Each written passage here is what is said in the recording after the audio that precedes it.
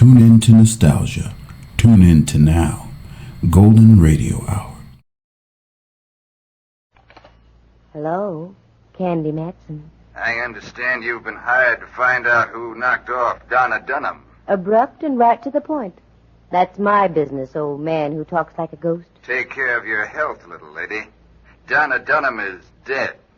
Let her stay like that. You take care of your Q's and I'll shell my P's, understood? Not quite. Listen to this. Oh, goody, goody. Bullets now delivered by phone. Thanks for the slug. I'll have it identified later. Maybe you'll be identified later. Remember what I said, Candy Matson. Forget about Donna Dunham.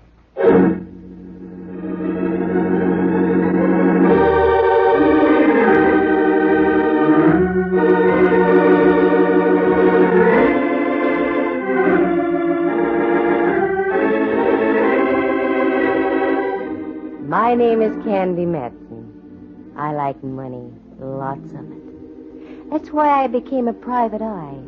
And, too, you meet such interesting people. Mostly dead. But getting back to the cash angle, that's why I took on the Donna Dunham case. I knew it was full of dynamite.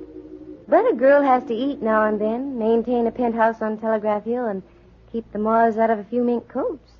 Doesn't she? Sure. And a shot fired into your room from across the street at 3 a.m. is just one of those occupational hazards. So I took the job, and the 500, and went to work. Like to hear how the whole thing started?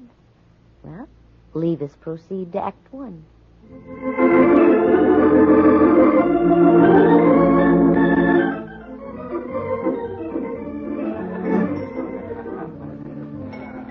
I'd had a hard day at the office, sleeping all day, and I needed a bit of a tonic to pick me up.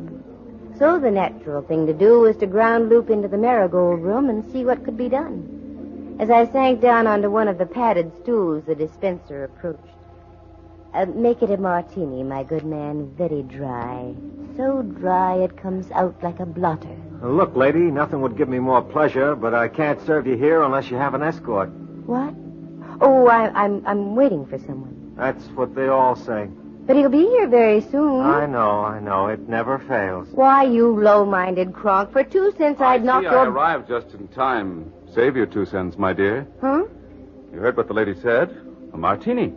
Make it 2. Yeah. Sure. I thought it was just another one of those, 2 martinis. Well, saved from a fate worse than death, Miss Matson. Who are you? A natural question. And I'd like a natural answer. Roberts is my name. Warren Roberts. Oh. I own a few steamships hither and yon about the world. Oh, yes, I know. I took a trip on one of your scows once. The food was a nightmare's nightmare. How do you think I came to be a millionaire? Aha, I see your point. How did you know my name, and what do you want? I have a business proposition to make to you, Miss Matson. You're sure it's business, Mr. Roberts? Strictly business, Miss Matson. Call me Candy. You tell me the details, and I'll tell you what it'll cost you. Fair enough. But don't faint. You can always make it back on your food. Well, I can hardly tell you here. Suppose we drop over to my place. But I want that martini. My man will make us a batch over there. Oh, the things I do to make a living. Okay, let's go. Hey, how about these drinks? Here you are, my man, and save the martinis for some poor wayward soul who hasn't the wherewithal to make the purchase.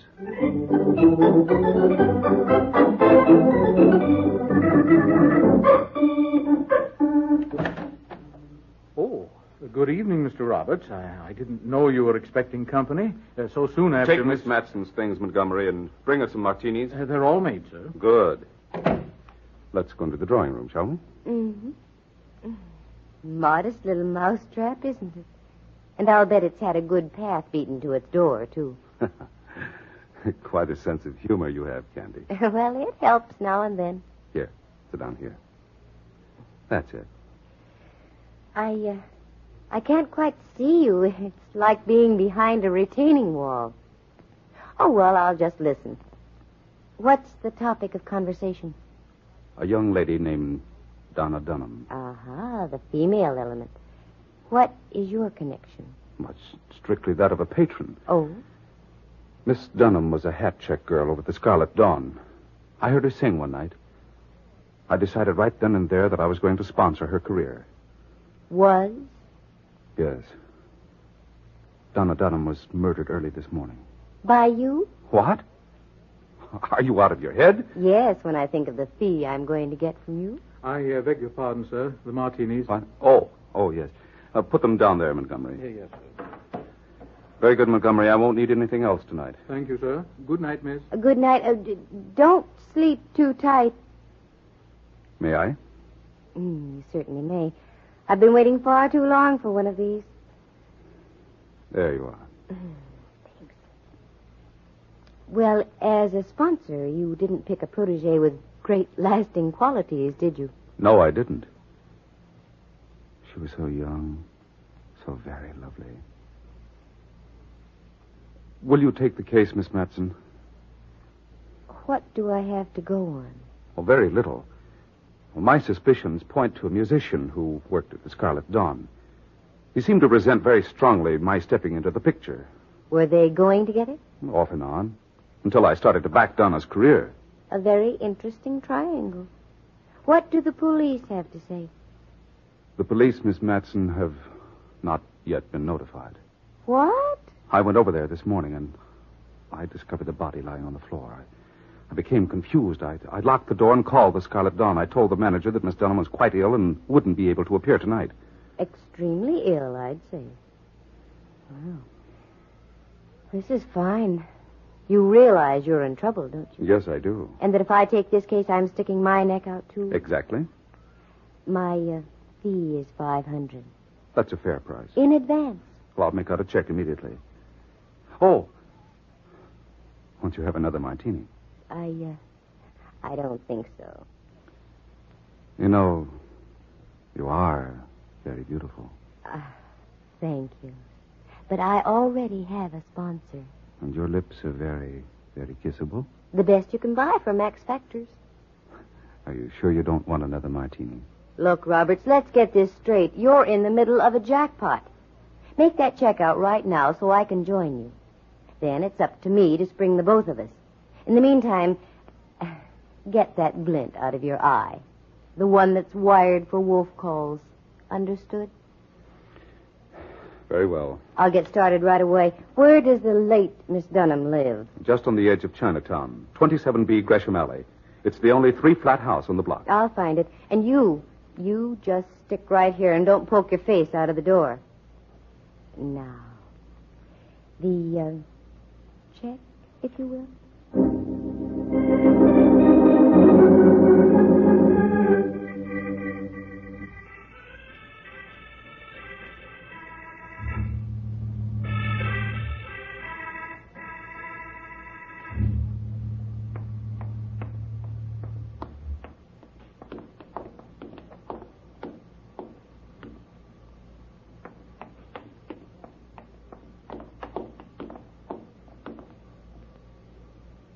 Now listen, you, if you think you're going to get...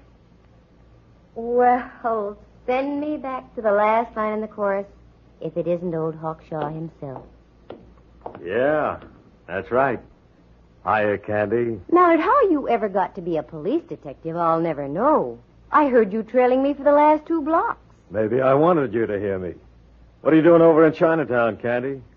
I like tomato chow yuck. Uh-huh. Something up? Not with you around, there isn't. Look, Candy, just a little word of caution. We're laying for you. Oh, The chief isn't very happy about you busting up that Newton case last month. somebody had to. The score was still tied in the 27th inning. Stop gagging, Candy. What are you doing around here? You don't like tomato chow yuck that much. Well, maybe that Oriental music sends me. By the way, where's the Scarlet Dawn, Mallard? Huh? Right down there on the corner. Come on.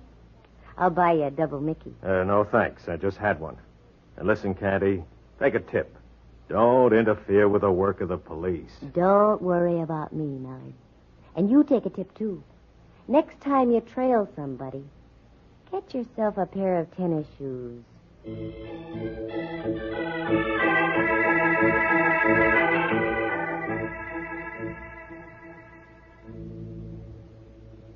Yes, miss. You like a table? No, thanks. No. Something I can do? Hmm? Oh, yes, I'm a friend of Donna Dunham's. She wanted me to come over and tell you that she's feeling better. She'll be back at work tomorrow night. Well, that's good. Business at the hot chick stand no good without her. Yeah. Yes, she's a great girl. By the way, I don't see her boyfriend tonight. Boyfriend? You know, the fellow who plays in the band. Oh, Donny Andrini. No, he got night off. Oh, too bad. She wanted me to tell him, too. Yep, too bad. Oh, maybe you'll find him at the Lotus Hotel. He lived there. Oh, sure. The Lotus. Yes, I'll check there, and thank you very much.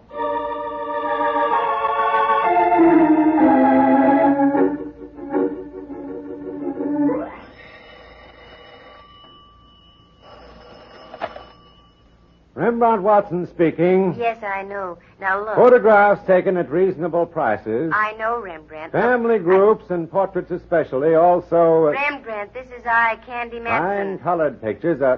What? Candy Matson? That's right. By all the furies of Zeus. Why did you have to call just now? I was wooing the muse that only Bacchus can create, probing the infinitesimal heights a soul can reach from the tear of the grape. And you have to call and spoil it all. Look, Rembrandt, uncross your eyes and listen to me. I shall listen, my Lily, but undoubtedly I won't like it. What skullduggery are you up to now? I'm knee-deep in something that smells as high as the Oakland mudflats. A towering comparison. What is it? I can't tell you now, but I want you to do me a favor. Get your finest camera and go over to 27B Gresham Alley. Get inside and take all the pictures you can of the place. Won't I be intruding? No.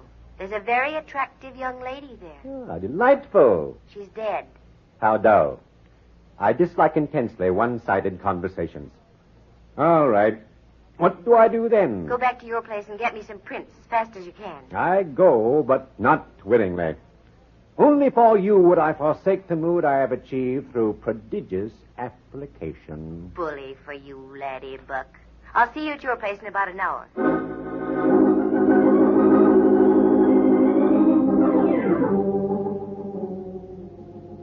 Pardon me. Are you the night clerk? I ain't sitting bull. Yes, we have no rooms. I'm not here for a room. Oh? Well, maybe there's something I can do for you. Yes. Could you tell me if Mr. Danny Andrini is in? No, he isn't. As a matter of fact, I haven't seen him all day. Yes, I know. There's a reason. We had to take him to the hospital this morning. What? Yes. He's under observation for appendicitis. Oh, I'm sorry to hear that. So, I was wondering if you'd let me have his key. Huh? He wants me to bring him his portable radio. Oh, does he have one? Why, sir, did you ever know a musician who didn't own a portable radio? Well, I know, come to think of it. Yeah, here's the key. It's room 418. Thank you. You're very kind. Not at all. Not at all.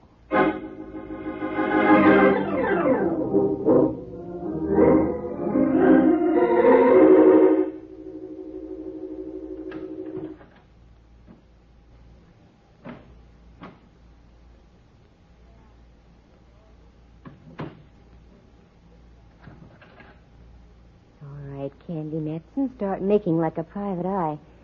Letters. Yes, over here. Promising. A whole pile of them. Well, let's try this one.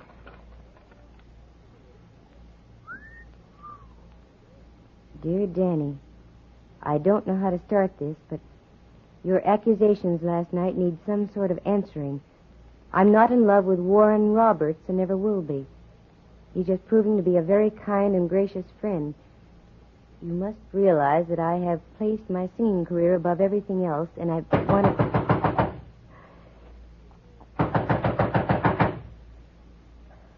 Well, Levis confronts the issue, Candy.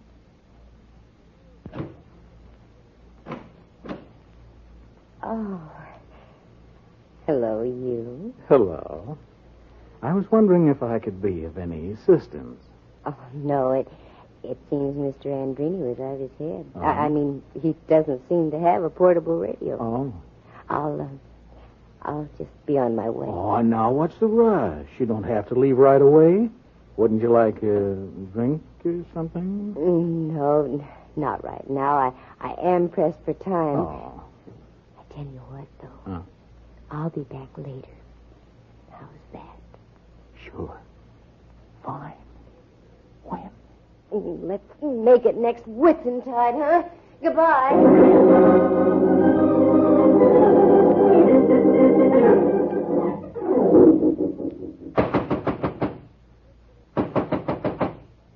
On my soul, I'd like to have the popcorn concession here tonight. Come in, come in. Rembrandt, you're a double-crosser. A double-crosser? My Yes. dear, you're mistaken. Oh? The only time I double-crossed was out in the country. I passed over a bridge, then I had to double-cross back. Oh, no. I found I'd left my knapsack with some rare vintage in it on the other side. What are you doing here? You haven't had time to get the pictures I wanted. That's just the point. To elucidate, I arrived at 27B Gresham Alley and found it to be a most loathsome location. That's beside the point. What happened? I couldn't get in. Oh, Rembrandt, I've done you a grave injustice. Of course you couldn't get in. Warren Roberts has the key. Who's this minion Roberts? I'll tell you later. We've got to work fast.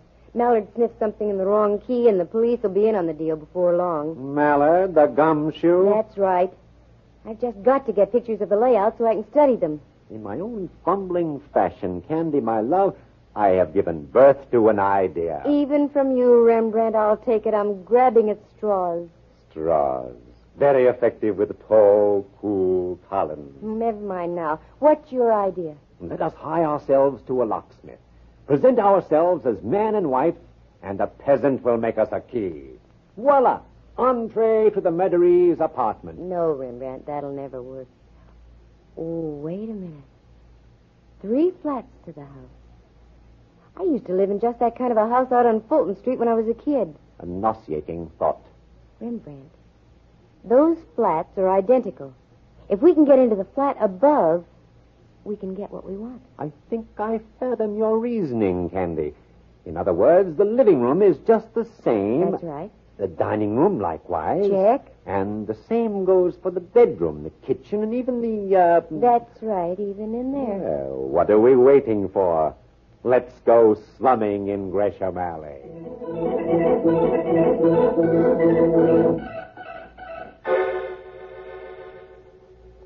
Go ahead, Rembrandt. Ring the bell. Always I must do the labor. Oh, pooh. Well, I hope we don't disturb the dead in the middle flat. You won't. From what I hear, she was done in sort of permanently. Oh, appears there's no one at home. Come on, Candy. Let's return and see what Bacchus has to offer. No, wait. I thought I heard something. There, you see? Got all your flash bulbs? As they say in the old country, have I lost my marbles? Open the door. Beauty before age, my dear. Thank you, Remby.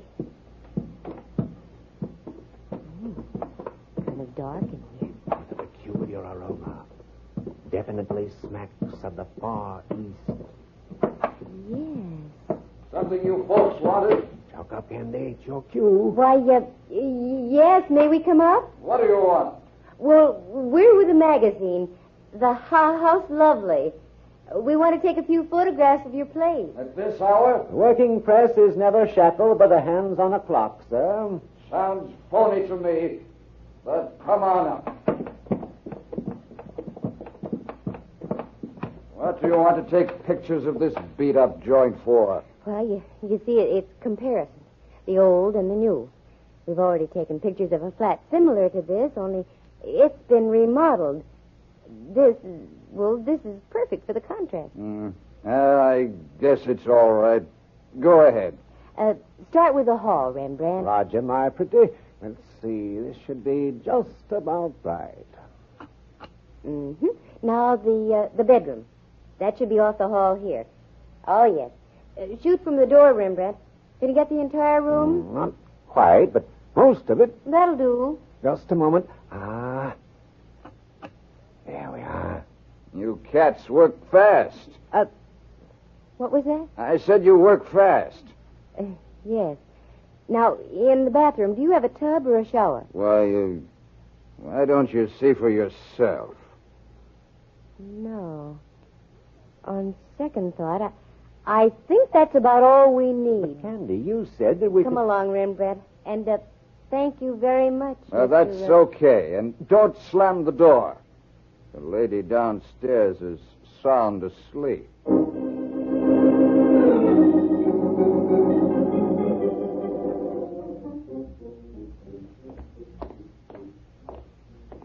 Rembrandt, I think I've got this thing licked. Are you referring to this case or my desire to return to the arms of Bacchus? That I could never lick. I'm talking about the case. But I need help, Rembrandt. I am here. No. That's not enough. I need the big, strong arm of the law. Oh, no. Candy, you traitor. I hate to admit it, but I need somebody like Mallard. Am I being paid? Oh, no. It's the wicked genie. Yoicks, it's the gumshoe. Yeah, in person. Mallard, how did you get here? I took your advice and bought some tennis shoes. All right, Spill, what goes on? Been following you around till I'm punchy. Start talking, Candy. Okay, so you heard me. I do need your help, Mallard. Badly. There was a young girl murdered yesterday at 27B Gresham Alley. Is that the place you just came from? That's right. Why don't we ever hear of these things? Oh, I get exclusive rights. Anyway, I think I have the whole deal figured out. You can have full credit, Mallard, but you've got to take my advice. It hurts, but go ahead. Now go back to 27C Gresham Alley. That's the top flat. Mm-hmm. You'll find a character there named Danny Andrini. Take him. Then get out to 5711 Pacific Street as fast as you can. All right, I'll do it. But Candy, so help me, if this is a foul-up, on you the new look with stripes is going to be very fashionable. She knows what she's doing, Mallard. When you get back to Gresham Alley, just tell Mr. Andrini that you're from House Lovely. He'll adore you.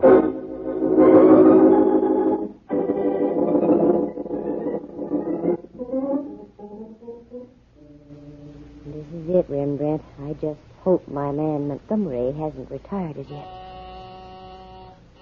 What are we doing out here on Pacific, Candy? This is out of our league. All of a sudden, I've become socially conscious. Come on, Montgomery, answer the door. Ah, right on cue. I beg your pardon. Did you ring? No, Montgomery. We crossed the moat and used a battering ram. I'm sorry, young lady. Mr. Roberts doesn't wish to be disturbed. Look, Montgomery, remember me? I was here earlier this evening. Mr. Roberts and I had a martini together. Martinis? Well, it was worth a safari out here after all. Oh, I'm sorry, miss. I didn't recognize you at first. Yes, do come in, won't you? The light dawned. If you'll just wait in the drawing room, miss, I'll inform Mr. Roberts of your presence. Thank you very much, Montgomery. I used to know a chap like that in the British Army. By continual groveling and studied abjectedness, he worked his way up to the rank of a private. Thanks, Rembrandt. That's the first laugh I've had tonight. What's the pitch, Candy? I don't get it. You will in a minute. You hear the patter of little feet. Miss Matson, what's the idea? I thought you were going to check with me by phone. Mr. Roberts, this thing is bigger than either of us. I just couldn't wait. Is there a martini in the house? I'll have Montgomery serve in just a moment. I don't think there'll be time, Mr. Roberts. Well, where is she? Upstairs. You really loved her, didn't you? Madly. That just about describes it. Madly. And while you were, shall we say, sponsoring her career, you thought she was playing around with Danny Andrini as well. Yes, she was. You're wrong, Robert. I have a letter from Donna Dunham to Danny Andrini. In effect, she told him to blow, skedaddle, vamoose. What? That's right. So it seems we have a slight case of mistaken murder on our hands, doesn't it? Yes. On one hand. 'On the other, I have two in mind that will be deliberate. You asked for it, Miss Matson. Too bad you had to bring your friend along. I wouldn't if I were you, Roberts. A blighter has a pistol. I thought you said he served martinis. This isn't exactly a social moment. I know how you private eyes work. You're lone wolves. You confide in no one. So with a pull of the finger, I erase all evidence. Just like this.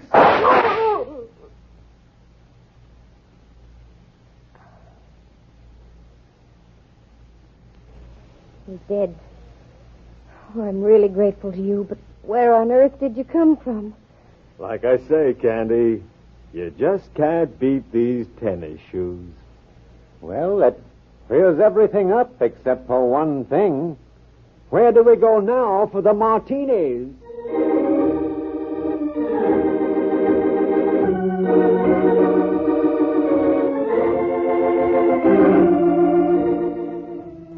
And that's how it happened. My phone rings, and I'm into the darndest messes you ever heard of. Sure, Roberts killed her. He was jealous. And I knew I was on the right track when Rembrandt said the apartment above Donna Dunham's smelled like the Far East. It was tobacco odor, the same Turkish aroma I had smelled in Robert's home out on Pacific Street. Danny Andrini? Well, he was waiting for Roberts to return. He was going to kill him. He knew that Roberts had rented the flat above Dunham for sponsoring purposes. Donna was a nice kid. She was just caught in the middle. Black.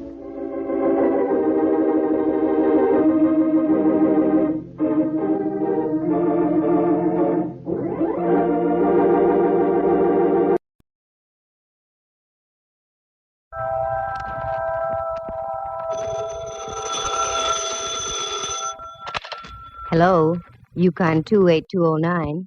Yes, this is Candy Matson.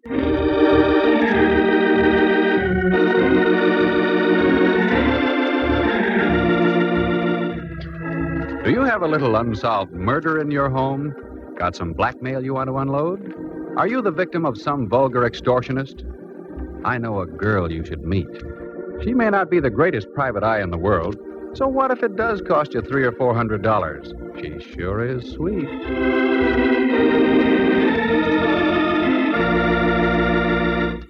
She's Candy Matson. Like to meet her? Hello. Candy Matson?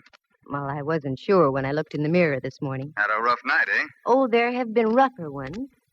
Look, voice, before you get caught with my receiver down, who are you and what do you want? As to who I am, you'll find out very shortly.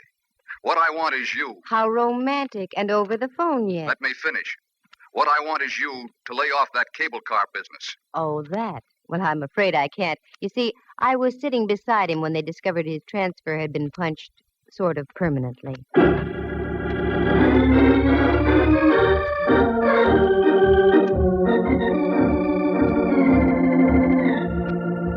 That's how things happen with me.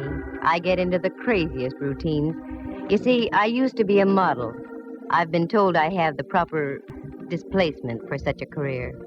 But I found there wasn't enough money in it.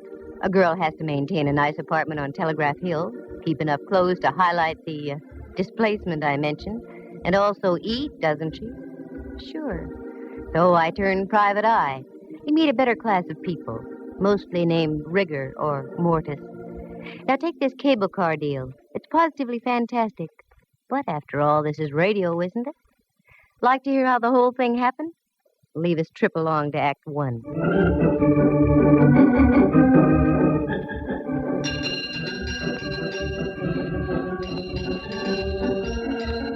I wanted to get downtown that morning, but I couldn't take the F car on Stockton. They were ripping up about 87th Street, which is par for the course. So I walked down Telegraph Hill and up to Mason. That's where the Bay and Powell cable car stops. All aboard! Come on, Lana, show that shapely ankle. We gotta make the Fairmont by Whitsuntide. The car was loaded, and so was the character next to me. I tried to budge into the seat between him and a fisherman's wharf dowager, but I couldn't quite make it. I'd forgotten my shoehorn. Say, pardon me, but would you mind reading your Wall Street Journal over that-a-way a bit? I'd like to sit in here. Oh, if you insist. A knight of old. He budged his hips a quarter of an inch, and I slipped in, ready for my rocket ride over the hill and down into town. The trip, as usual, was uneventful. 3 smashed fenders and several choice words I'd never heard before, but I wrote them down. By the time our prairie schooner reached the turntable at Market Street, the crowd on the car had thinned out. But Buster was still beside me, his head buried in common and preferred. Market Street. I started to get down. Hey, lady, take your boyfriend with you. We're heading back up the hill. Boyfriend, all Sue. He looks like the advance man for Lewis and Clark. How do you like that? He fell asleep over his stocks and bonds. I looked again. Hipsy wasn't asleep. Hipsy was stone cold dead on Market.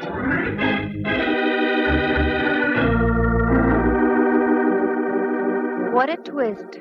I, who always went on the prowl for a whodunit, get one literally tossed into my lap.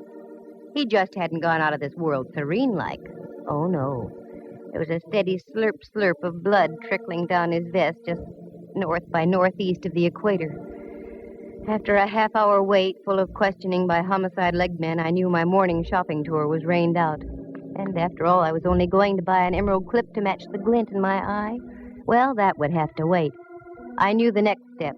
I grabbed a cab home. I wasn't long in waiting. Right on cue. And if it was the right cue, it would be Lieutenant Ray Mallard from headquarters, daintily pressing his cuticles against my apartment buzzer. I was right. What? I've been expecting you. Come on in, Mallard. You've been expecting me. Why, Candy? Naive little rover boy, you. Have a drink? No, I'm not in the mood. Just make it a double. Sit down, Mallard. Let's be civilized. Take off your hat. It is off. Oh? Candy, for once I'm puzzled. You're just saying that. Yeah, because it's true. I've checked and rechecked. No matter how many loose ends I tie together, I still get no connection between you and Dwight Ellsworth. Dwight who'sworth? Ellsworth, your extremely limp traveling companion on the cable this morning? Mallard, I can give you an angle on that. Yeah? Yeah. The angle being that I didn't know him from Adam. Level? Straight. Oh, look, honeypot, this mediocre dialogue is getting us nowhere. What did you haul your size 11s in here for? Oh, frankly, I don't know. Here, fill it up, will you? Well, you're not just going around in circles, Mallard. You're going around in doubles. Yeah. Like I've said before, Candy, you've got a pretty view from here. Oh? Wait till I turn around. I mean from your window. Look at that ship down there, just docking. Where? Down there. There's romance for you. Probably just in from the Far East. Here's your drink. Oh, thanks. You know, it is sort of romantic. Don't you think it'd be fun to jump on a tramp like that and whisk off to the South Seas? Hmm? On a honeymoon? No. That's what I thought.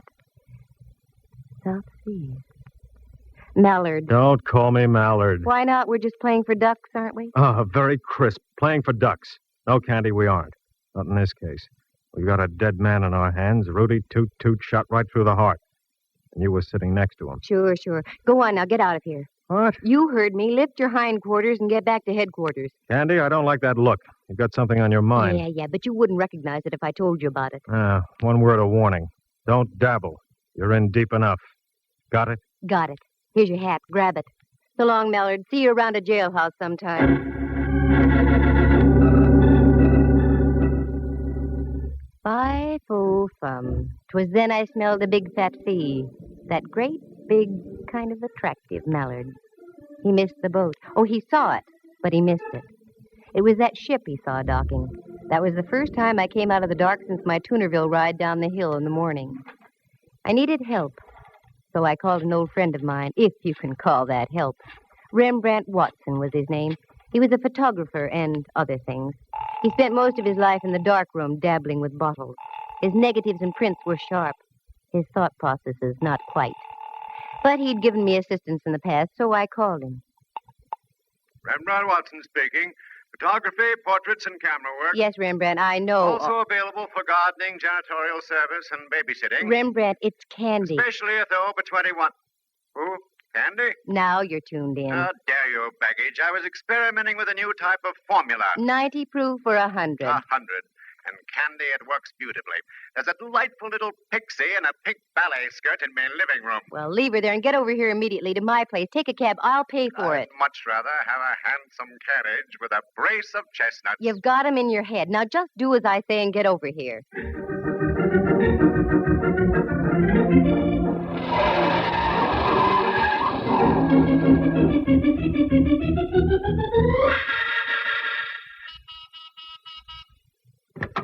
Float in, Rembrandt. Gadfrey.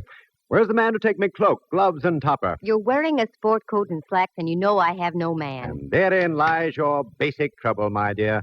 You have no man. Now, Rembrandt. Every man should have a woman. Every woman should have a man. It's the incontrovertible law of the universe. Candy, you should have a man. You? Sure. I'm no longer a man. I'm a sprite transcending the world. Well, stop transcending a moment and come down to earth. We've got a job to do. How poetic. How idyllic. We've got a job to do. For money? Eventually.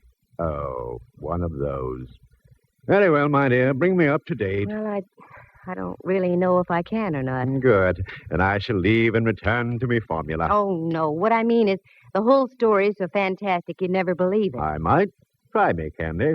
Well, I get on a cable car and sit next to a character reading the Wall Street Journal. A strange coupling. A cable car and the Wall Street Journal. Yeah.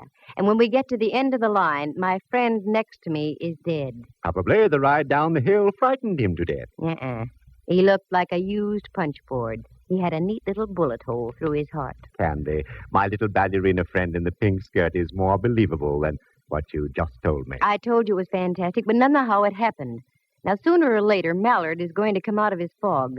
And when he does, I'm going to be out of a fee. A fee that so far doesn't exist, my pretty. It will, if my hunch is right.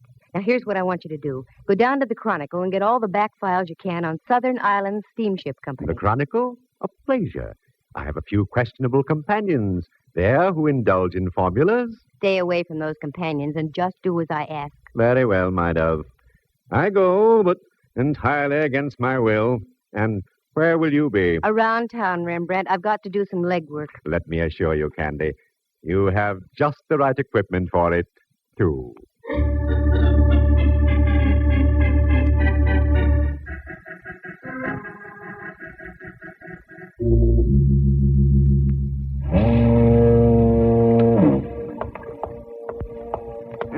What a joint. I'll bet they mount slit gullets on the walls instead of deer heads. Well, come on, Candy. Get your tools out and screw up your courage. Yeah, miss, what'll it be? Nothing right at the moment except information. Information, water, both free. What do you want to know? Well, I'm looking for the purser off the Dwightsonia. I hear he does his shore duty in here. That's right. Name Campbell. That head on the table over there belongs to him. Thanks.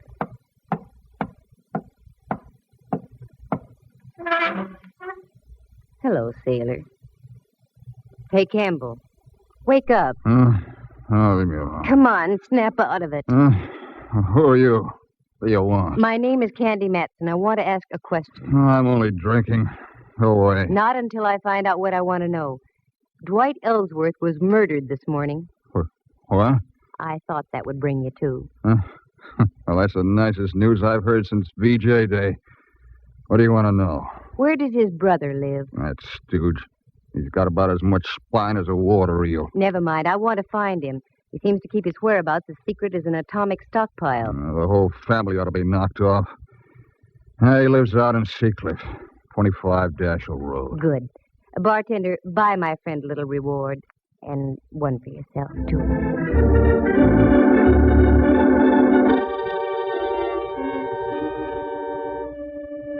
Well, so far, so good. Oh, how did I know about Campbell, the purser? Well, you see, I have quite a few friends, most of whom my pal Mallard doesn't approve. So I grabbed a cab and navigated the driver out toward Seacliff. It was so foggy I couldn't see the meter. But I paid him anyway, gave him a neutral tip, and dismissed him. There it was, 25 Dashel Road. An austere-looking cabana, one that dared you to ring the front doorbell. I dared. I had the awful feeling I should have been around at the side door delivering hand laundry. Good evening. Except for the fog, yes. Is Mr. Ellsworth in? Yes, he is. But I'm afraid I must ask you to leave. There's been a death in the family. I know. That's why I'm here. Come in, please. Thank you. Walk this way, please. Oh, I'm afraid I couldn't, even if I lived to be 100. Mind your tongue, young lady. You're in the house of an Ellsworth. Oh, hoity-toity. The old babe had delusions of grandeur. Well, no need to get uppity with me. I've mingled with royalty. I once played a bit part in a Rita Hayworth picture. But this old gal was really something. She couldn't have been more than 45, yet looked like something out of the Barretts of Wimpole Street. She ushered me into a large-ceilinged living room, and there on the divan was my boy, his head lowered into his hands and quite obviously touched. Quite obviously. Roger, this young lady is here to see you. I don't believe you mentioned your name. Candy Matson. Matson? You in shipping, too? Of a sort. Oh, this is my wife, Miss Matson. You'll pardon me if I don't seem hospitable, but my brother was murdered this morning. I know. I was sitting next to him when it happened. You were? Don't talk to her, Roger. I don't trust her. This whole thing is a threat of some kind. No, it's not a threat. It's a business proposition. I'll come right to the point. You see, I'm a private detective. Oh, one of those persons. Put your nose back down, Mrs. Ellsworth. I want to get the show on the road. Yes, I'm a private detective, and I'm in a spot, too. The police think I'm connected with the case in some way, so I'm here for a double purpose. I'm listening, Miss Matson. Roger, I forbid you to speak with this woman. Too late, Mrs. Ellsworth. Now, this is it. I'm in this business to make money. Give me a check now for $300, and I'll find out who killed your brother. And I'll also clear myself. Roger, I'm warning you. Naturally, you want to see the killer of your brother brought to justice, don't you, Mr. Ellsworth? Don't you? Yes. Here, I'll make a check out right now. Thank you. Just make it out to Candy Matson. Payable today. A lovely collection of guns you have, Mr. Ellsworth. You hunt much? Oh, yes. My wife and I are quite fond of shooting. She's an excellent shot. There you are. Thank you. I'll be in touch with you sometime tomorrow. Mr. Reed didn't say a word. She just stood there against the fireplace and shot sparks through me. After I waved the check in the air a few times to dry the ink, she showed me to the door. Very clever, aren't you? Taking advantage of a weak-willed man. I wonder who made him that way. Don't cash that check. I mean it. Don't cash that check. Mrs. Ellsworth, $300. I need the money, badly. I need some new rolls for my player piano.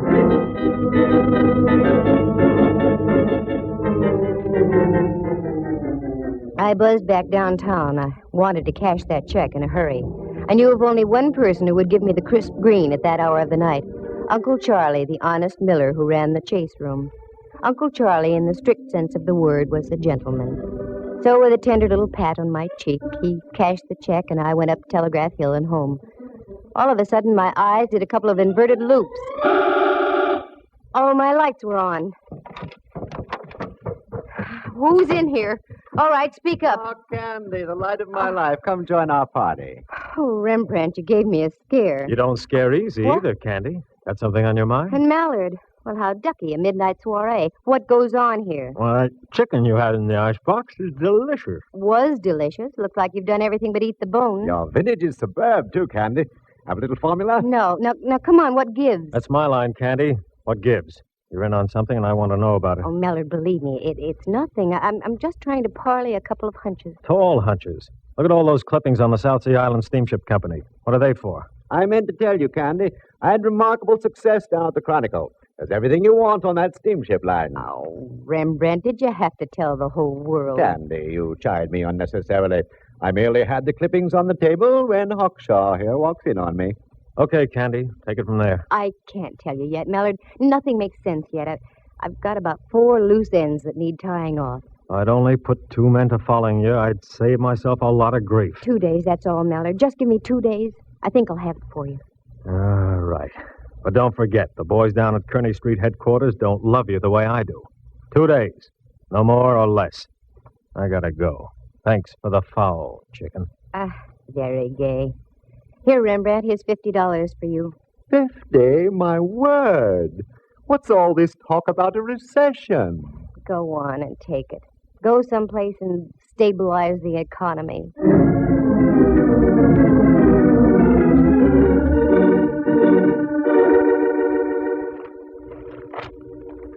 I whipped through the old newspaper clipping. It was all there. Fire at sea on Ellsworth ship.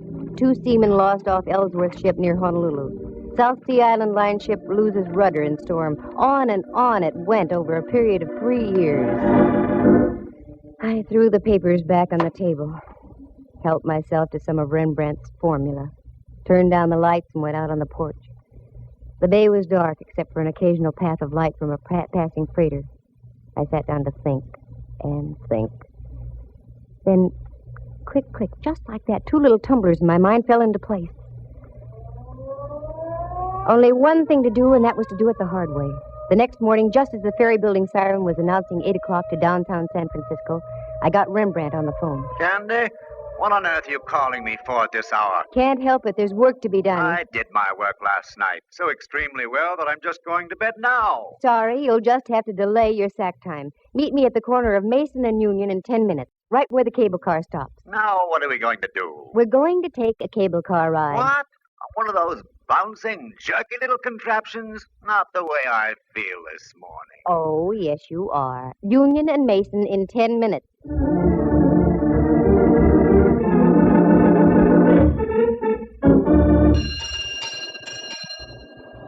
All right, Rembrandt, get on. This is the silliest thing you've ever done, Candy. Maybe. We'll see. Dwight Ellsworth was already on the car when I got on here, and alive. How could you tell? He mumbled something when I asked him to move over. Sounds logical. Although I once remember stumbling into a corpse who mumbled for hours after it had been liquidated. Rembrandt was in one of his rambling moods, so I let him alone. The car pulled over Mason Street, down Washington, and then swung on to Powell and up the hill. Now I watched the buildings and apartments carefully. There was a little red brick building, now a big apartment house, a woman's residence club, and so on. Then over the hill, more apartments, and the possibilities petered out at Bush. Well, only one thing to do. Canvass all those blocks between Washington and Bush. Okay, Rembrandt. Off the car. The strangest corpse I ever did see. What'd you say, Candy? Off the car. Come on. Now what? I just want to get to bed. Well, not for a long time, Boy Blue. Now, here's the pitch. You take this building, and I'll take the next. We'll alternate as we go along. Ask if a tall woman with a horsey face and dressed something like Queen Victoria ever lived around here.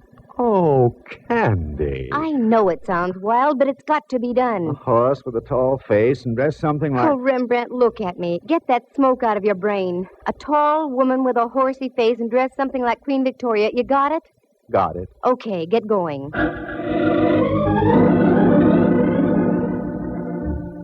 It was slow and tiresome. And the answers I got. A tall gal dressed like Queen Victoria? Oh, sister! That was about par. Nope, nobody like that ever lived here. Are you positive? A dame who fits that description? Yeah, I'm positive. The morning wore on, and so did we. We were over on the other side of California Street now, so we stopped and had a bite to eat. I had pickles with mine, and Rembrandt had olives on toothpicks in a glass. And again, we picked up the hunt. My heart was suddenly making with a Roomba. There, just on the other side of Clay, in front of a 3-story red brick house, was a police squad car. There was a little knot of people gathered around. Daintily lifting my crinoline, I did a Mel Patton down the block and up the front steps. I didn't have any trouble finding the room. The door was wide open, and there was a body on the floor. 4 representatives of the law were buzzing back and forth. One of the buzzees was Mallard. Well, my little ambassador of violence. Why is it you're always around the extremely dead, Candy? I've got no time to brandy the ad-libs, Mallard. Who is it? I don't know yet. No identification. Let me see. Huh. A pen pal, maybe. I was right. I knew it. Knew it? Knew what? You're right, he was a pen pal. He wrote me a check last night for $300. His name is Roger Ellsworth.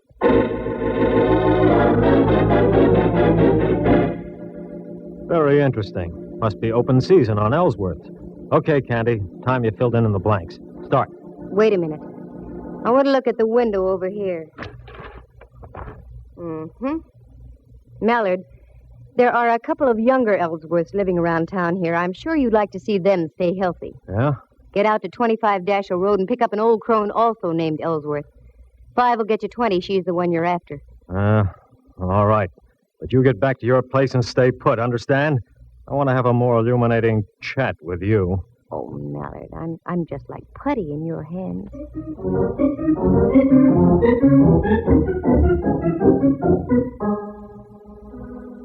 The moon was coming up over Diablo and spraying a path of silver on the bay.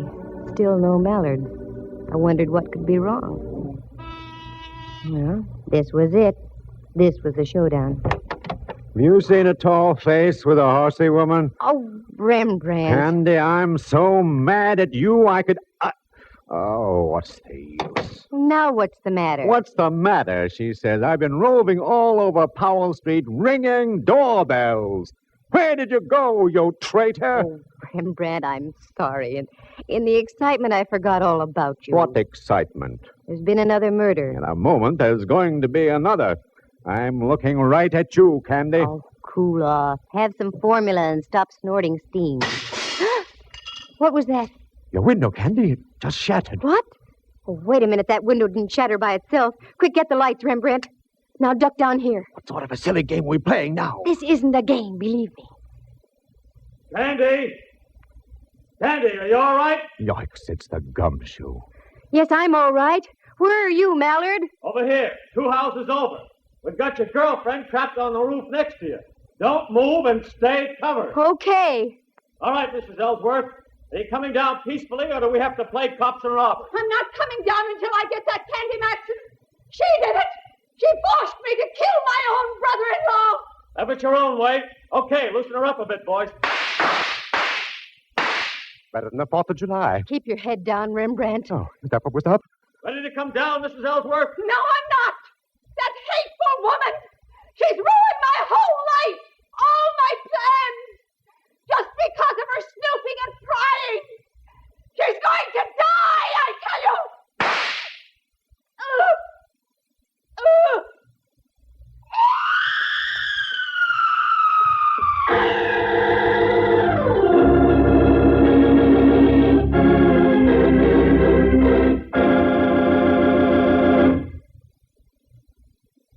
It was a miracle, Candy. You must have moved slightly just as she shot at you. Well, it was too close, I can tell you. She's dead? Oh, decidedly. I think she was dead before she hit the ground. That one shot got her. We went out to her house, and she was just driving off when we got there. We trailed her up to North Beach, lost her for a block, and then spotted her car at the top of the hill here. We arrived just as she was getting on the roof next door.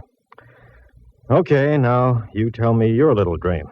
Well, it was that ship docking that set my wheels going around. The name Ellsworth started burning in back somewhere. You saw the clippings we dug up. Yeah. The South Sea Island steamship lines were slowly being sabotaged. I did some checking, and I found that the insurance companies weren't going to renew. Yeah. I don't know why I didn't tie that in sooner. Oh, it's just that you have too many things on your mind, Mallard, dear. I went out to the place on Dashiell Road, and when I left, I was pretty sure the old girl had knocked off her brother-in-law. Why? Well, for several reasons. One, she was a venomous old witch. 2, you've never seen such a collection of guns in all your life. And her husband admitted she was a darn good shot. I also saw one little pot gun that was very interesting. It had a silencer on it. Uh-huh. That was the one she used on you tonight. And also the one she used on Dwight Ellsworth from the window of that apartment where you found her husband. How do you know? Go back there. You'll see a nice little bullet hole in the curtain with burned powder all around it. Now, don't tell me that... Yes, I'm telling you that she rented that place knowing that her brother-in-law always went downtown on a certain cable car. She waited that morning until we were riding by, and she plugged him. I have now heard everything. And the reason? Dwight Ellsworth, rather than fighting the insurance companies, had decided to sell his steamship line. But the old gal thought she'd beat him to the punch by knocking him off. The steamship company would then fall into her husband's hands. Yeah. What about her husband?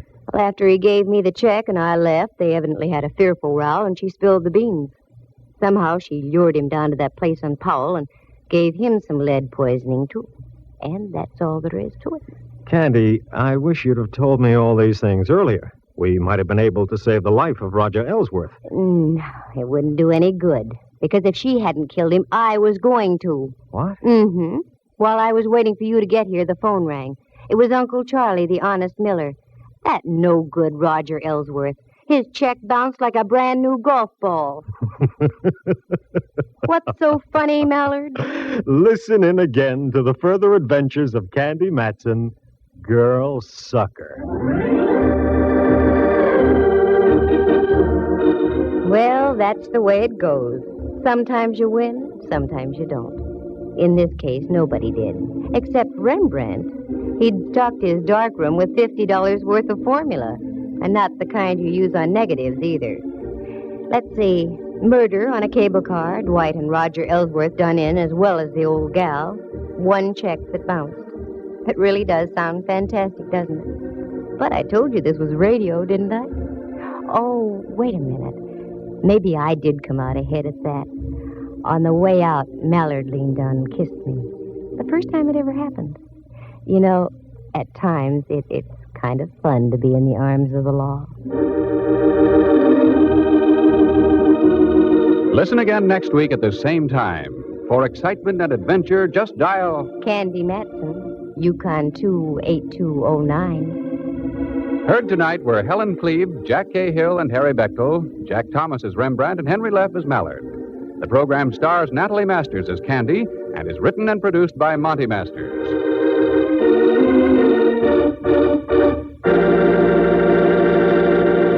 This has been a presentation of NBC, the national broadcasting company.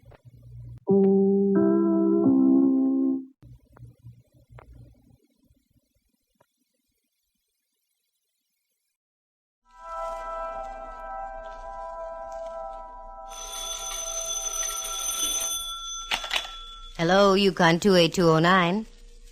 Yes, this is Candy Matson.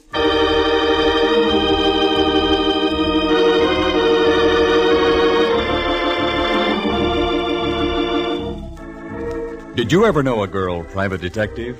Perhaps not. They're pretty rare. Well, we've got one. Candy Matson is the name. And she's both pretty and rare. Figure? She picks up where Miss America leaves off. Clothes? She makes a peasant dress look like opening night at the opera. Hair? Blonde, of course. And eyes? Just the right shade of blue to match the hair. You're expecting more? All right, let's meet her. She's on the phone now, in her penthouse on Telegraph Hill in San Francisco. Hello, Candy Matson. Well, bless my ever-loving little old serial number, Candy Matson. Watch out how you go tossing your serial number around, Pally. Who is this? Candy, hope you remember me. This is Sergeant Kenley down at Fort Ord. Kenley the gallant, the GI who filled my slipper with beer and drank it. That's me, the poor man's Diamond Jim Brady. Sure, I remember you. I met you when I was down at Fort Ord with the USO. What's on your mind, Kenley?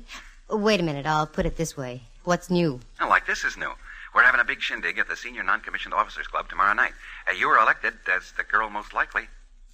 Finish the sentence. Okay, as the girl most likely to be the queen of a ball. Oh, Kenley, you mad lad. I'd adore it. But what would I do for a chaperone? What? Don't play dull. You heard me. Oh, sure. Well, why don't you bring your mother? Wonderful idea. And I know just the fellow. Roger, Kenley. I'll report to the orderly room sometime tomorrow afternoon at Fort Ord.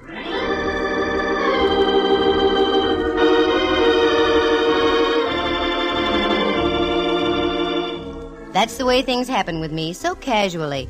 I'm at home on Telegraph Hill overlooking San Francisco Bay, polishing a few old sapphires, when the phone rings. Sounds innocent, doesn't it? But I ran into 2 rather grisly murders in Monterey. Want some details? Listen. When I told the sergeant I knew just the fellow to be my mother, I meant my old pal Rembrandt Watson. In former days, Rembrandt, an A1 photographer now that he doesn't imbibe, used to see double by noon, triple by 4, and complete darkness by 8. One night the darkness became too dense and he suddenly saw the light. That's when he threw all his bottles out the window. Of course, he was arrested for disturbing the peace, but he hasn't touched a drop since. And when I mentioned Rembrandt as my chaperone, I wasn't fooling. He's been like a mother to me many, many times. He was just back from his vacation, so I got in my car and drove over Powell and down California Street. At Grant Avenue stands Old St. Mary's, and on the bell tower just underneath the clock, there's a sign that says, Son, observe the time and fly from evil. I'd seen it before, but somehow that afternoon it had an added meaning. I parked my car and went across the street to Rembrandt's apartment. Candy. Rembrandt, you old dear, how are you? Wonderful, just wonderful. Darling, you're looking simply grand. Oh, slice it thinner, Rembrandt. You've only been gone 3 weeks. Sorry, dear. Do come in, won't you? I'm just having some tea. Won't you join me, Candy? I'd love it. It's all ready. Oogly bleep, bleep, bleep. Bop. Wait a minute. What was that again? In case you don't know, Dove, that's Bob. Where did you ever pick up Bob? I was visiting a friend of mine last night, a professor of psychology, over at that institution across the bay. California? No, San Quentin. He's a penologist. He played some Bop records for me. Well, what do you think of Bop, Rembrandt? They say it's the latest thing. Why, girl, I can remember when they were playing Bop back in 1926. You can? Well, certainly.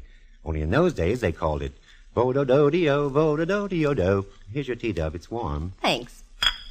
What brings you by this afternoon, Candy, dear? You. I've got an invite to a ball for both of us. How delightful. I'll get my Grand Marshal's uniform out of me trunk. It's not that kind of a ball, Ducky. It's just a dance for soldiers at Fort Ord. Fort Ord? That's down in Monterey. That's right. And I want you to go along as my chaperone. Candy, I'd really love it. Good. I'll pick you up at noon tomorrow. Oh, I'm sorry. I have an appointment at 2. You run along, and I'll get the Del Monte special. Okay, and I'll pick you up at the station in Monterey. Splendid, splendid. Oh, by the way, dear, I'm just a little... Oh, sure. Here, take 20. Oh, no, not that much, Candy. No, yourself, I insist. Oh, I'm so glad you're firm about these things. Thanks ever so much. Not at all. Thanks for the tea, Rembrandt. I'll see you in Monterey.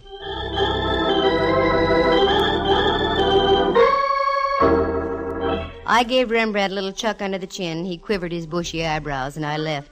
If I was going to be queen of a military ball, I had to get some royal raiment.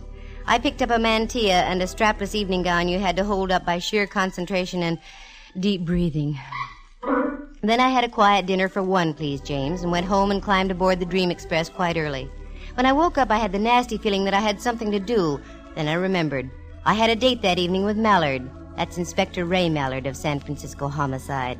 The nomenclature reads 6'2", weight 190, nice features, smart guy when it comes to solving a crime, but when it comes to talking about us and the future, he freezes up completely. I got dressed and whipped down to the Hall of Justice on Kearny Street. Well, Candy, how's Telegraph Hill's greatest lady detective? At the moment, Mallard, dear, I'm just between detectives. Kind of slow, huh? No, not slow. I just wrapped up a case. Now I want to take it easy for a few days. I've got news for you, Candy. Such as like what? Such as like I can't keep our date for tonight. Oh, Mallard, I'd been counting on it. I know, Candy. I'm sure sorry. But how did I know this guy was going to do what he did out in the Taraval district? Playing straight, I say. What did the guy do out in the Taraval district? He parlayed a sudden impulse into a seat in the gas chamber. How so? He done in his old lady. Mallard, don't talk like that. Okay. He ostracized his wife from the world of the living. With a pipe. That's better. Over the head. I get the picture. Anyway, I've got news for you, too. And yours would be? I'd have to break our date tonight anyway. Uh-huh. I just knew I was going to get stood up. And tonight's the night that Tex Acuff is playing in Loves of Laredo. Candy, it's Acuff's best movie. Acuff will just have to keep his chin up. You're busy in the Taraval, and I've got to be at a dance at the NCO club at Fort Ord. Oh, that's right. I am busy tonight. So you're going to Fort Ord, huh? Mm-hmm. Weren't you there a couple of times during the war? That's right. With the USO. That same sergeant still there? The same sergeant. He's the one who asked me tonight. Now, this calls for drastic action. Come here, Candy. Mallard.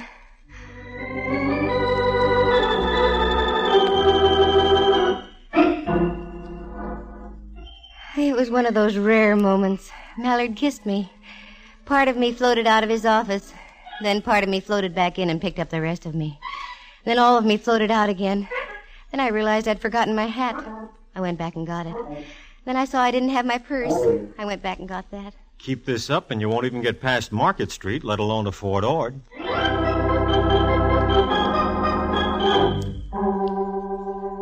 That Mallard, he can do the sweetest things sometimes. That was one of them. I got in the car, shifted into low, and that's the last I remember until I came to in front of the rancho in Carmel. Obviously, one kiss from Mallard was better than a tank full of 100-proof octane. I registered, got a cabana out and back, showered, changed, and drove back into town. The drive down must have been dusty because I was extremely dry. So I stopped at Griff's, a cute little place with old theatrical pictures all over the walls. Yes, miss. Would you care for something? Oh, yes, a martini, please. Very dry. Very dry. Righto. You're new here, aren't you? Yes, I am. I started working here about 3 weeks ago. I thought so. I was down about a month ago, but I don't remember seeing you. No, the fella who was here became ill. Mr. Griffin hired me. Nice place to work. Oh, yes. It's very enjoyable. Here you are, miss. Thank you. I know you don't know who I am, but I'm a very good friend of Mr. Griffin's, and I came away without any money. Could you cash a check for me? Well, I don't know. I'd like to, but do you have any identification with you? Oh, yes, of course. Here, my driver's license. Matson. Candy Matson. Mm-hmm. Now I know why I thought I recognized you. Aren't you presiding over the dance tonight at Fort Ord? Well, yes. Why? I saw your picture in the paper yesterday. Yesterday? What?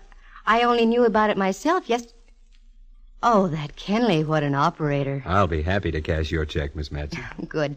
I'm going to need it. A queen has to scatter a little gold amongst her subjects. The lad cashed my check, and I left for the fort. I drove out past Seaside, then on past Ord Village and onto the reservation itself. The guard motioned me through the south gate with a wave of his hand and a... Yep, still the same old Fort Ord. I wove my way through the streets and finally pulled up in front of the senior NCO club. As I got out, there was my pal Kenley coming down the steps, in his fatigues yet. Oh, Candy, you beautiful thing, you. Don't you beautiful thing me, Sergeant Kenley. What's the matter? You know what's the matter. They printed a picture of me in the Monterey Herald yesterday. Well, what's wrong with that? What's wrong? When the paper came out yesterday, I hadn't even heard about your wing-ding tonight. Oh, don't be mad, Candy. I've never seen you say no to a worthwhile cause yet. This is a worthwhile cause? That's right. Every cent we take in, we're turning over to the community chest. Oh, well, that puts a different light on it. Oh, I knew you'd see it that way. Mm-hmm. Wait a minute. You don't charge for these NCO dances. How are you getting any proceeds out of it? Oh, I didn't tell you, did I? Every half hour we're having a raffle. The highest bidder gets a free dance. With you. Oh, that Kenley. Well, it was getting dark, and the Del Monte special with Rembrandt aboard would soon be pulling in. So I went back to Monterey. All of a sudden, I decided to play games. About a mile from town, the train stops at Del Monte itself. I thought it might be cute if I went back, got on the train there, and met Rembrandt that way.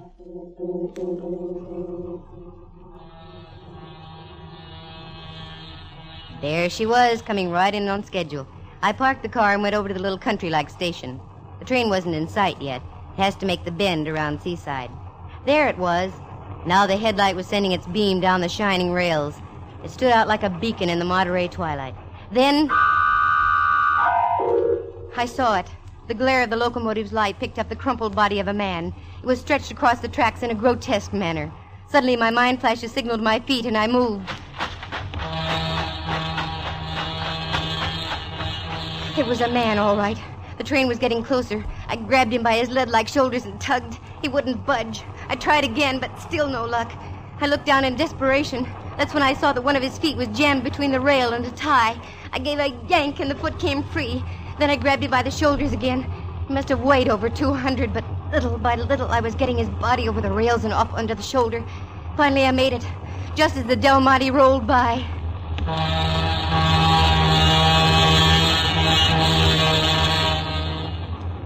The body had fallen over on top of me as I pulled him away from the rails. I shoved him to one side and he flopped over. As he did so, I realized my companion was very cold, very limp, and very dead. A card fell out of his pocket, and I did the natural thing and picked it up. By that time, the train was pulling out. I tried to catch it, but it was too late. It was only a mile into Monterey, so I left my cold friend and drove in after the train. I got snarled in a traffic jam just before I made the right turn into the station, so Rembrandt was waiting for me as I drove up.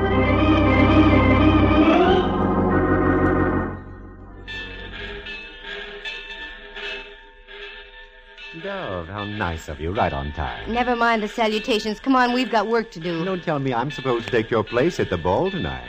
No. I've discovered a body. Candy, dear, how occupational. How irritational. Come on, let's go. Where?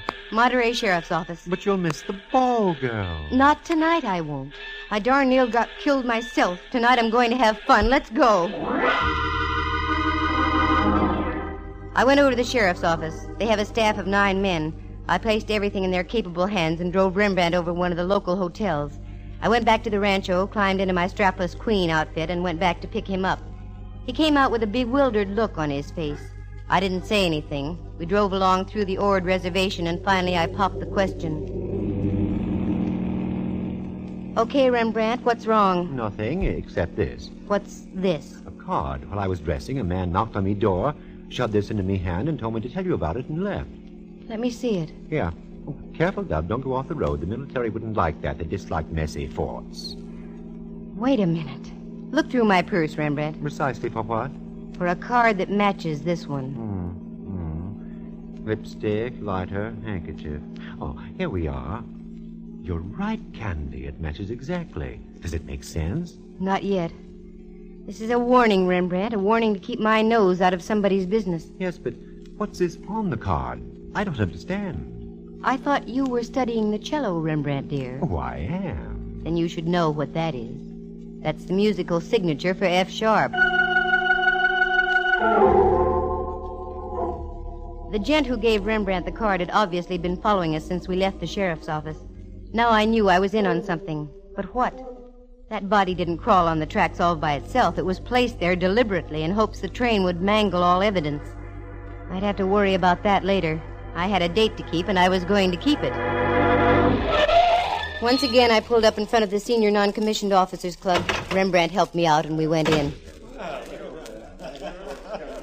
The joint was really jumping. As we went in, dear old Sergeant Kenley was there to greet us. Oh, Candy. Oh, glad you're here. I was getting worried. Ha, ha, ha. He's worried. Yes. Ha, ha, ha.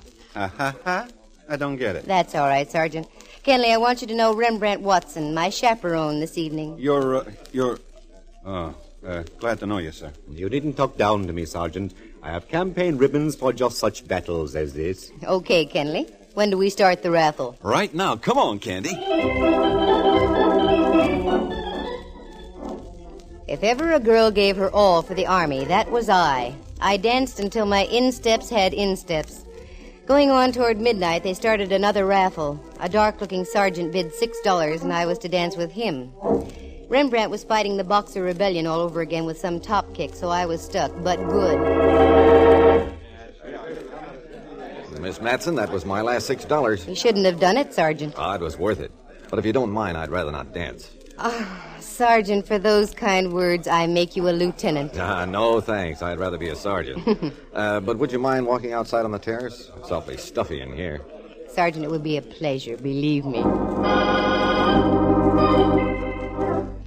We went outside. The night was strictly Monterey-ish, sparkling with stars, not warm, not cold, and a slight smell of sardines in the air. That's good. That meant the canneries were working. But speaking of the smell of fish... Let's go this way, shall we? Why? There's a beautiful view of the entire bay from over here. Look, Sergeant, I only came down here to dance... I said come with me. What? You're hurting my arm. Now, wait just a minute, Sergeant. No, you wait, Candy Matson. I know who you are. You had to come down here where you weren't wanted. You don't seem to understand that I was... You had to go find a body on the tracks, and you ended up with 2 cards that were identical, didn't you? Give me those 2 cards. I haven't got them. Don't give me that. Where are they? I don't know what you're talking about. I haven't got any cards. Okay, sister, you ask for it.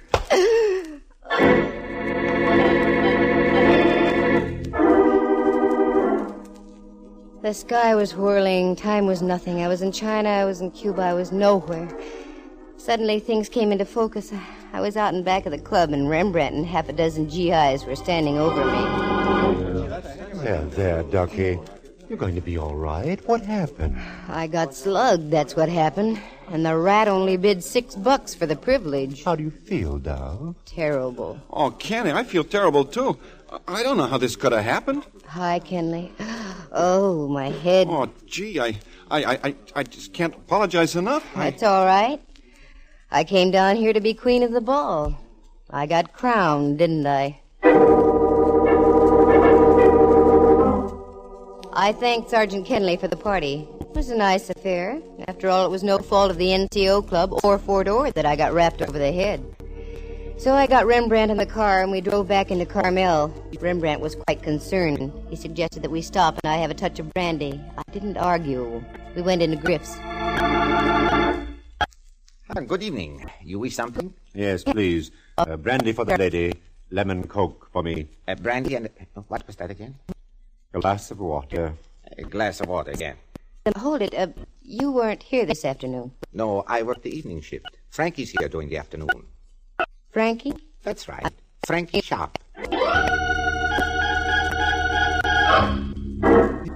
That's when Roman candles went off and bells started to ring. Thinking back to the afternoon, the guy who cashed my check had one slight characteristic. I remembered as he handed me the money, his cufflinks were stamped musically, F sharp.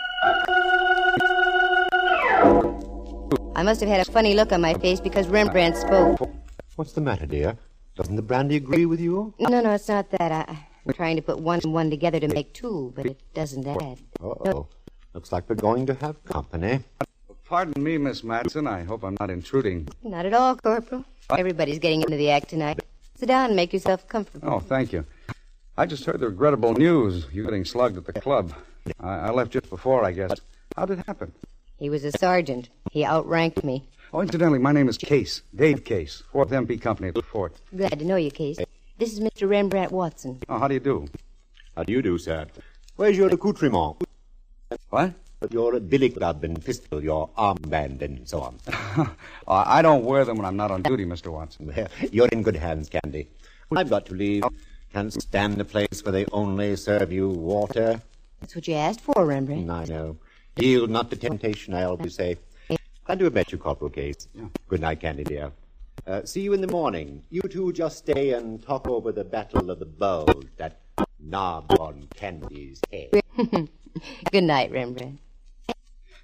Does he always duck out on you like that, Miss Matson? He's a man of whims. That's why I like him. This brandy isn't doing anything for me. What I need is some air. Corporal, do me a favor and walk me down to the beach and back, will you? Why, I'd be delighted.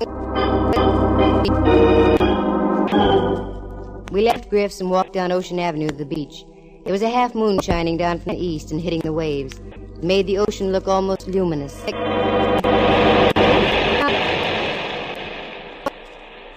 Feel a little better, Miss Matson? Yes. I wonder what that character hit me with. Come on, Corporal. Let's go along the beach a little way. Aren't you cold? No, this is fine. Wait. Wait a minute, Case. What? Down there. Right at the water's edge. Looks like the body of a man. Why, you're right. Let's go.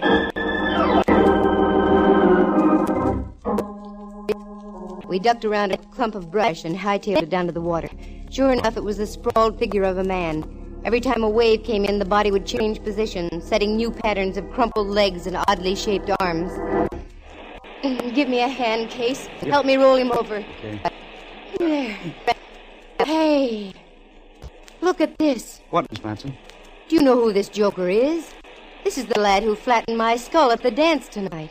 Yeah, I'll bet he's awfully sorry he did it now. He's quite dead. The corporal and I pulled and tugged and finally got the boy high and dry up on the beach. Then we ran up to my cabin. Operator. They must have closed the switchboard for tonight. Well, you wait here, Miss Matson. I'll run up into town. There's usually a prowl car there at this hour. Okay, but hurry, Corporal.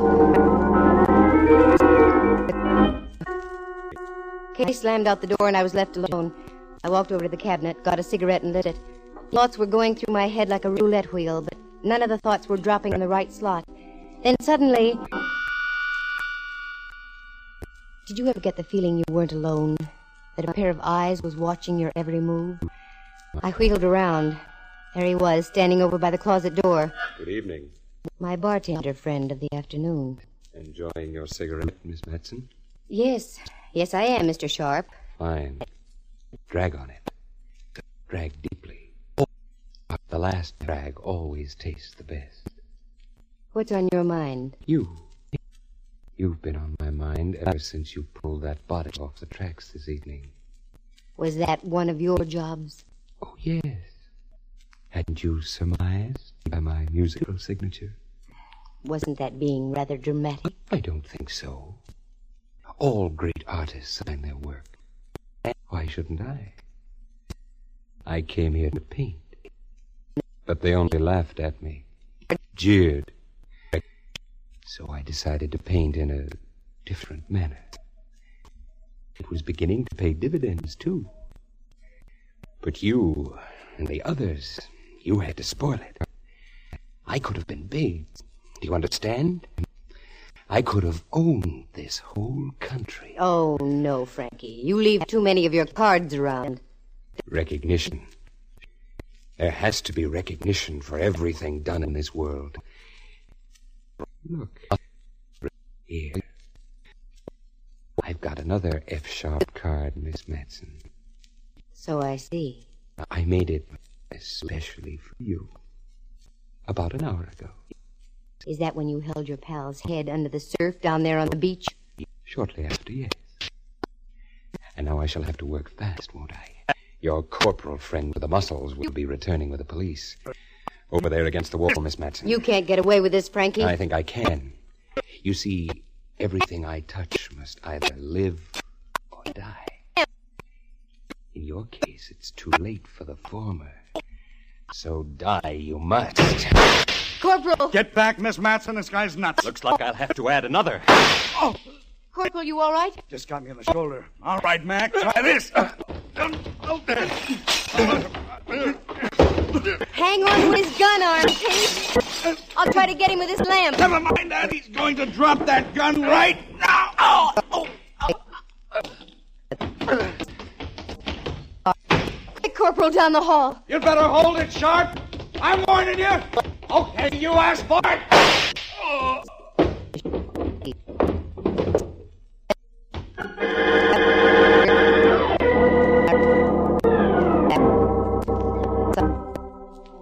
F-sharp was quite flat, there at the bottom of the stairs. N-sharp, being flat, was a natural. He looked awfully good that way. All I can say is I am terribly grateful for Fort Ord's highly efficient MPs. Case ducked out to get the police, but halfway down the stairs he heard Sharp's voice in my room. He tiptoed back and listened just long enough outside my door. Just as Frankie had leveled his pistol at my head, Case broke through and wrestled the gun out of Sharp's hand.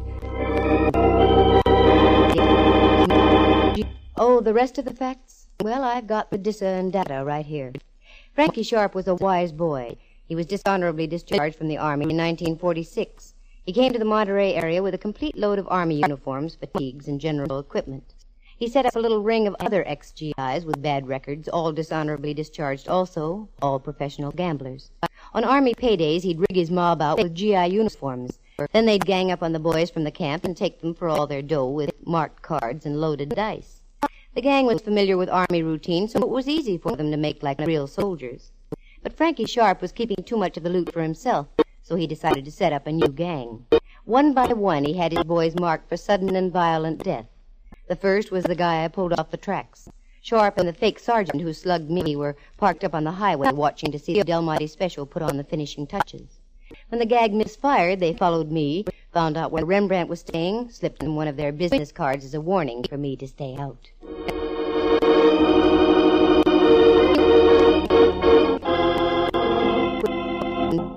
But the fake sergeant turned chicken. He didn't want those F-sharp notes all over the area. So he came out to the NCO club, bopped me over the head, and got them back. When he returned, Frankie knew the fat was in the fire and that the time to strike was then. So he took his pal down to the beach, gave him a finger wave and a permanent, the kind you don't wake up from. Then he went back to my cottage to wait for me. Sharp was his own undoing. The poor guy was a megalomaniac and insisted on signing his works of art. His greatest masterpiece, though, was one he autographed. It was called Picture of a Corpse at the Bottom of a Stairway. because when we went down to look at his body, he still had his own F-sharp card clutched in his rigid fingers. Corporal Case? Good boy. He's been studying criminology with the United States Armed Forces Institute. He was discharged about a month later, and because of his considerable amount of gray matter, was promised the first opening with the Monterey Sheriff's Office. Oh, me, it's beautiful around Monterey and Carmel. The soft ocean, the gently rising knolls, especially the one on my head. That's the last time I'm going to be queen of a ball.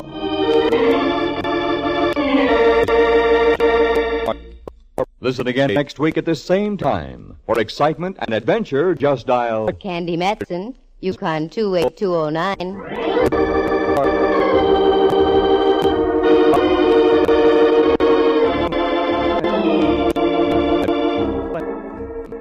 Heard tonight were John Grover as Sergeant Kenley, Lou Tobin as the pseudo-sergeant, Kurt Martell as Corporal David Case, and Jerry Walter as Frankie Sharp.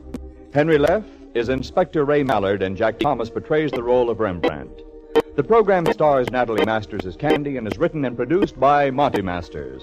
Eloise Rowan was at the organ, and sound effects were created by Bill Brownell and Jay Rendon. Corporal David C. Case is an actual person. Any resemblance to other people in tonight's play is purely coincidental. The program came to you from San Francisco. This is Dudley Manlove speaking.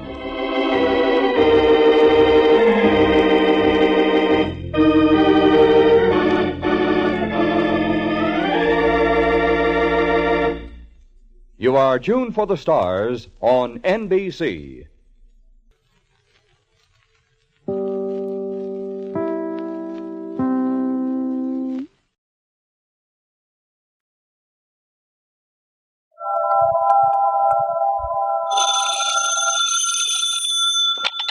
Hello, Yukon 28209. Yes, this is Candy Matson.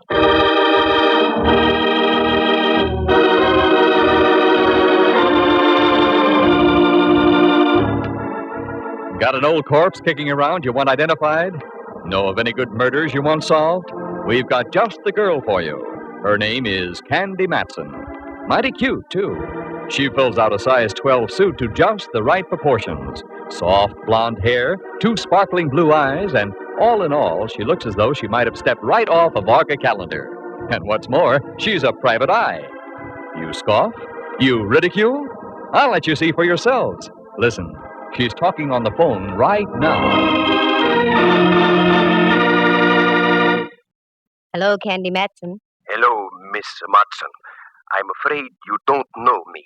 That makes it even. You don't know me. Let's go from there. I've read about you in the papers, Miss Matson. You handle confidential cases. That's right. However, there's a little matter of a fee involved. Yes, I know. I can pay. That's item number 1. Now to item number 2. What's the confidential case? I can't possibly tell you on the phone, Miss Matson. I said it was confidential. Okay. Where do you want to talk? I am the proprietor of a restaurant, the Charlemagne in North Beach. Oh, yeah, I ate there once. Oh, that's nice. No, it wasn't. I didn't like the food. Oh. However, I'll overlook it. Do you want to talk in about an hour? That will be fine, Miss Matson. Good. And your name would be? Martinello. Carlo Martinello. Okay, Mr. Martinello. And have some ink in your pen. It costs money just to talk.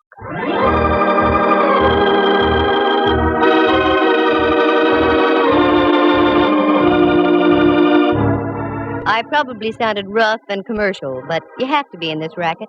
Most people look on a private eye as a musician. They invite you to a party and expect you to bring your harp for free. But I learned the hard way a long time ago. So now they pay in advance and take their chances later. That's the way it was with this Martinello. I was at home in my penthouse on Telegraph Hill out on the porch taking a sunbath when the phone rings and it's this Carlo character. That part was all right because I can always use new customers. But what made me mad was the fact that I had to stop listening to the 49ers belt the bejabbers out of the Cleveland Browns at Kezar Stadium. But I followed through and uncovered a couple of very done-in bodies along the way. Do you like the grotesque in your whodunits? Then follow me and we'll tiptoe lightly through the Tibbets, the Ponds, and the Baccalonis, because part of the story unfolds at the Opera House. Reluctantly, I dressed into something Charlemagne-ish, turned off the 49ers Cleveland game, and went down to talk to Martinello. His place was typical, located on Powell Street, a garish neon sign, and As you walked in, the place was air-conditioned by eau de garlic. Yes, miss. You wish a table? I wish a table, yes. With the right party. I'm looking for the owner. I am the owner. I am Candy Matson. Oh, Miss Matson. Walk this way, please. If I could walk that way, I'd revive vaudeville. Pardon? Where is your office? Right over here. Allow me.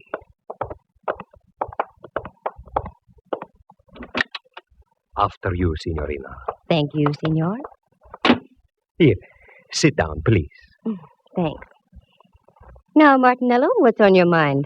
Always, all my life, I have run a very nice, respectable place. Mm-hmm. Until this morning. What's with this morning? I go down to the basement. My icebox is down there. That is where I keep all my meat. So, you wanted some ground round? Oh, no. Perhaps I'd better show you. Please, you will come with me. Martinello led the way out of his office and down a flight of stairs. A cold blast hit my face. A musty aroma smothered my nostrils, and if I had had a phobia about darkness, I'd have ducked out then. But I followed the guy, and we ended up in front of a refrigerator about the size of an inquisition chamber. He opened the door, and it was the usual restaurant icebox, choice legs of lamb hanging from hooks, potential fillets, and thick New York cuts. The box was cold, and I started to shiver. Not from the refrigeration, though, because over in the corner was a man. He looked like something out of a long-lost Arctic expedition. He had a long, flowing mustache, every bristle of which was coated with ice. He was quite frozen and quite dead.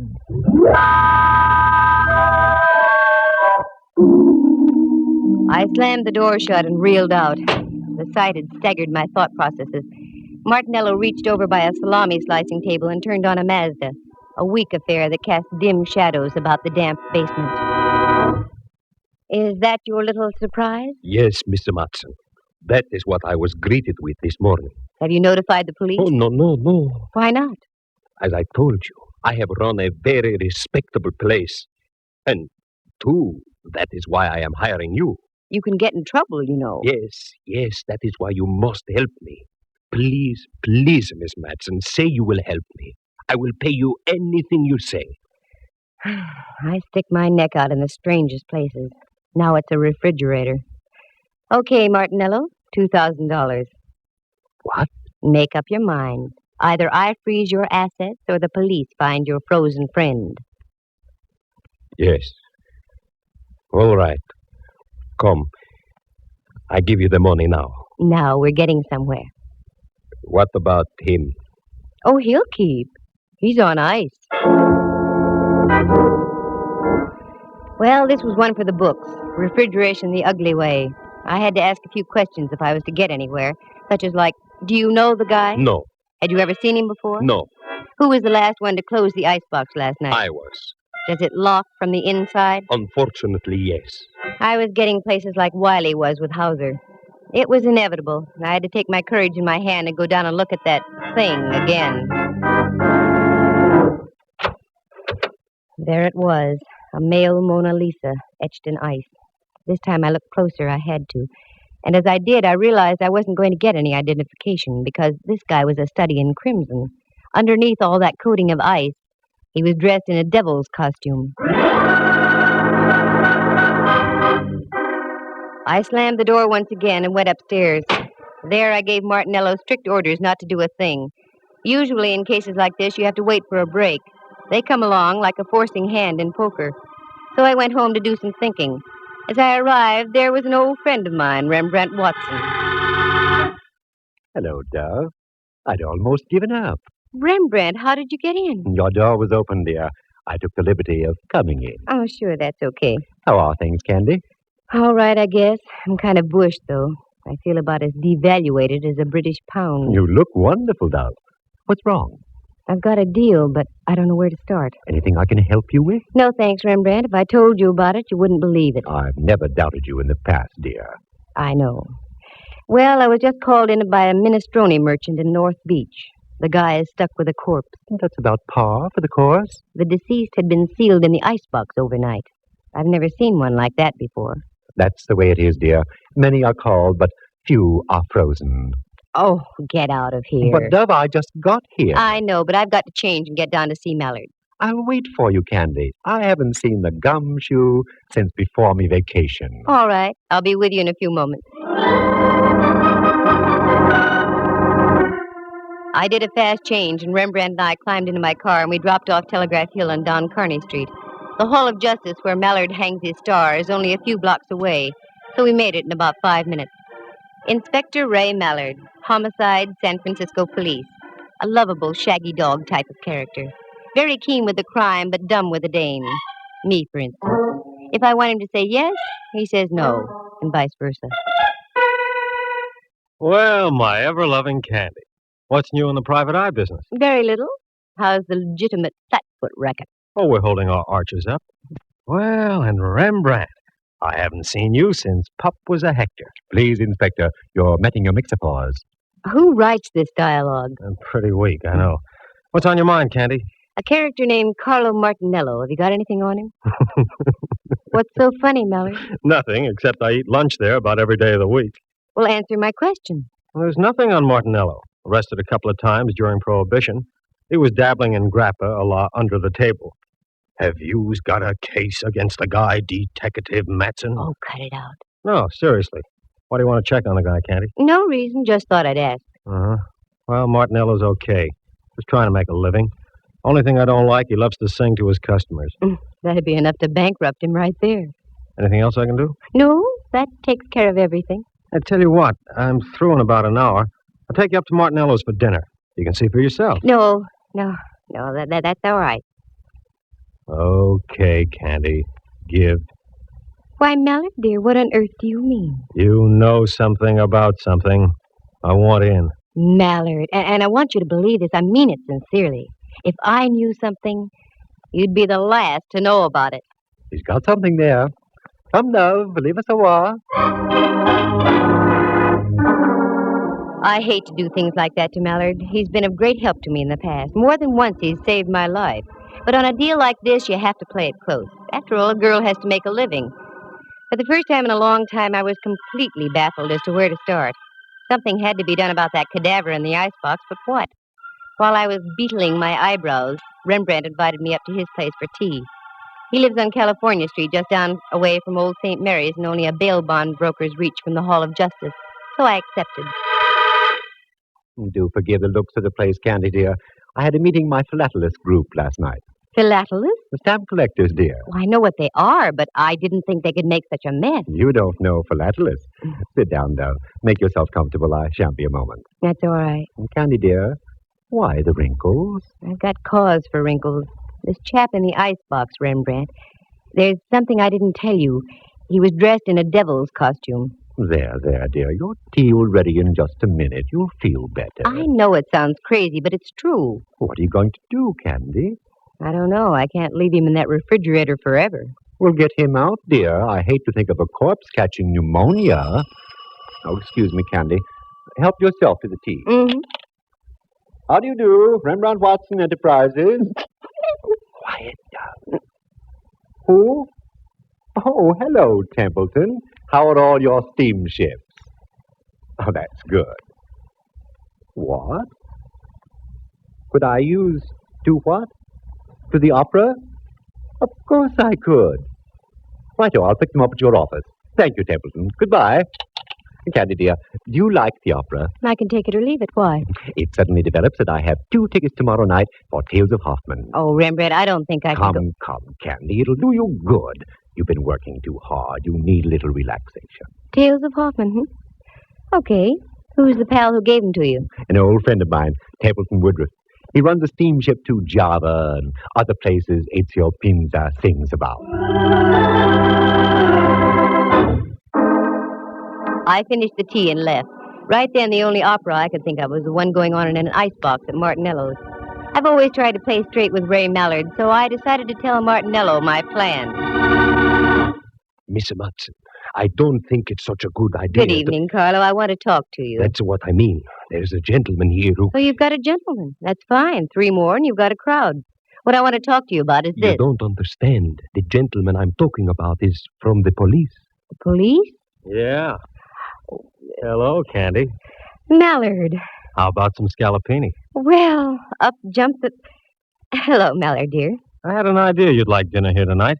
Do you know my boy, Carlo? Yes, we've met. How do you do? How do you do? The signorina wish something to eat? No, thanks. I want to talk to you, though, Mallard. Sure. Come on into my booth. We'll share some salami. No, thanks. I want to see you downstairs. I don't think the food's as good down there. I agree, but it isn't the food. I'm talking about murder.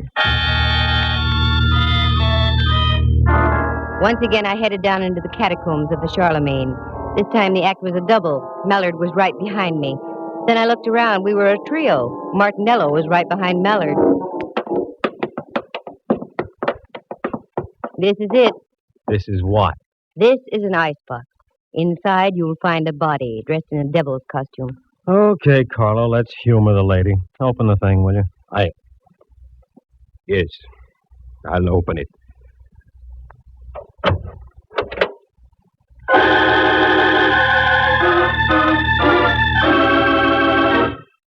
Lovely view of the beef. It's gone. The body's gone. Okay, Martinello, start talking and make some sense while you're doing it. Please, Miss Matson. I don't know anything. I haven't been down here all day. Get rid of those arched eyebrows, Martinello. You know something. What is it? Wait a minute, Candy. I'll do the questioning. In the first place, Carlo, was there or was there not a body in here? Well... Sure there was. He can't deny it. Here's a check for $2,000 signed by Martinello himself. Well, Carlo? Yes. There was a body, all right. Who was it? Friend of yours? No, Inspector. I never saw him before. Why did you call Miss Matson? Why didn't you come to see me about it? Well, you know, Inspector, the police... Just because you were once arrested for bootlegging, Carlo, is no reason to be afraid of the police. Well, I'll put a couple of my men on the job and see what we can turn up. What? Is that all you're going to do, Mallard? No. Right now, I'm going back upstairs and have some of Carlo's scallopini. Mallard, are you out of your head? Look, Candy, in order to have a murder case, you've got to have a body. Obviously, we're fresh out. And until your pal with the devil's costume turns up, I intend to live my typical everyday life. Don't forget the mushrooms, Carlo. There are times when I get so mad at Mallard I want to scream. I didn't, though. I only scrammed. I hung on to the $2,000, however. I felt I deserved it just for getting my curiosity aroused, and it was aroused plenty. Corpses don't get up and walk out of iceboxes by themselves. But after all, Mallard had a point. There was nothing to be done without a body. So I went home and waded into a stack of dirty dishes that had been piling up. Then I fixed dinner and started a new stack of dirty dishes. Got a book and ducked into bed. In the morning, I had an idea. After breakfast, I went down to the corner of Broadway and Columbus. That's where North Beach does a neat blend with Chinatown. On the corner was a Joe who sold newspapers. I'd known him for some time, and he seemed to like me.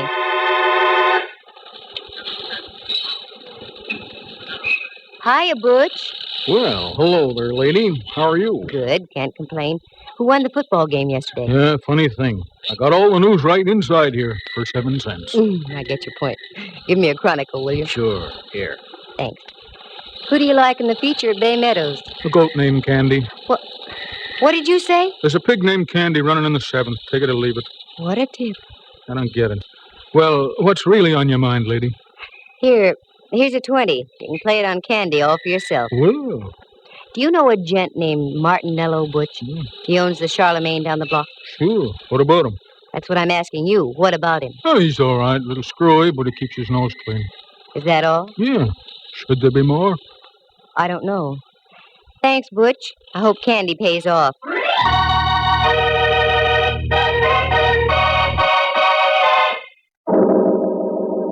I was getting nowhere, that was for sure, and the rest of the day went the same way. Dead ends, blind alleys. I checked as many loose ends as I possibly could, but I was still stuck in a quandary. But the Crusher claimed late in the afternoon when I got a copy of the late paper and read where Candy came in at Bay Meadows and paid $32.20. And I hadn't had sense enough to get aboard. When I got home, the phone was ringing. Hello, Candy Matson. Oh, you're Candy Matson. I should play a fanfare. Oh, hello, Rembrandt, dear. How are you? Like an October morning.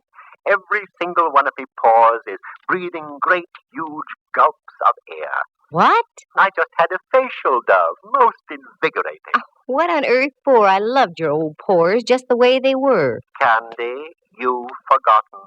I have? Forgotten what, Rembrandt? We're going to the opera tonight. Oh, Ducky, I'm sorry. I had forgotten. I'm afraid I'll have to renege. Now, Candy, you promised, and I don't care what you're involved in. It'll do you good. But, Rembrandt, I'm working on it. Perhaps you're right. Okay, I'll get ready. Wonderful, dear. Pick me up about 8:15, will you? Pick you up 8:15. Yeah. Oh, and another thing, Lamb. We may have to do some entertaining afterward. Do bring some cash, will you? Mm-hmm. That's the girl.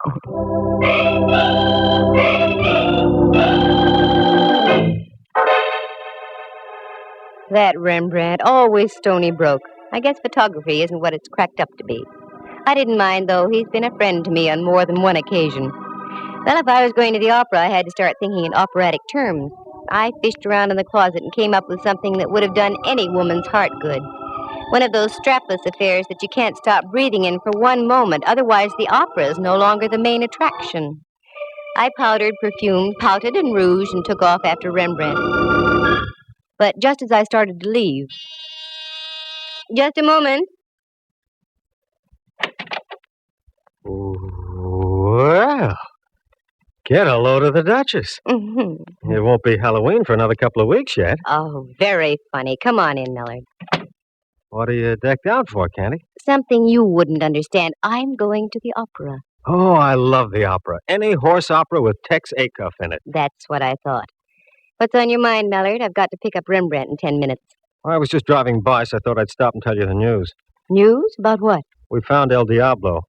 The guy in the icebox? Yeah. Martinello identified him. He was floating in the water off Aquatic Park. Any lead on him? The best. He was Salavini, the second baritone with the opera company. That's all, Candy. I hope you enjoy the performance tonight. A baritone with the opera company. Well, that explained the costume, but it didn't explain a lot of other things. I walked down the stairs with Mallard. He got in his squad car, flicked on the flashing red light, and with a burst of his siren, rolled down the street. I'd have to speak to Mallard about that. All the neighbors had their heads out of their windows as I climbed into my car and followed. What an exit. I picked up Rembrandt, and we drove up to the Civic Center. I found a place to park. A minor miracle. The last time I went to the opera, I had to drive almost to Palo Alto and come back by train. Rembrandt's friend must have been very influential. We had seats in the Diamond Horseshoe. They were presenting Tales of Hoffmann, and a friend of mine, Dorothy Warrenschold, was singing the role of Antonia. It was a fine performance, and after the last curtain, I took Rembrandt. We went backstage to see Dorothy.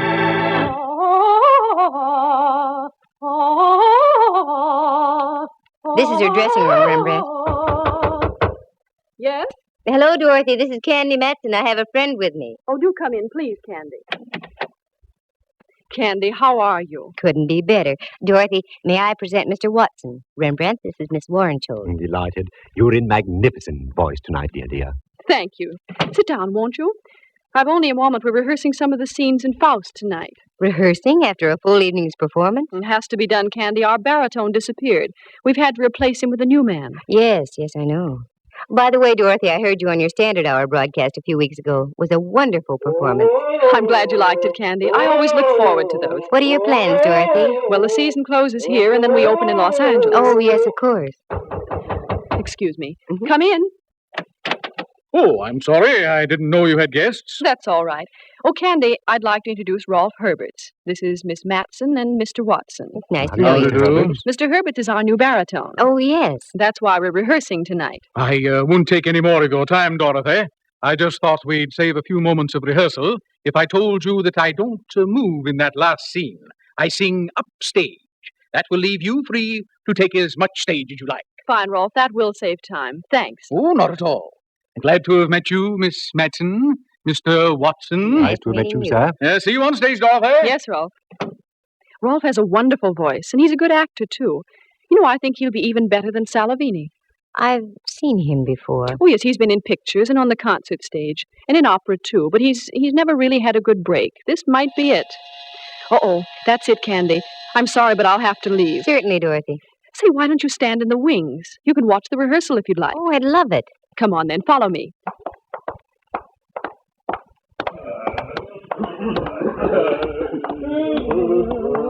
All right, to places, everyone, places. This is all right, Candy. You can stay right here. Thanks, Dorothy.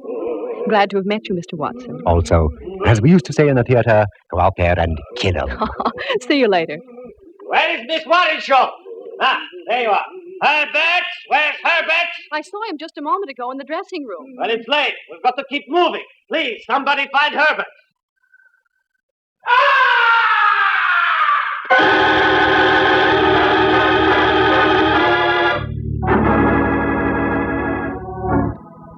From way up in the heights of the stage, the opera house was pierced with a blood-curdling scream. That was no ordinary scream. It was the scream of death. You wait here, Rembrandt. Keep your eyes open. I'm going up to have a look. That scream wasn't in the score of Faust.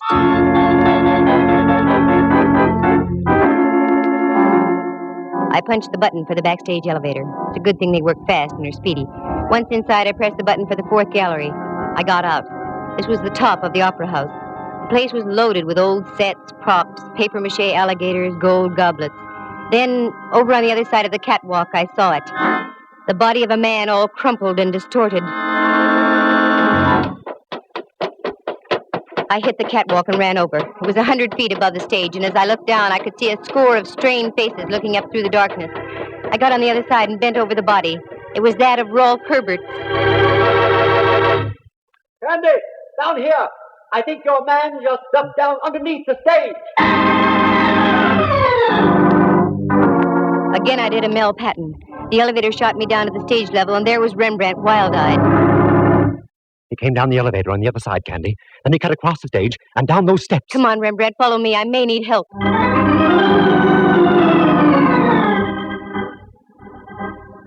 We ran down the steps and into the bowels of the stage. It looked like a nightmare, a myriad of cross beams of steel for the rising stages. We cleared those and went around by the chorus dressing rooms. There was only one out. I remembered it. A door over in the corner, very seldom used, but it was open. It led into a long tunnel with giant steam pipes running overhead and to the right. This went underground over to the Veterans Building. Down by your feet, there's a stream of water flowing in a trough. It's the old Hayes Valley Creek. Our killer decidedly knew his opera house. As we entered the tunnel, I could see him up ahead running like crazy, so we took off after him. We made the other side, and it breaks into a big engine room. As we came into the opening, I looked around. The engineer was lying on the floor out like a light, blood spurting from his scalp. Then I glanced up. There was another door. This led into the Veterans Building itself and an avenue of escape onto Van Ness. I ran up. Then as we got into the long corridor, I saw Martinello breaking for the door. Stop! Stop, Martinello! Stop! You think I am a fool? I do if you don't stop. Try and get me. Okay, pal. You asked for it.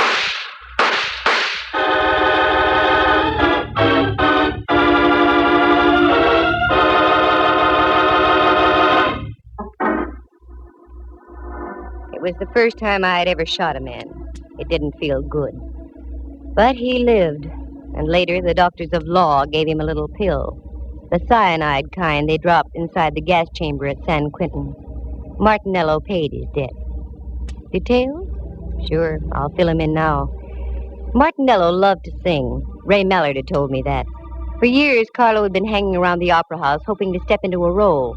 This season, a director had jokingly told him that if he ran out of baritones, he'd let Carlo take over. Carlo took him seriously. He lured Salovini down to his restaurant on a fake emergency call, costume and all, and did him in. But then he became frightened. That's when he called me. It was worth $2,000 to have me hush things up. But I don't operate like that. He had a hunch I was going to tip off Mallard. That's when he removed the body from the icebox and dumped him into the bay. Carlo had also been at the performance of Tales of Hoffman. That's when he learned that they'd rustled up Rolf Herbert to sing in place of Salovini.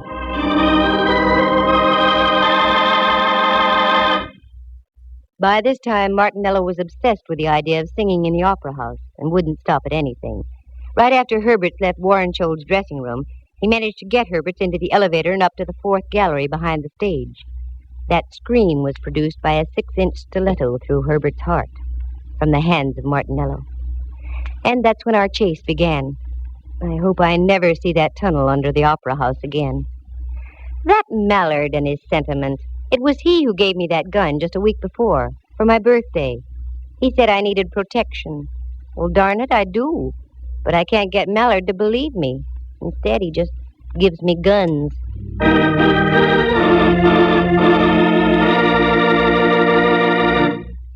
Listen again at this same time next week. For excitement and adventure, just dial Candy Matson, Yukon 28209.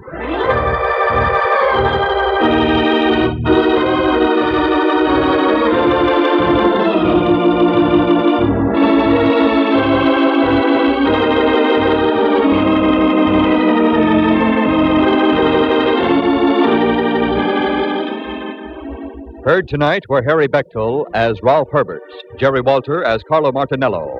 Henry Leff plays the role of Inspector Mallard, and Jack Thomas is Rembrandt. Dorothy Warren Scholl, star of the Standard Hour and the San Francisco Opera Company, was heard as herself. The program stars Natalie Masters as Candy and is written and produced by Monty Masters. With the exception of Miss Warren Scholl, any resemblance to actual people in tonight's play is purely coincidental. Candy Matson comes to you from San Francisco. This is Dudley Manlove speaking.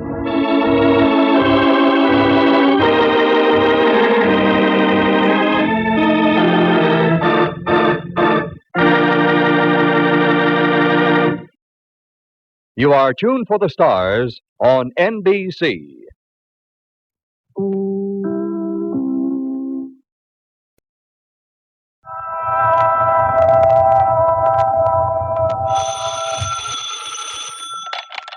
Hello, Yukon 28209.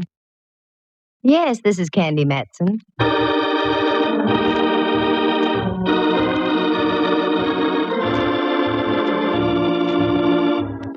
The National Broadcasting Company presents Candy Matson, Yukon 28209.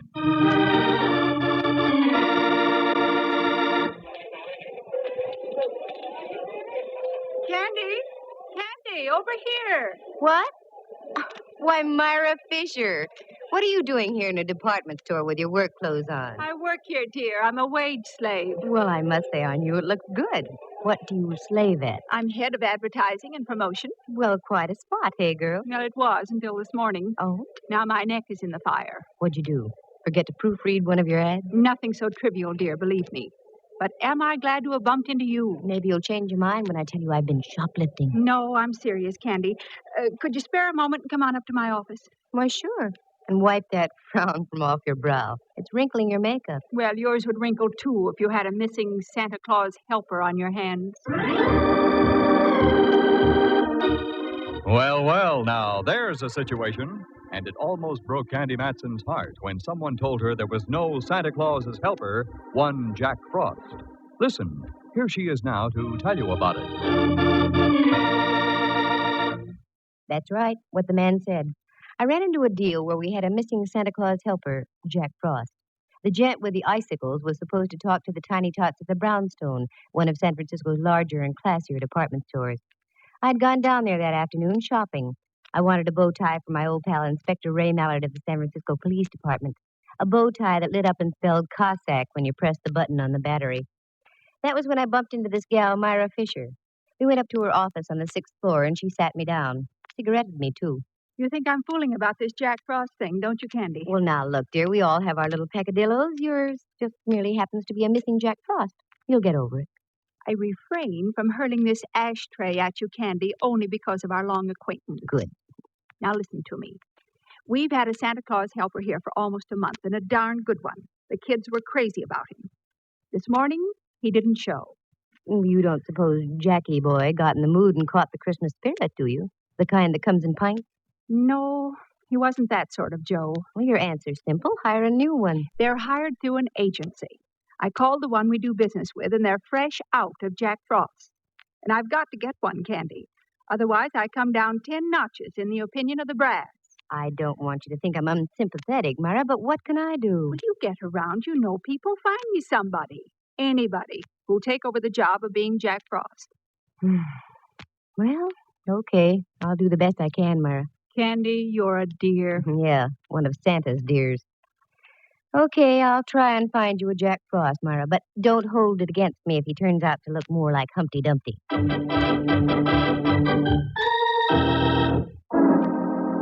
I went home and looked up the Webster definition of soft. It said soft, easily yielding to pressure. That was me, Candy Matson, girl dope.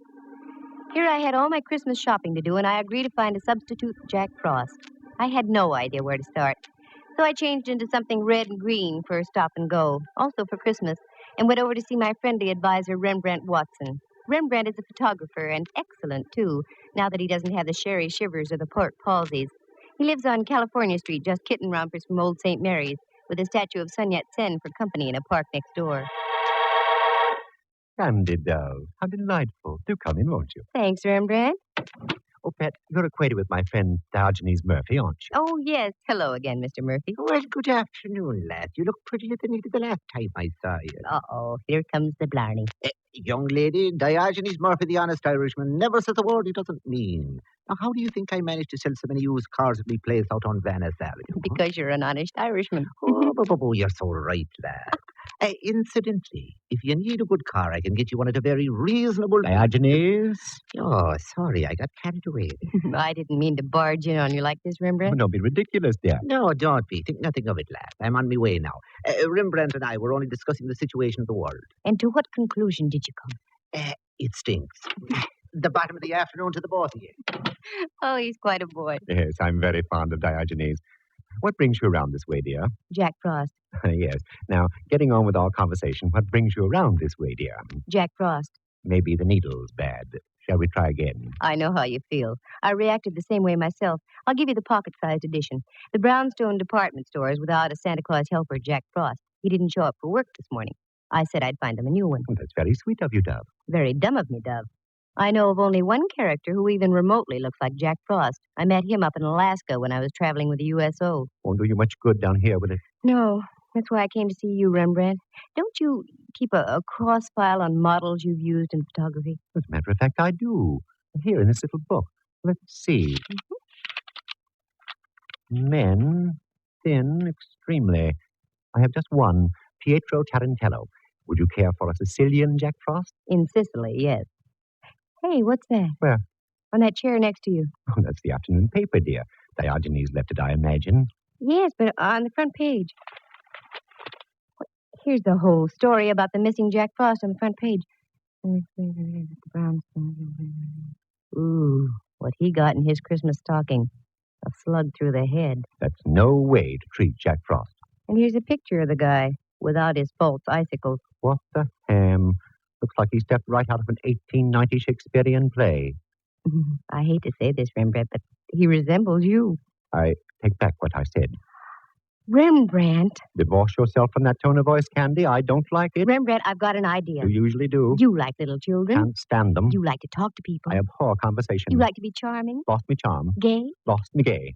With the help of a few icicles, Ducky, you're going to be Jack Frost.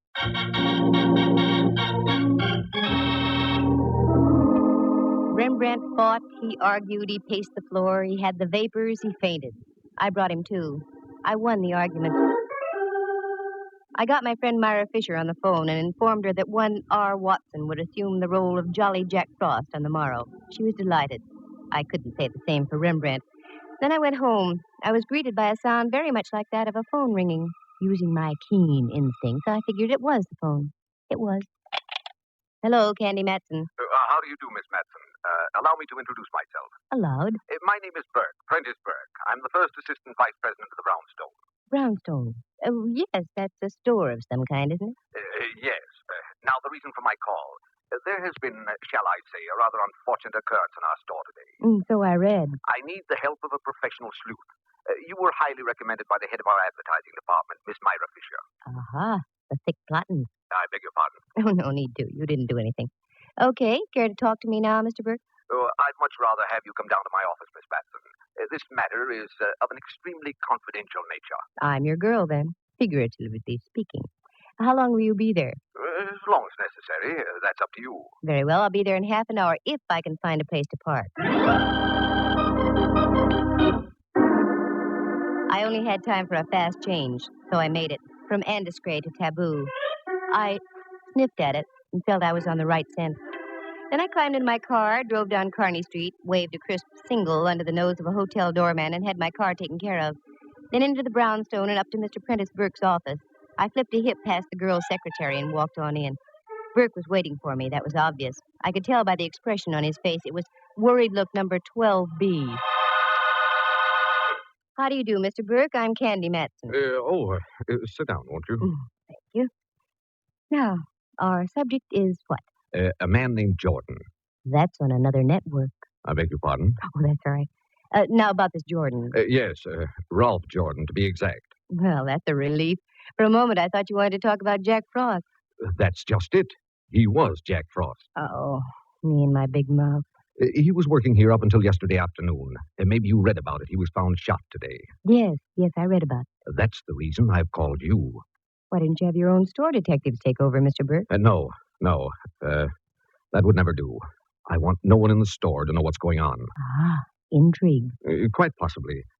I have reason to suspect that Jordan was killed by someone in our employ. I want to find out who that someone was before the police do and get it splashed all over the front pages. Publicity, can't you say? Business has been off all year, and any bad breaks in the press would hurt us that much more. Maybe you've got a point there, I don't know. I know I have. Okay, I'll take the job. You say you have a suspicion. What is it? Well, nothing tangible. It's just a feeling I have. Oh, that's a big help. Well, I'll mush around and see what I can pick up. I'll bill you tomorrow for my first day's work. It's much easier to sustain a friendship on a daily basis. I left Burke looking as though someone had just called his store a bazaar. It was closing time, so I hefted my way through the crush and retrieved my car from the doorman. The Hall of Justice is right on my way home, so I decided to drop in on my old pal Mallard, Inspector Ray Mallard of San Francisco Homicide. A nice guy to serve coffee to on Sunday mornings if you could ever lasso him. I never could get strong enough rope. Candy, what brings you around here? I hate to have my Christmas ruined so early. What about that Jack Frost character? Oh, yeah. Poor guy got it good. Where'd you find him? In his apartment over on 17th. He lived near Seal Stadium. Why so interested, Candy? Rembrandt's a dead ringer for the guy. I still don't get The gal who's head of advertising for the Brownstone was going out of her head for another Jack Frost. I talked Rembrandt into taking the job. Does sound funny, doesn't it? Bring me up to date, Mallard. Did you get any dope on the killing? Nothing but a .45 slug out of the guy's wall. Ballistics is checking it now. Nothing else?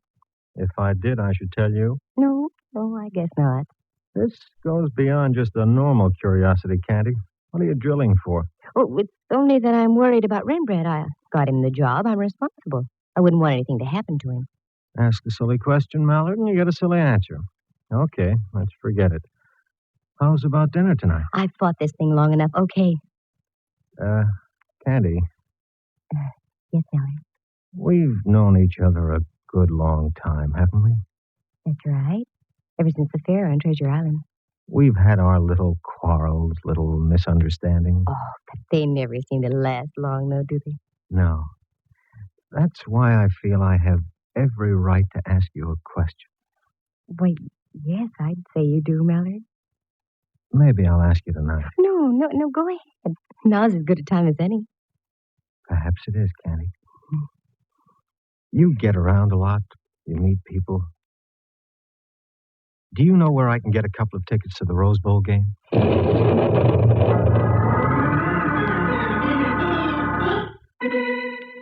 My brain lit up like a Roman candle. I stormed for the door, turned back, stood there, my jaw waggling helplessly. Then I stuck my tongue out at Mallard and left. It was the only thing I could think of doing. Oh, he can make me so mad. But inside half an hour after I got home, I started to laugh. Felt much better. Just as I was puttering around getting ready, the apartment buzzer buzzed. That Mallard, much too early. But I was wrong. It wasn't Mallard. Well, Myra, what a surprise. Do come in, won't you? No, thanks, Candy. A friend of mine's waiting in his car outside. He's driving me home. Oh, I'm sorry. You can't stay for a moment? So, my dear, I just dropped by to leave this. Merely a little token of thanks for getting me off the hook. Oh, Myra, there wasn't any need to do that. Just a few pair of old stockings, dear. Getting me my new Jack Frost means more than you know. Here, please take them, along with my very deepest thanks. Thanks so much. A girl can always use them. Are you all set with my friend, Mr. Watson? Oh, yes. He came in this afternoon and filled out his withholding tax and so on. Very nice. I think you'll find him very efficient, Myra. Oh, What's the matter? Pardon me, I didn't mean to frighten you. Oh, Mallard. Silly of me. I must have jumped a foot. Oh, that's all right. He frightens me, too. Myra, I'd like to have you meet Inspector Mallard. Inspector, Miss Fisher. How do you do? Oh, fine, thank you, now that I've caught my breath. Do forgive me, Candy, but I must rush. See you soon, I hope. Tomorrow, Myra, I'll be down to see how my lad's doing as Jack Frost. Thanks for the stocking. Well, aren't you going to invite me in? No, I'm not. Here's my coat right here. What's our hurry? Come on, let's go. I'm starved. I thought we could have a cocktail here before we left. You thought wrong. 2 tickets to the Rose Bowl. From now on, you earn your cocktails, Mallard.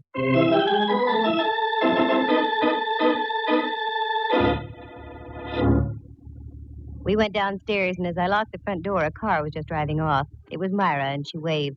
And driving, if these tired old eyes hadn't deceived me, was Mr. Prentice Burke, vice president of the Brownstone. Well. Oh, well. Mallard and I climbed into our car and drove out to the Cliff House. It was that kind of an evening. We had dinner, and after, I suggested we walk a bit. The night was crisp and clear, and the evening star was hanging out above the dark waters of the Pacific like an iridescent Japanese lantern. We cut across a little road above Sutro Baths, where an old car barn had once stood, and worked our way over the cliffs and stood high above Land's End. It was exhilarating.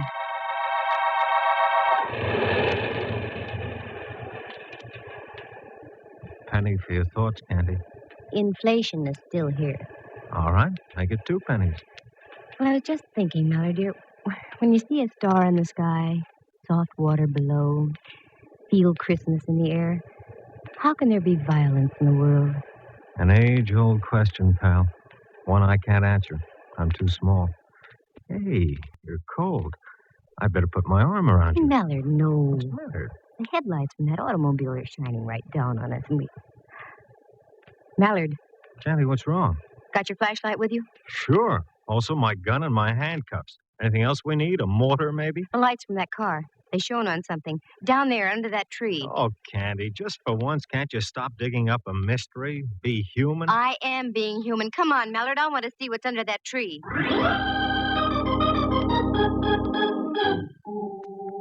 We scrambled around through the brush, slipped into some sliding sand, and rode the crest down to the tree.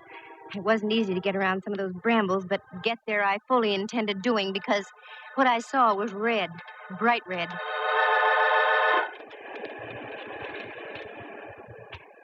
You okay, Candy? Nothing that a new pair of nylons won't fix. Shoot the flashlight over this way a bit, Mallard. There. That's it. Now, do you think I'm dreaming things up? What is it? Wait till I hold it up. Well, looks like some kind of a costume. Right. And look, if those aren't bloodstains, I'm a Labrador retriever. No, you're Candy Matson. Those are bloodstains. How was your boy dressed when you found him? Torn slacks, sweater, shoes, no socks. This was most likely his costume, then. Yeah. Don't move around too much, Candy. I want to have a good look at the ground. Hey, what are you doing down there? Who's that? The police. Now get up here and don't try any tricks. That's all right, officer. This is Inspector Mallard. Homicide. Oh, sorry, Inspector. That's all right. Stay right where you are. We'll be right up. Now, this is a break, Candy.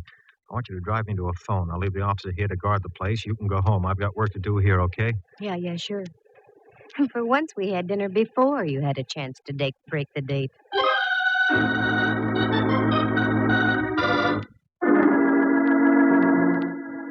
This baby was hard to reconstruct. Was the guy knocked off out there at Land's End, or was he bumped off at his apartment, the killer driving way out to the beach and hiding the costume? Only time would tell. I went home, climbed into bed, and logged about 8 hours, enough to give me fuel for the next day. In the morning, I went down to the Brownstone. The shoppers were already swarming through the place. I spotted a floor walker and strolled over to him.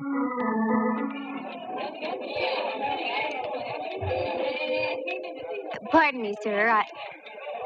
I said, pardon me, sir. I'm very busy, young lady. Make it as brief as possible.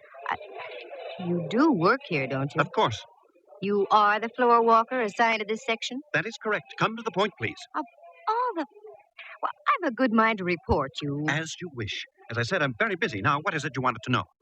The words are like gall in my mouth now, but where do I find Jack Frost? Right over there, in the back, 2 aisles over. Thank you. Not at all. Very much. All the high-handed characters. People like that make me steam. I was getting up a full head of dander, but it simmered out before I had a chance to boil over. Because as I rounded a corner, I saw Frosty Boy, or Rembrandt if you choose, up on his platform with the cutest little blonde kid sitting in his lap. Well, well, well. Look who we have here. A great big boy. Hello there, son. Hello, Jack Frost. What is your name? Topper. Topper. My, what a fine name. How old are you, Topper? 5.5. 5.5. Well, you must go to school, Topper. Which one? Garfield. Garfield. That's a good school. Now, tell me, what would you like to have me tell Santa Claus to bring you for Christmas, Topper? An electric train and a baseball bat, and I like to be in the seals for Lefty O'Doul. Well, I'll see what I can do to arrange that, Topper. I'll tell Santa Claus. Bye now. Goodbye, and thank you, and Merry Christmas. I hope you can make the boy's wish come true. O'Doul could use him. Candy, oh, I'm so glad you're here, Dove. Duck around into the back room for a moment. I've got to talk to you. Aren't you working, Frosty Boy? I got 10 minutes off every hour. I'll take the break now. Right around there, Candy. Okay, I'll see you in a moment.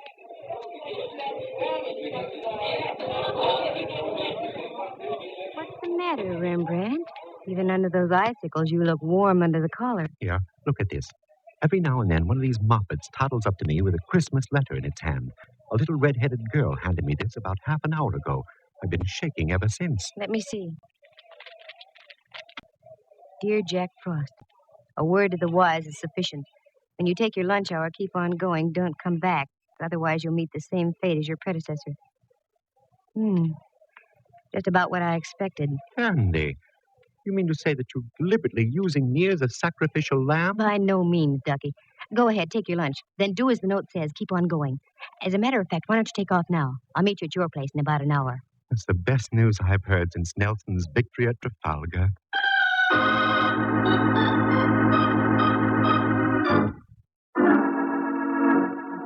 I whipped upstairs, reported to Prentice Burke, got my first day's check, and on my way out told his secretary she'd better get Burke some smelling salts. Then I went back down on the floor again. Sure enough, there was my boy, the floor walker. I wanted to have a few more words with him. Oh, you again. If you don't mind. I was just up to see Miss Myra Fisher. She wasn't in. Have you seen her down here? No, and what's more, I won't see her all day. She phoned saying she was feeling ill. Most inconsiderate, I must say, during the holiday rush. Yes, I must say. Could you give me her address? She's a friend of mine. I've got to see her. Her address? Why, yes. I write it down here on one of my cards for you. Myra Fisher, 227F, Union Street. There. Thank you. You're so kind.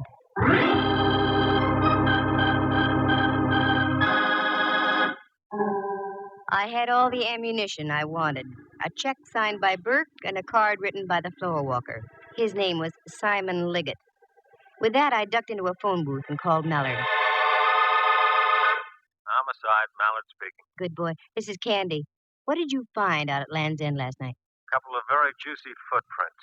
They give us nothing. Did you make any casts of them? Why, sure. Mind if I borrow a couple of them for a few hours, Mallard? Well, I don't see how it'll hurt. Sure, okay. Thanks, Mallard, dear. I'll be by in a moment. And I want to borrow you, too.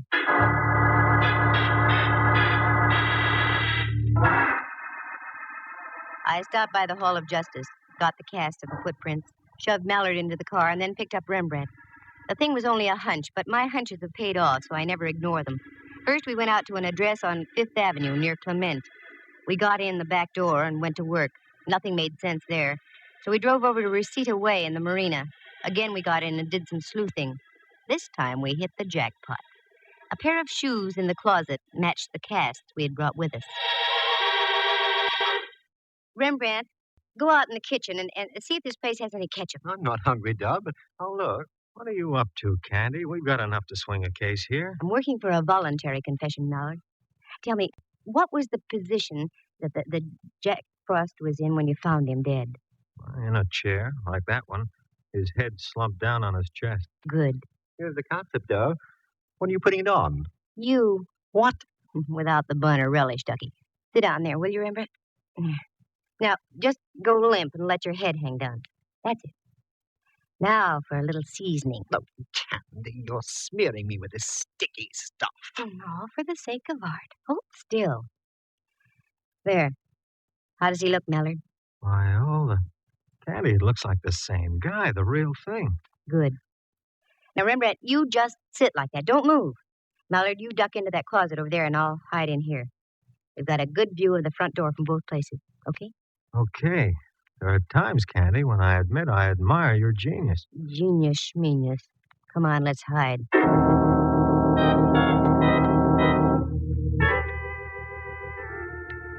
The golden shafts of sun splashing in through the window from the ocean slowly turned pink, then purple, and into twilight. The minutes ticked on. Once... Bless you, but quiet, though, Rembrandt. You'll mess up your ketchup. 5 minutes. 10. Then we heard muffled footsteps coming down the hall and a key inserted in the lock of the apartment door.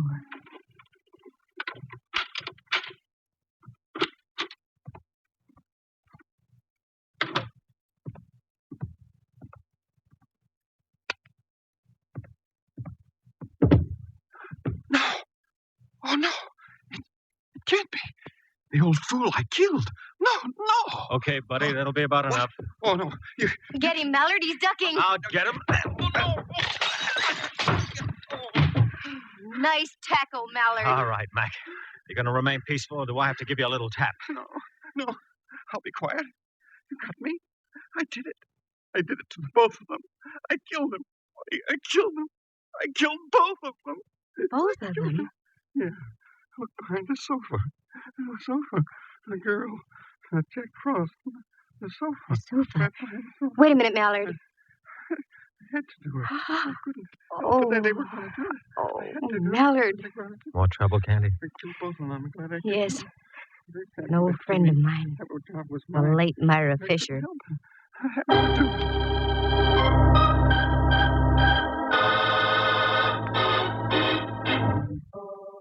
The whole thing was jealousy. Not the jealousy of a man for a woman, but the jealousy of a man for a job. Simon Liggett had been with the Brownstone for almost 20 years. He'd worked himself up from the stock boy to a place where he'd been promised the job of head of advertising and promotion. He almost got it, except at the last moment, Prentice Burke gave the position to Myra Fisher. That had only been 2 weeks before. He knew that Myra was on a probationary term, so he did everything he could to undermine her. Little things like changing ad copy, sending out false stories to newspapers. He figured that if he could keep the store without a Santa Claus helper, he'd break Myra's back and get the job by the first of the year. He paid a visit to the first Jack Frost and tried to bribe him into quitting, but the guy would have none of it. There was a struggle. Liggett lost his head and whipped out a gun and shot him. He was still in his costume, so Liggett stripped him, put some old clothes on him, drove out to Land's End, and ditched his costume. Then he felt sure there would be no Jack Frost the next day. But that's when Myra met me, and I talked Rembrandt into taking over. By this time, Liggett was in a frenzy and would stop at nothing. He trailed Myra and Burke to Myra's home, killed her, took her body over to his place, and ditched it behind the sofa.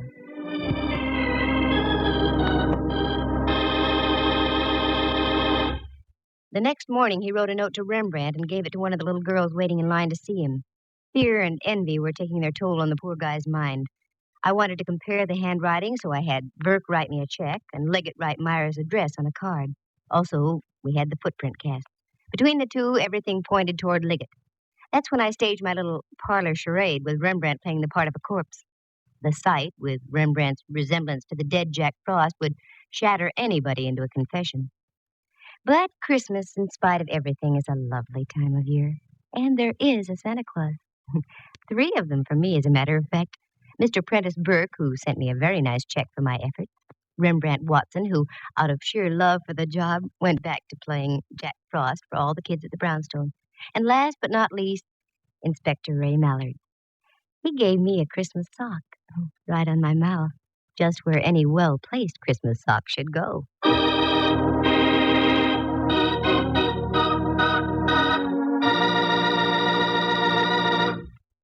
Listen again next week at this same time. For excitement and adventure, just dial Candy Matson, and a Merry Christmas to you all. Yukon 28209.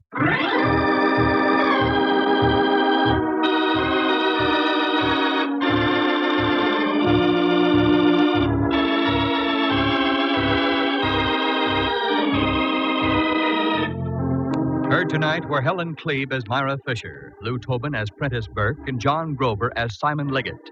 Jack Thomas plays the role of Rembrandt Watson, and Henry Leff is heard as Inspector Mallard. The program stars Natalie Masters as Candy and is written and produced by Monty Masters. Sound effects were created by Bill Brownell and Jay Rendon. Eloise Rowan is heard at the organ. The characters in tonight's story are entirely fictitious, with the exception of the part of Topper, which was played by himself. Any resemblance to actual people is purely coincidental. The program came to you from San Francisco. Dudley Manlove speaking.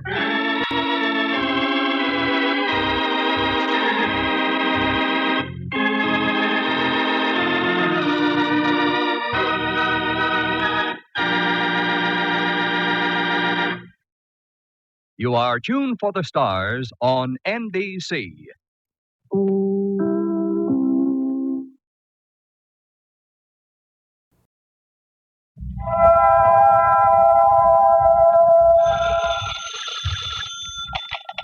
Hello, Yukon 28209. Yes, this is Candy Matson.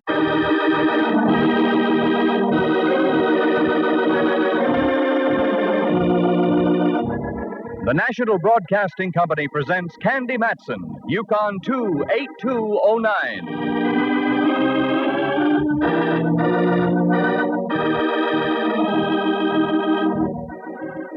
This is the start of a mystery.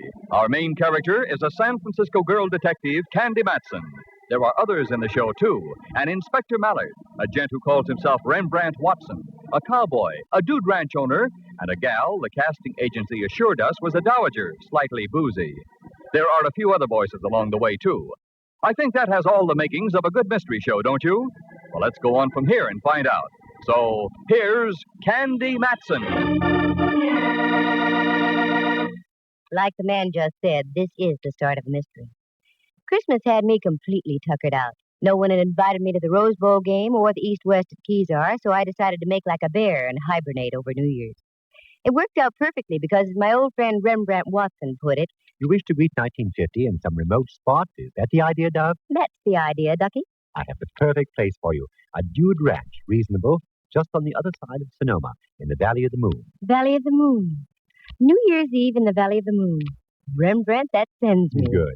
Maybe it can send us both. I have a commission to take some pictures up there for a brochure they're putting out. I have to be there tomorrow afternoon. Yes? I see you're nibbling at the bait. I shall be blunt. Why don't you drive me up? You've won your point. I'll pick you up tomorrow at what time? Let us be spectacular and say high noon. High noon. And do bring some cash, will you, girl? I'm a little short. I thought you were going up there on a commission. Yes, I am. But they have some simply divine one-arm devices. And? And there goes me commission. Naturally, a girl has to look right to welcome in the new year. That gave me the perfect excuse to squander a few hard-earned dollars and cents on some lovely clothes that didn't make sense but cost dollars. The afternoon was aging gracefully. A little gray here and a wrinkle or two there. So I stopped for a parfait, very dry and no olive.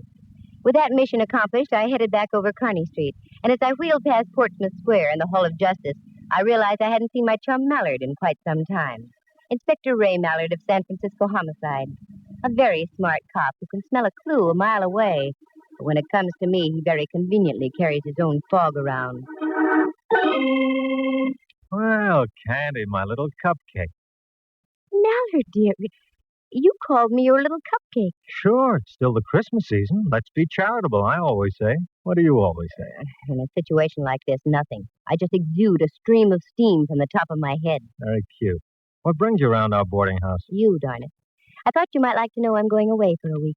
What did they get you on? Petty theft? Yeah, and they got me as I tried to make my getaway on a tricycle. But for your information, Inspector, I'm spending my New Year's Eve up in the Valley of the Moon. Oh, want to get away from it all, huh? That's right. You in particular. In that case, may I get you a midwinter vacation off to a flying start? You can try. How? I'm not working tonight. How's about a movie? You've got yourself a date. What's playing? Tex A Cup. That's what I thought. Where's Tex and his faithful horse Mustard playing this time? Oh, at the Plaza. And the pictures of Pip, too. I'll bet. I read all about it. Yeah. Hot lead over Laredo. Look, here's the ad in the paper. Oh, I can't wait to see it. Show me. There. A searing epic of the West's wild grandeur.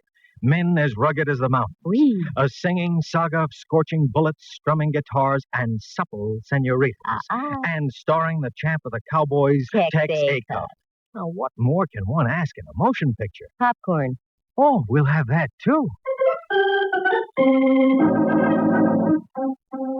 I went home, did some packing for the trip the next day, fixed something to eat, and then changed into my spurs that jingle jangle for Tex Acuff.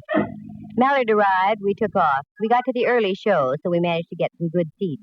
Of course, he wasn't kidding about the popcorn. He got a great big bag of that. We fumbled our way down the darkened aisle and found a place to sit.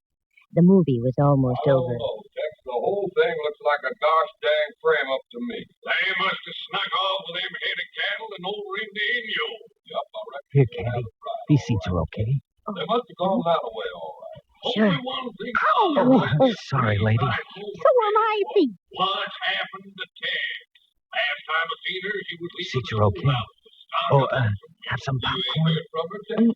No. I wonder where the sheriff is. He said he was going to be riding by directly. Oh, probably What? I said sure is good popcorn. Oh. Sure you don't want some? What? I said, are you sure you don't want some popcorn? I keep saying no. No, thank you. I don't want any popcorn, Mallard, dear. If you'll pardon me, I'm going home and catch this on television. Like saying, not with Tex missing this way. I understand your feeling all about it.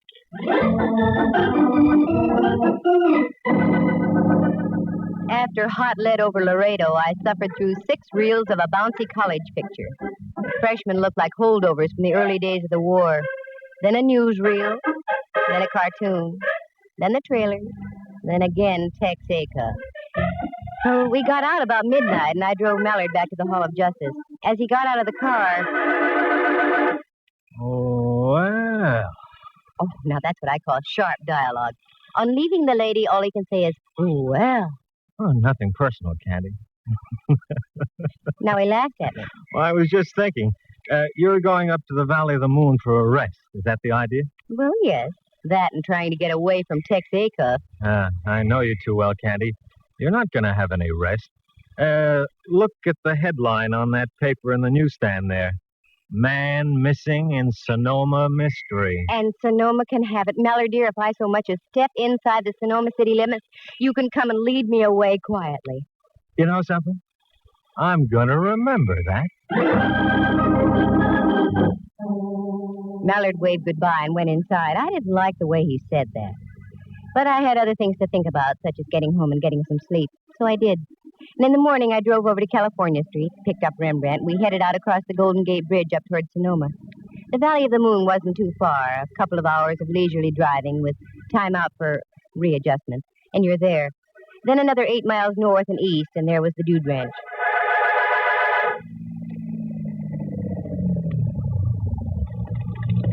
This is it, dear. What do you think of it? Perfect, just perfect. Why, Rembrandt, dear, it's a real ranch. Of course, Dove, a going concern. They only take in guests as a sideline. Oh, here comes a man. I imagine that's Mr. Lawrence, the owner. Oh, I'll shut off the motor. Good morning. How do you do, sir? Would you be Mr. Lawrence, perchance? Yes, and you? Watson, Rembrandt Watson. I'm here to take some pictures for you as we discussed via the Dell system. Oh, yes, Watson. Right on time. That's good. Oh, Candy, may I present Mr. Lawrence, owner of the Double L, Miss Matson. How do you do? Miss Matson was wondering if she could get accommodations for about a week, Mr. Lawrence. What? Now, wait a minute, Watson.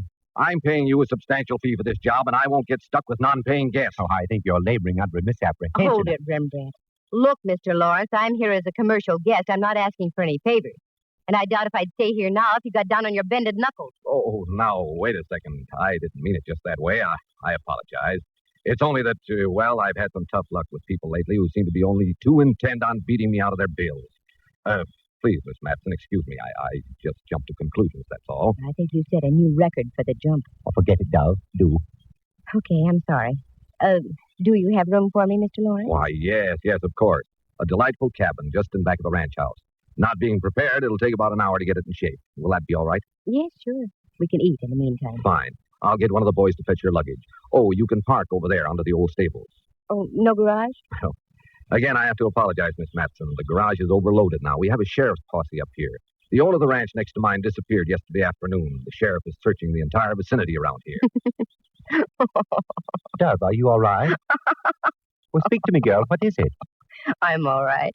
I just happened to think of something Mallard once said last night. I pushed my assembled horsepower into the stables where they belonged, and Rembrandt took me by the arm and steered me into the ranch house. It was a beautiful place, a tall cathedral-like living room with a crackling fireplace about the size of Dante's Inferno at one end. Off to this one side of the fireplace was a cozy little bar. The sun was just going over the yardarm, so I figured an old-fashioned would be quite in order. Old-fashioned was right. Behind the bar was the personification of an old-fashioned cowboy. Real chaps, a leathery face, and little squint wrinkles around his eyes. Well, howdy, Tex. It seems like as if I done saw you in a movie last night. Howdy yourself, ma'am. Nope. Must have been two other cowboys. I've been working here at the Double L for almost 5 years. My mistake, partner. Matson's the handle. What's yourn? Is that the way cowboys talk, ma'am? Yeah, Hollywood and Vine variety. I'm glad to know you. Call me Jeff, Miss Matson. Check. This is Rembrandt Watson. Rembrandt, Jeff. Are those shoulders sewn in, or are they real? I'm afraid they're real. Hiya, Mr. Watson. You riding herd on all those bottles back there, Jeff? Yep, for better or worse. Chang, our regular bartender, took powder on us day before yesterday. Uh-oh. Seems like he picked a bad time to do a run-out. Oh, you mean the missing gent from Glen Valley? Glen Valley? Yeah, that's the ranch next to ours. Yeah, I understand the police are on the lookout for Chang, but he didn't do it. He's a good, honest Chinese boy. Even so, it's a bad time to disappear. Oh, I admit it doesn't sound good. Well, if you folks won't mind the efforts of an amateur dispenser, what can I do for you? An old-fashioned for me, Jeff. Well, that I can try. From now on, it gets easier. Rembrandt only wants the Coke. Well, I can sure fix that all right. Uh-oh. What's wrong? Here comes the Duchess. The Duchess? Yeah, one of our guests. She's been out here about 2 weeks, and she can go through distilled spirits faster than a buzzsaw through mushy pine. And I hope you're prepared to talk. Always, Jeff. Always. Hello, my dear. You just arrived, haven't you? Mentally or physically? Oh, my! A sense of humor, too. I shall enjoy your company. Are you staying long? Well, I'm not sure now. My plans are rather indefinite. Oh, you'll love it here, Miss... Matson. And may I present Mr. Rembrandt Watson? Charmed, I'm sure. As of now, me life has commenced. Oh, you delightful lad. Jeff, dear boy, make me just a little nip for the old favorites, will you? Sure. One painkiller coming up. Here's your old-fashioned, Miss Matson. Thanks. Mr. Watson, your coat. Thanks, sir. Young lady, you must be an actress. You look like one. Well, no, I'm not. I used to be an actress, a famous one. I toured all over the continent with the greatest of stars, the finest of plays. I was the toast of London, Berlin, Vienna. Yes, but I had kings and princesses worshipping at my feet. Oh. I was once the vortex of an international incident. But no matter. Those days are gone forever now. And here's your tonic, Duchess. What? Oh, thank you, Jeff. Well, as we used to say, here's to crime.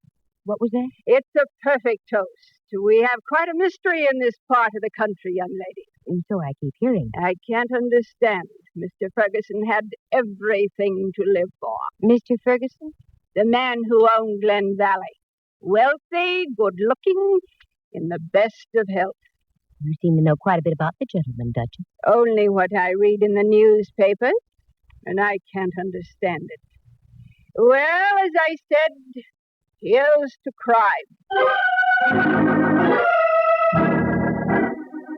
We dallied at the bar for a few more moments. Then Jeff informed me that lunch was ready, and Rembrandt and I ate. We managed to duck the Duchess.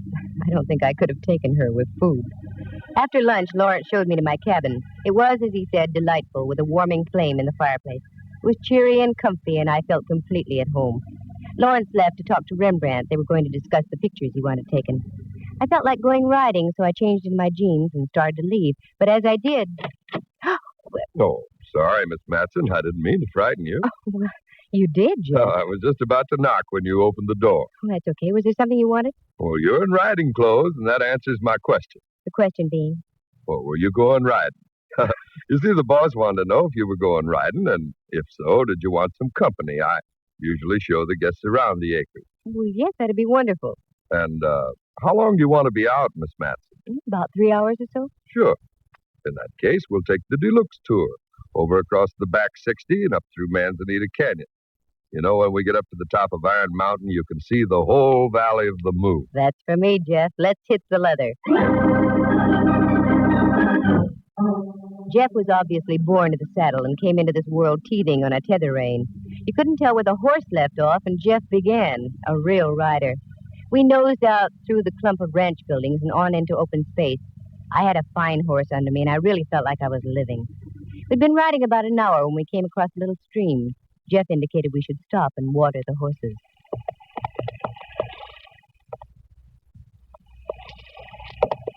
How long have you been a cowboy, Jeff? Oh, about as long as I can remember. Round here?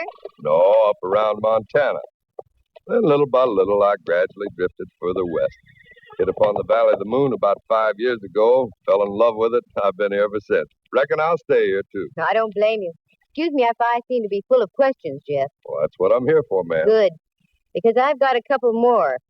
What's up that little draw there on the other side of the creek? Nothing but a tangle of manzanita, scrub oak, and brush. Pretty hard to get through there, Hard. It's impossible. Well, I've seen chipmunks get fouled up in that draw. Uh-huh.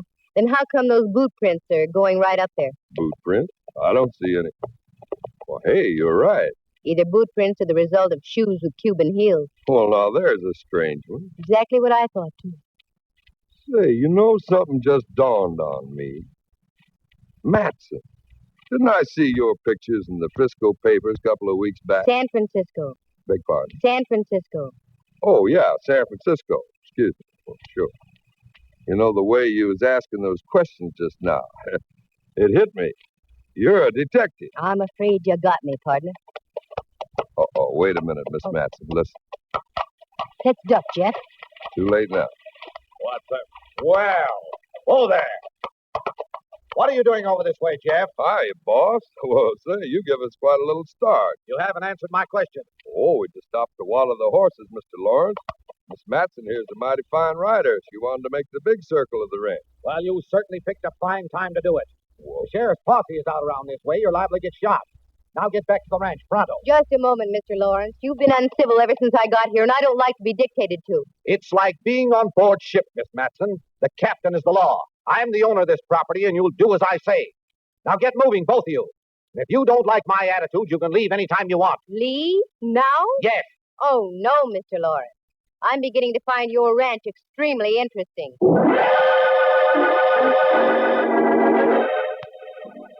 Jeff and I wheeled our horses about and sifted back to the ranch house.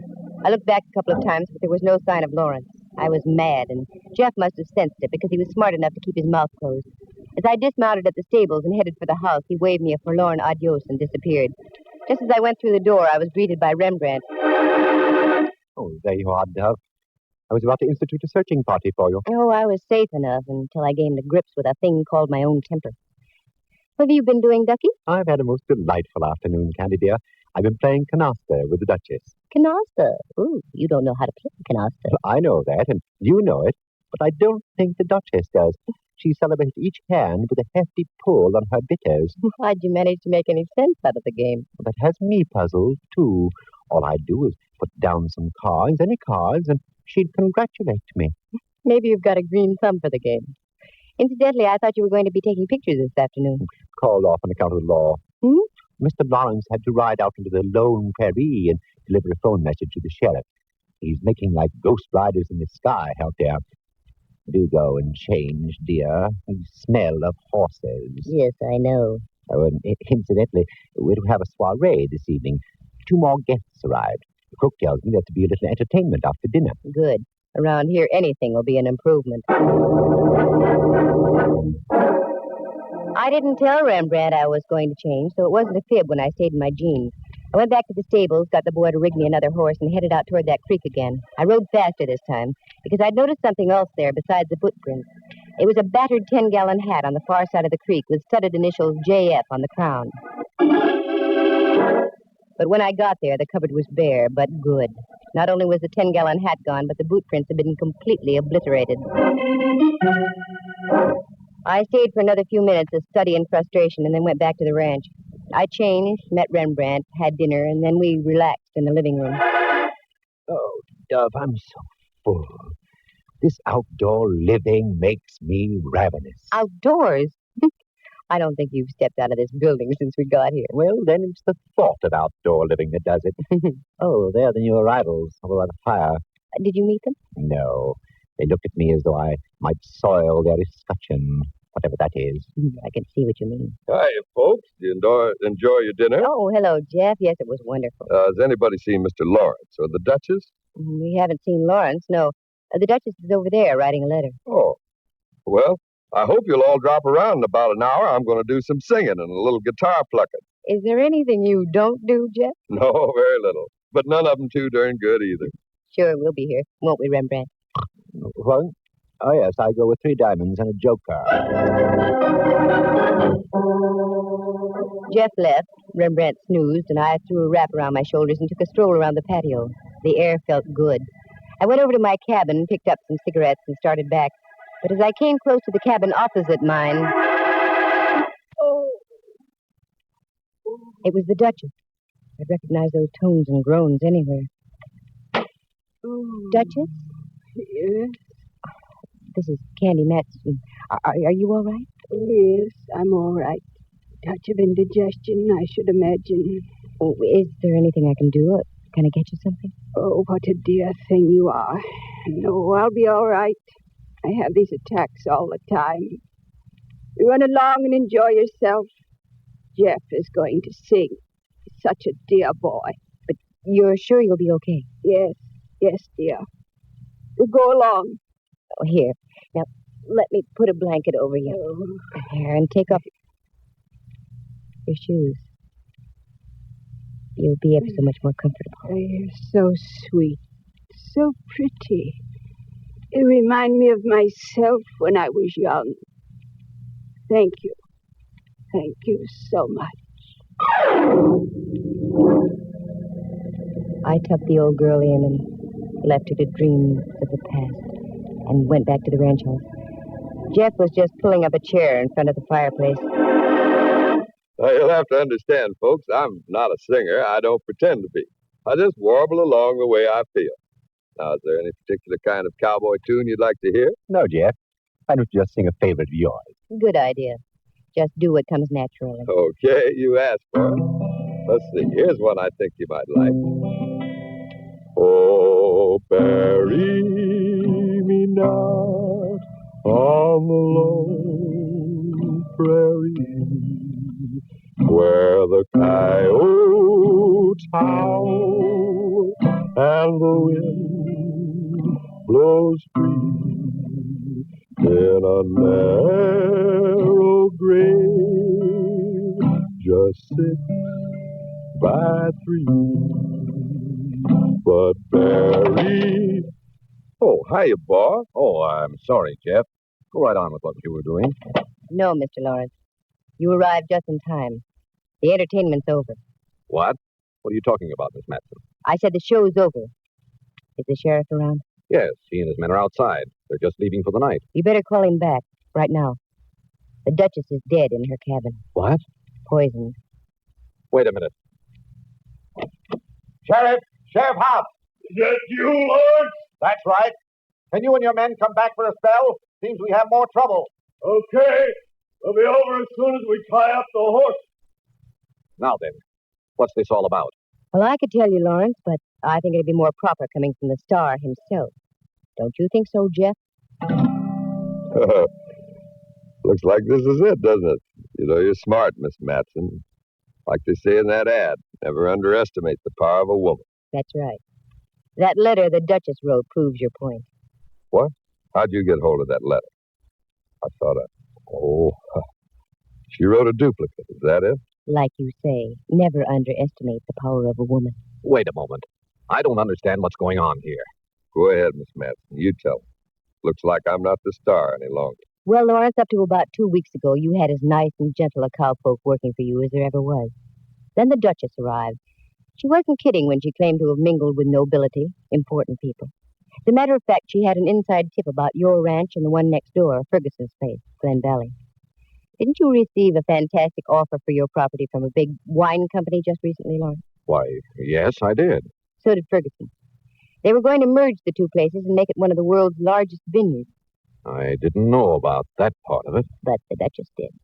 She wanted in on the ground floor. That's why she came out here. She tried to talk business with Ferguson, but he'd have none of it. So, in one of her boozy moments, she hit upon the idea of doing away with Ferguson. But she didn't have the nerve to go through with it. That's when she approached Jeff here and cut him in on the deal. Jeff was tired of the poor but honest cowboy routine, saw a chance to make some heavy sugar, and went along with the gag. Right, Jeff? She's got it straight so far, boss. Jeff, I can't believe my ears. Oh, that's nothing. Just wait a while. Jeff and the Duchess were out riding one afternoon when, by chance, Ferguson rode up, too, just where the boundaries of the two ranches meet. While the Duchess talked to Ferguson, Jeff sneaked around and back and bashed in his head. They hauled him up to that draw where you bumped into us this afternoon.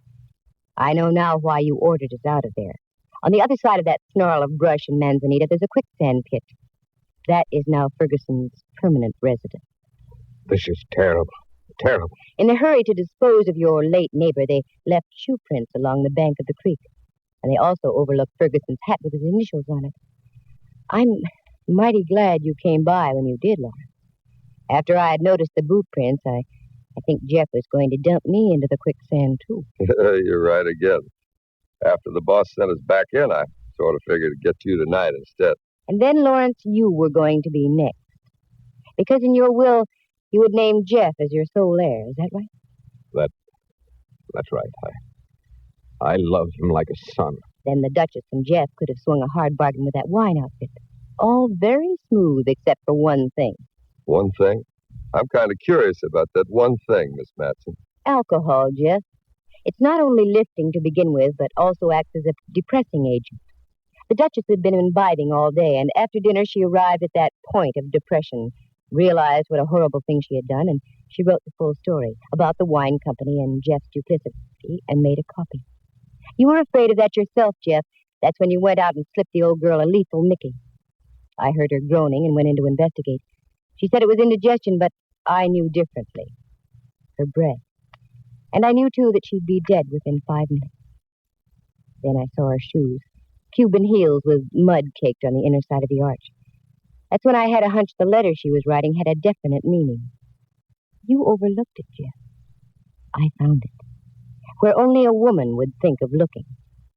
Tucked inside her bosom. I'm sorry, Lawrence. I had you figured wrong from the start. I was the one who was wrong. You aren't hard at all. You're soft as putty. Well, Jeff, here comes the sheriff. Yeah, so I see. Well, I'm ready for him. You can't beat a royal flush with a pair of deuces. Or should I say, dunces. Go. There won't be any fuss. And all of a sudden, it dawns on me. People should accept their lot. If you're born to be a cowboy, just stay a cowboy. And if you're born a millionaire, don't fight that either. Well, goodbye, Miss Matson. And I'm glad the boss happened along when he did, because I don't think quicksand would look good on me.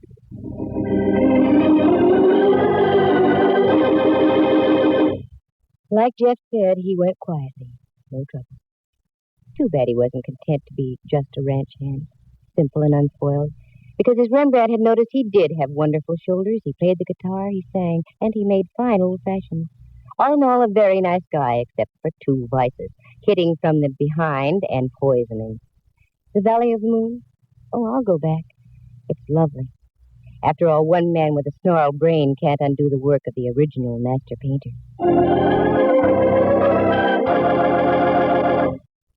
Listen again next week at this same time. For excitement and adventure, just dial Candy Matson, Yukon 28209.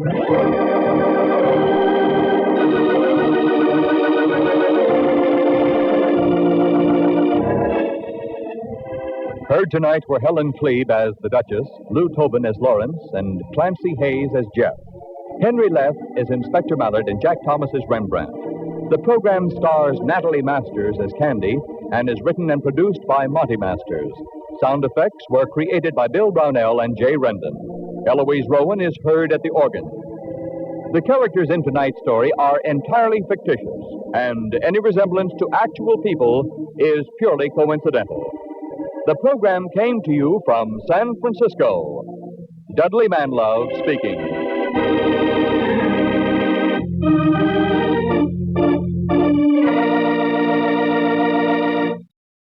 You are tuned for the stars on NBC.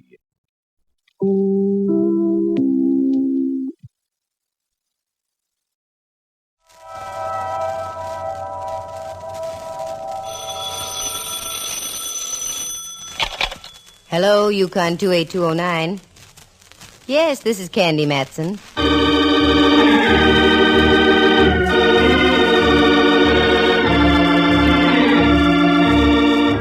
The National Broadcasting Company presents Candy Matson, Yukon 28209.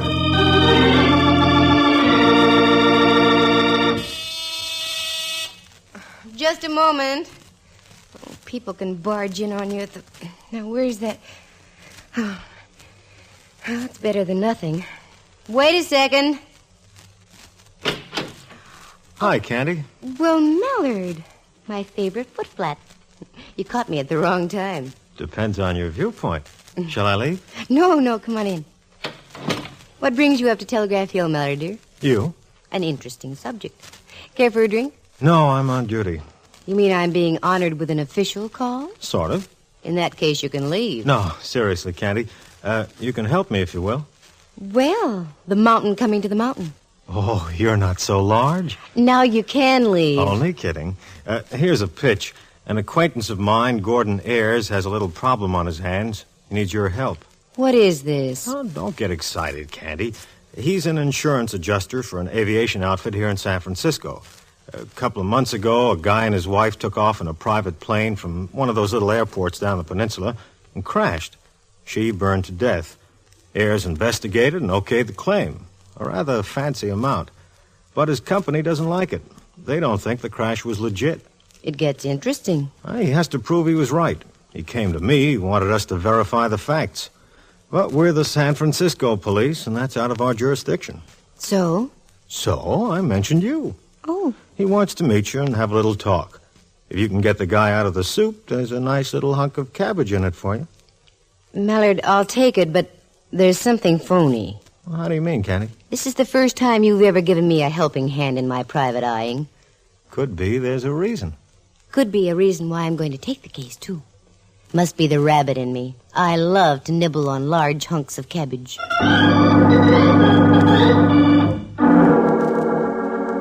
Do you recall the lyrics from that old song, the one that goes, "He floats through the air with the greatest of ease"?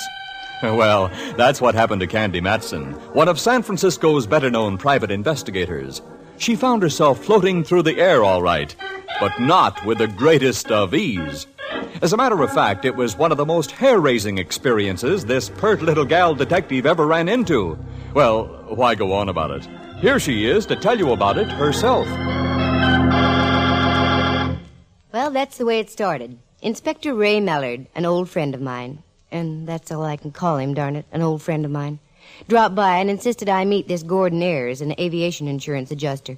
Two things induced me to take the deal: Mallard's big spaniel-like eyes and the money angle.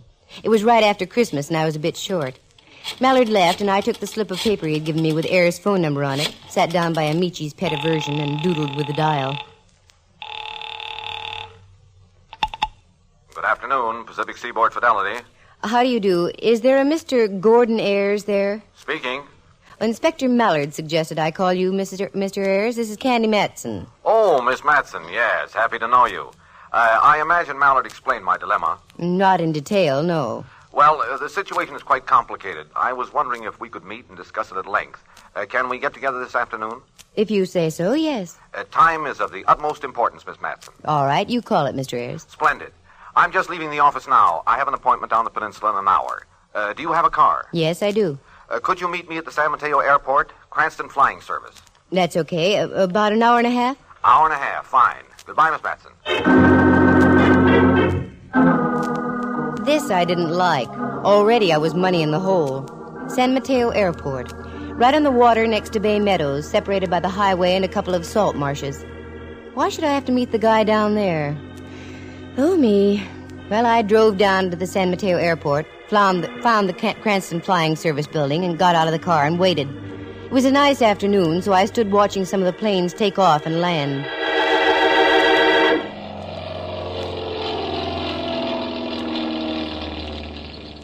Pardon me, you aren't by any chance... Oh, no, of course not. No, I'm not by any chance. I'm Candy Matson. Are you Mr. Ayers? That's right. I didn't expect anyone quite so young. Well, did you want to talk, Mr. Ayers, or just stand there like a sea bass out of water? Oh, pardon me. I want to talk, of course.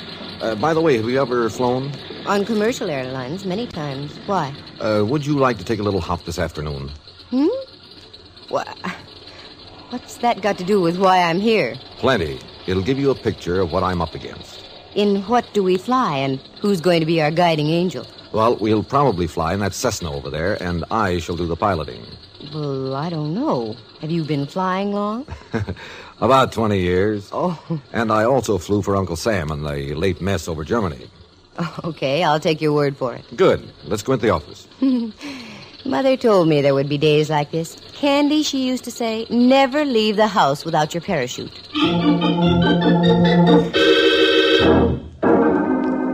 We slipped through some prop wash, and I displayed a bit of silk that didn't belong to a parachute.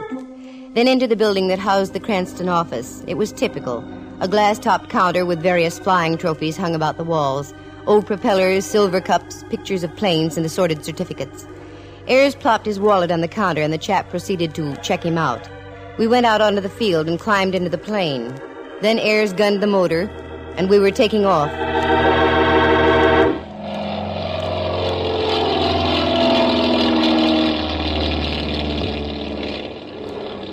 This is all very cozy, Mr. Ayers, but what's the idea? There's a very definite reason for it, Miss Matson.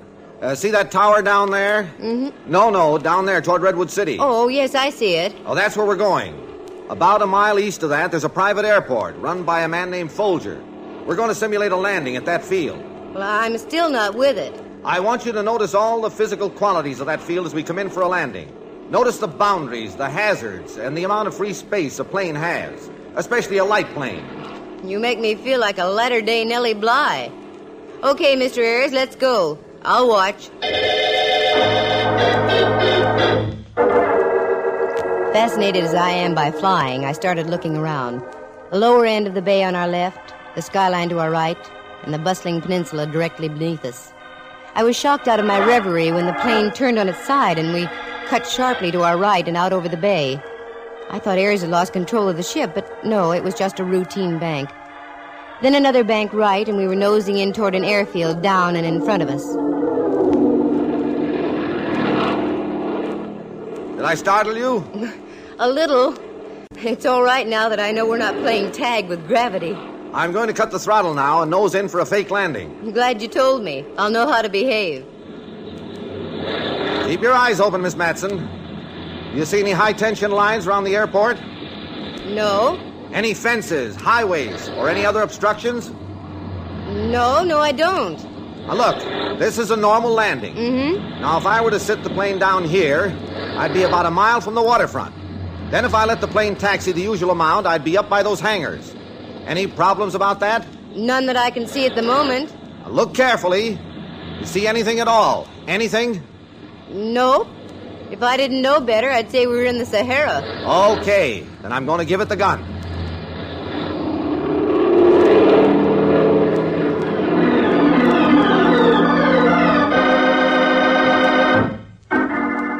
Without the wheels touching the ground, we were climbing into the sky again and back toward the San Mateo airport. In less than minutes, Ayers brought the plane in for a neat landing, and we were over a very dry martini in a little spot in Burlingame. Okay, we've played charades long enough, Mr. Ayers. Cut me in on the plot. It's merely this. The man who owns that airport, Folger, was out flying with his wife one afternoon. Brand new plane. They came in for a normal landing. Just as we did. As far as I could figure out, the plane nosed over and caught fire. He escaped. His wife didn't. As the adjuster on the case, I voted straight accident and asked my company to pay the claim. They didn't like the idea. You know how insurance companies are, Miss Matson. Naturally, they have to be suspicious. But in this case, their fears are groundless. Mm-hmm. What about Folger? Where is he now? Still running the airport. Now, let's get down to cases, Mr. Ayers. Just why did I get the free plane ride this afternoon? Well, I've known your friend Mallard for some time. I wanted him to sign this affidavit saying the field is perfectly safe for normal flying. He wouldn't do it. Naturally. Naturally, being with the San Francisco police. Then he suggested you. I have to have some licensed representative of the law's signature in order to clear my neck with my company. Here, you saw for yourself. Will you sign it? Whoa there, boy. Wait a minute. Feather your prop. You mean you won't sign it? I didn't say that. But I don't sign anything until I read the fine print, not even for my pal Mallard. I'll tell you what I'm going to do. I'm going to leave now, after I have another olive and what goes with it. And then I'm going home. I'll call you tomorrow afternoon sometime. What, Miss Matson? Don't start to argue, Mr. Ayers. After my second olive, I get very stubborn. This got wilder by the moment.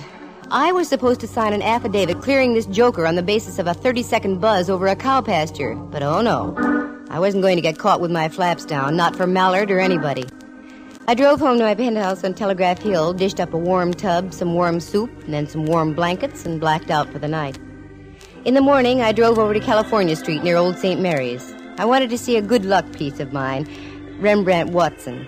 Rembrandt's a photographer and tops in his profession now that he's not supplying the rent for all the bistros on the Barbary Coast.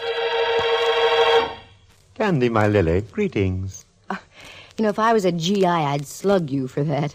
How are you, Rembrandt? Strictly je suis très bon. That's French. Well, that's your opinion. And that's English. Oh, Dove, you look as well scrubbed as Mount Diablo after a rainfall. There's a romantic parallel. What brings you about on this lovely day? This lovely day. How would you like to go for a little drive, Ducky? Well, let's see.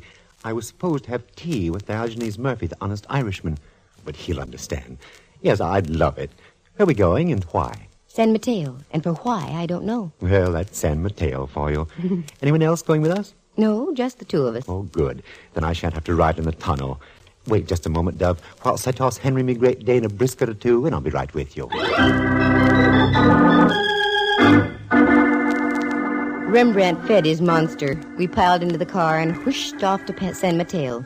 On the way down, I tried to plot a course of action. It wasn't easy. As my friend Ayers had said, the field was free from flaws, and where do you go from there? I was soon to find out.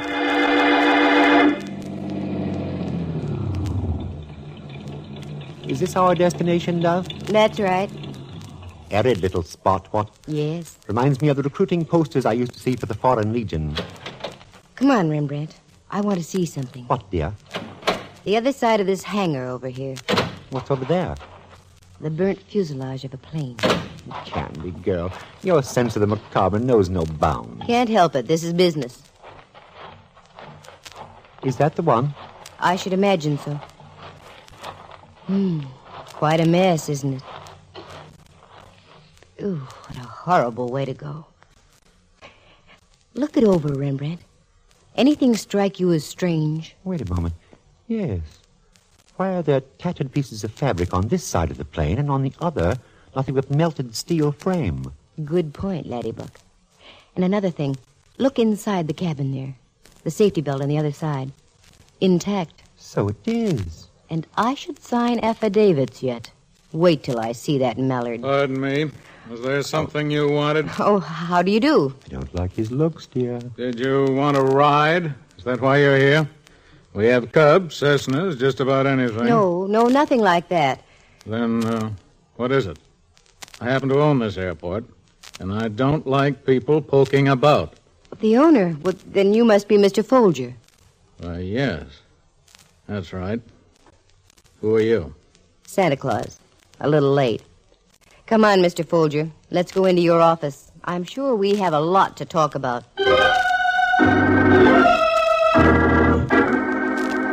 Folger led the way, and we went into a little Quonset hut type of building that served as the airport office. There were no trophies here, nothing but bareness. On one side was a pot-bellied stove, and on the other a mangy-looking parrot inside a cage. Folger motioned us to a couple of firehouse chairs and sat down himself in one that swiveled. Now then, what's this all about? I'm Candy Matson. This is my friend, Mr. Watson. I see. I'll be frank with you, Mr. Folger. I'm working with a Mr. Gordon Ayers of the Pacific Seaboard Fidelity Company. What? That's right. And they're holding up payment of your claim until Ayers can get a signed affidavit verifying his judgment. Fidelity. What in the world? Fidelity. Pay no attention, Miss Matson. That fool parrot picks up anything you say. I must admit this is somewhat of a shock. I thought it would be. Now, is there anything you can do to help me? Pictures, diagrams, anything like that? Yes, I have a complete file, including a newspaper photograph of the crash itself. May I see them? Newspaper. Quiet. Quiet, you idiot. Quiet, you idiot. Quiet, you idiot. Yes, you may see them. I keep them in my apartment in the city. If you'd care to drop by this evening, I'll show them to you. Good. Supposing you give me a call when you get in town. Candy Matson, Yukon 28209. I'll write that down. Candy Matson. Candy Matson. That's right, Polly. NC 98012. I said quiet. Oh, someday I'll wring that blasted bird's neck. The only reason I keep her around is because she belonged to my wife. There. I'll call you this evening, Miss Matson. We left the place, got in the car, drove back down the road, and ducked into a little clump of trees well hidden. Rembrandt looked at me as though I was losing my mind. But in about 10 minutes, we heard the sound of a car coming from the airport. It roared past us, and at the wheel was Folger. That's all I wanted. I whipped us back to the Quonset hut, fully expecting the place to be locked tighter than a drum, but it wasn't. The door was wide open. What's the idea, Candy? Well, I'm not sure, Rembrandt. It's just a hunch. That open door, though, means we're going to have to work fast. Work fast? At what? My telephone number is Yukon, not NC something or other. I have a sneaking idea that somewhere back in the dim recesses of that parrot's memory, I can get a key to this whole thing. Now, hello, Polly. Pretty Polly. Give me a pencil, Rembrandt. Pencil? Here. Thanks. Pretty Polly. Candy Matson, Yukon 28209. Pretty Polly. Candy Matson, Yukon 28209. Candy Matson. Candy Matson. NC. NC 98012. 98012, that's it. Thanks, Polly. Come on, Rembrandt, let's get gone with the wind. I left Rembrandt off at Diogenes Murphy's place on Van Ness Avenue and drove downtown. I ran into a present-day miracle by finding a place to park, then took the elevator up to the offices of the Pacific Seaboard Fidelity Company. I spotted Ayers' office and walked in. Well, Miss Matson, sit down. You're as good as your word. Thanks. Got anything for me? I may have, but first I want to know if you've got anything for me. Some little piece of information you've been holding out. From your own company, for instance? I don't quite understand you, Miss Matson. I'll come to the point, then. How in the name of Kitty Hawk could you honestly pay a claim on that wreck at Folger's Airport? The plane was obviously burned only on one side, the passengers. And also, the passenger's safety belt was still intact, tightly fastened. You're a suspicious little thing, aren't you? Well, I'm like the insurance companies. I made the same mistake myself. That fuselage you saw was a training plane. It cracked up on a routine flight. No one hurt. The plane in which Mrs. Folger was killed was sold for scrap a week after my formal investigation. Oh, well, looks like I pulled the trigger on the wrong target. Oh, well, that's all right. As I said, I made the same mistake myself. However, I don't think it was advisable for you to go down there without consulting me first. Oh? Folger called me on the phone right after you left. You've given him a fine case of the jitters. Look, Mr. Ayers, I operate in my own manner. If I saw reason to give Folger's cow pasture the once-over, that's as it should be. And if that isn't agreeable to you, you can get another boy or girl. Oh, now, wait a moment. I'm sorry. No, you continue doing as you are. Good. Naturally, you want to be thorough about this thing, and I can't blame you. Right. Now then, what's the next step, Miss Matson? Well, offhand, I really don't know. I'll call you first thing in the morning. First thing in the morning, fine.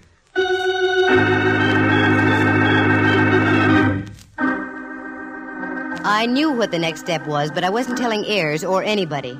This was more than just working for a commission.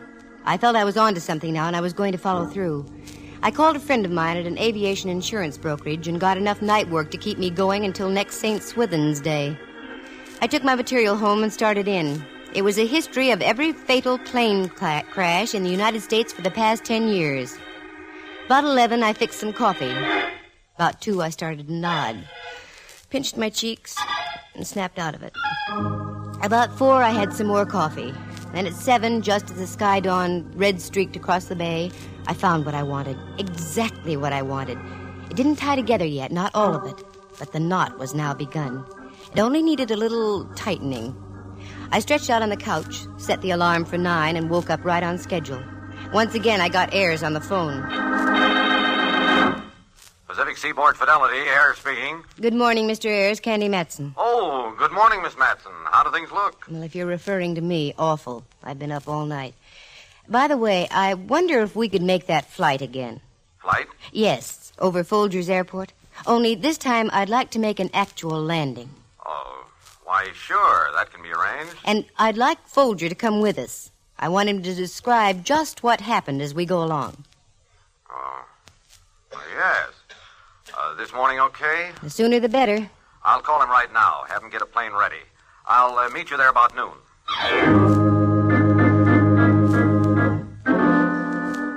Now I had to work fast. I called Mallard, explained the situation, and he agreed to get one of his radio technicians and come along with me. We drove back down the peninsula, and I left them both at Cranston's flying service where they went to work. Then I continued to Folger's Airport. It was a little before noon, and Folger had the ship out on the runway warming it up.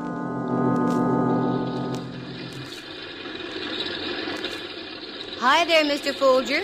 Seen anything of Ayers? Yeah, he's in the office. He'll be right out. Come on, you can get in. Okay.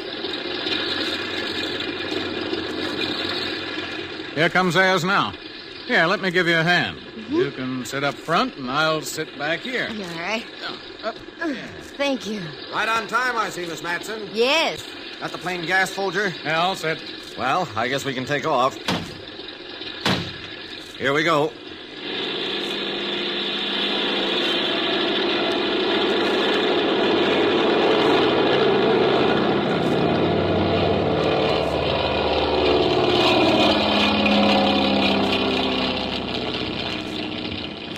Now then, Miss Matson, what's your plan? Just do what we did before. Circle out over the bay and come in for a normal landing. Okay. I'll bank her here. Fine.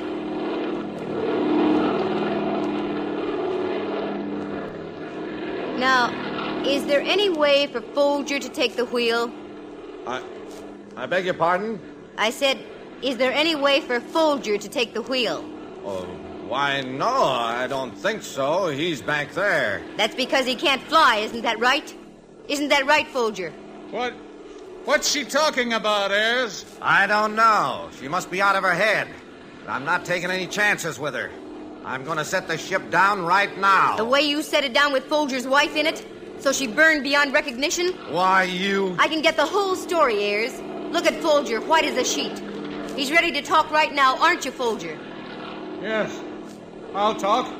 I'll tell everything. Including the story about the same kind of crash in Toledo, Ohio? All right, you two, don't move.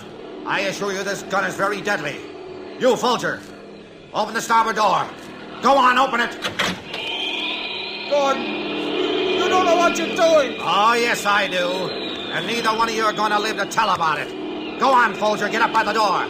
Go on! God, please don't do it!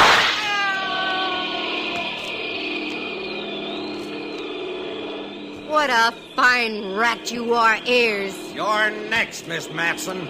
Just a little too darn smart for your own good, aren't you? I should have known better than to try to use a dame for the fall guy.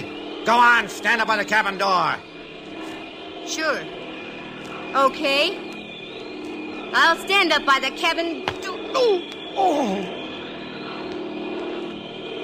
Well, Candy Girl, let's see you get yourself out of this one. I hope Mallard's still listening to this mic.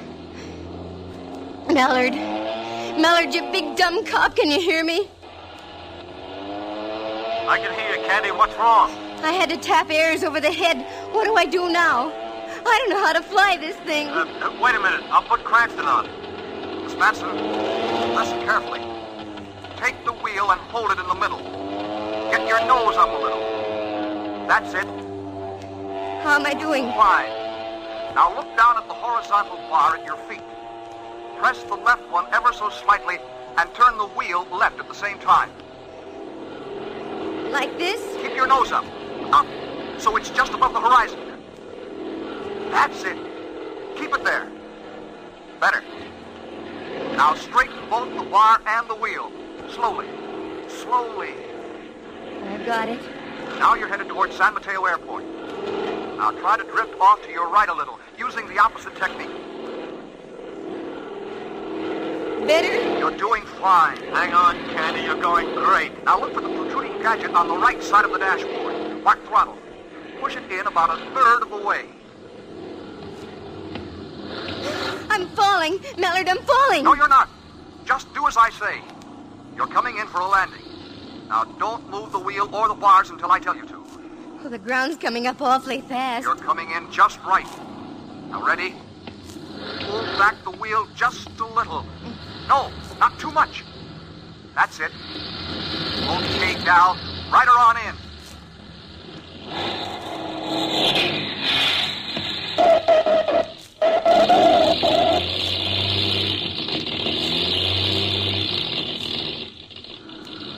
Now quick, kill your ignition. Kill it. Turn off the key. Candy, you made it. Candy, I said... Come on, Cranston, let's get out to that plane.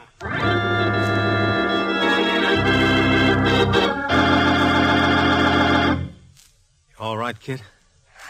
Yeah. My knees feel like I did the conga from here to L.A., but otherwise I'm all right. The boys will take care of Ayers. Come on, we got a report to make. Report? Sure. I sicked you onto this Ayers guy purposely. What? San Mateo didn't want to scare the guy off until they solved the case. So we cut you in on the deal without you knowing it. Candy, you did it. We've got a recording of the whole thing made over the plane's radio. Congratulations, Candy. You'll get a nice hunk of dough for this. Nice hunk of dough of all the dirty tricks. Mallard, Oh, what's the use? I can't bawl you out now. I'm airsick.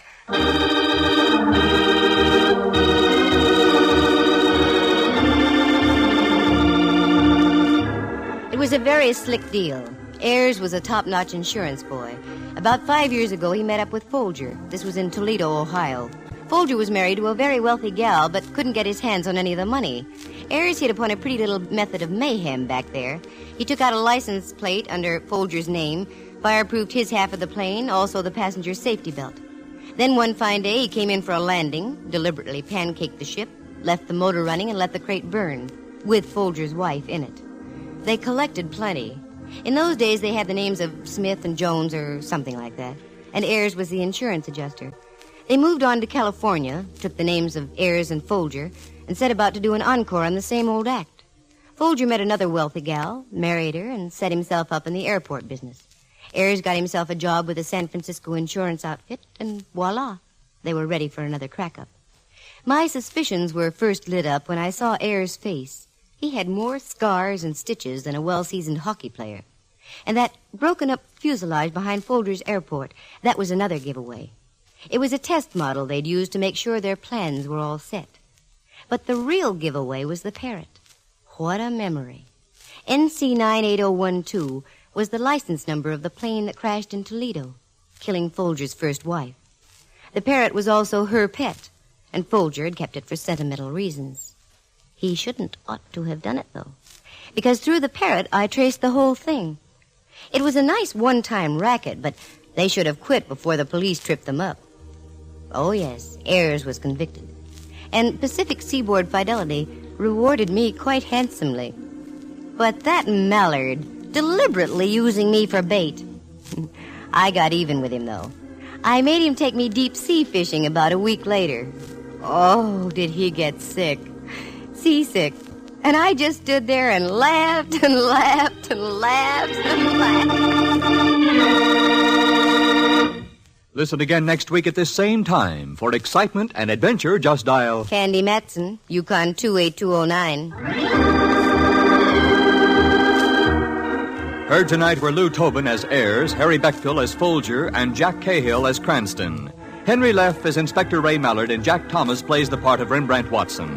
The program stars Natalie Masters as Candy and is written and produced by Monty Masters. Sound effects were created by Bill Brownell and Jay Rendon. Eloise Rowan is heard at the organ. The characters in tonight's story are entirely fictitious. Any resemblance to actual people is purely coincidental. The program came to you from San Francisco. Dudley Manlove speaking.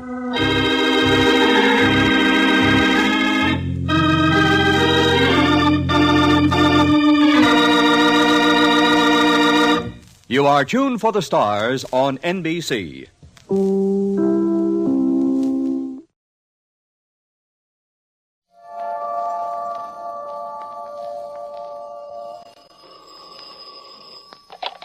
Hello, Yukon 28209. Yes, this is Candy Matson.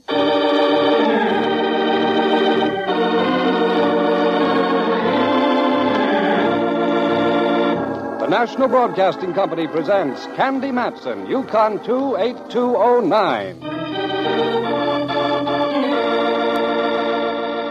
Hello? Oh, girl, this is Rembrandt.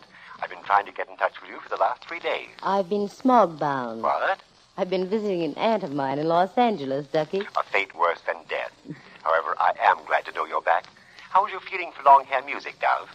I can take it or leave it. Why? In this case, I hope you can take it. Ever hear of a gentleman named Eric Spaulding? The noted English symphony conductor? Oh, of course. I used to know him in London. He's here to conduct a series of concerts. Bully for him. I know where I can get him a baton wholesale. He needs more than a baton, Candy dear. He needs help. That's why I'm calling you. What do you want me to do, look for the lost chord? You don't know how close to being right you are, girl. Anyway, he's going to drop by me place this evening. I wonder if you could come over, too. Well, I was going to hit the prone position early tonight, but if you really want me to be there, I'll do it. Splendid, Candy. Come for dinner, won't you? I just bought a new chafing dish, and I'm whipping up a tasty scraping of pasta rasson. Well, how interesting. It is. It's spaghetti a la Watson.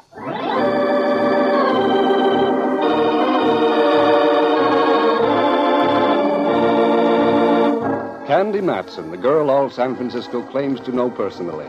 That's because she hits the front pages of the newspapers more often than the Three Bridges. Kate, you came in late. Candy makes a tidy little living by minding her own business, the business being one of private investigation. Take this deal with Rembrandt Watson and Eric Spaulding. It sounded innocent enough to start with. A clue here, a corpse there, can make a very interesting story. One that Candy Matson can tell you about herself right now. What did the man say? A clue here, a corpse there? Well, he's almost right.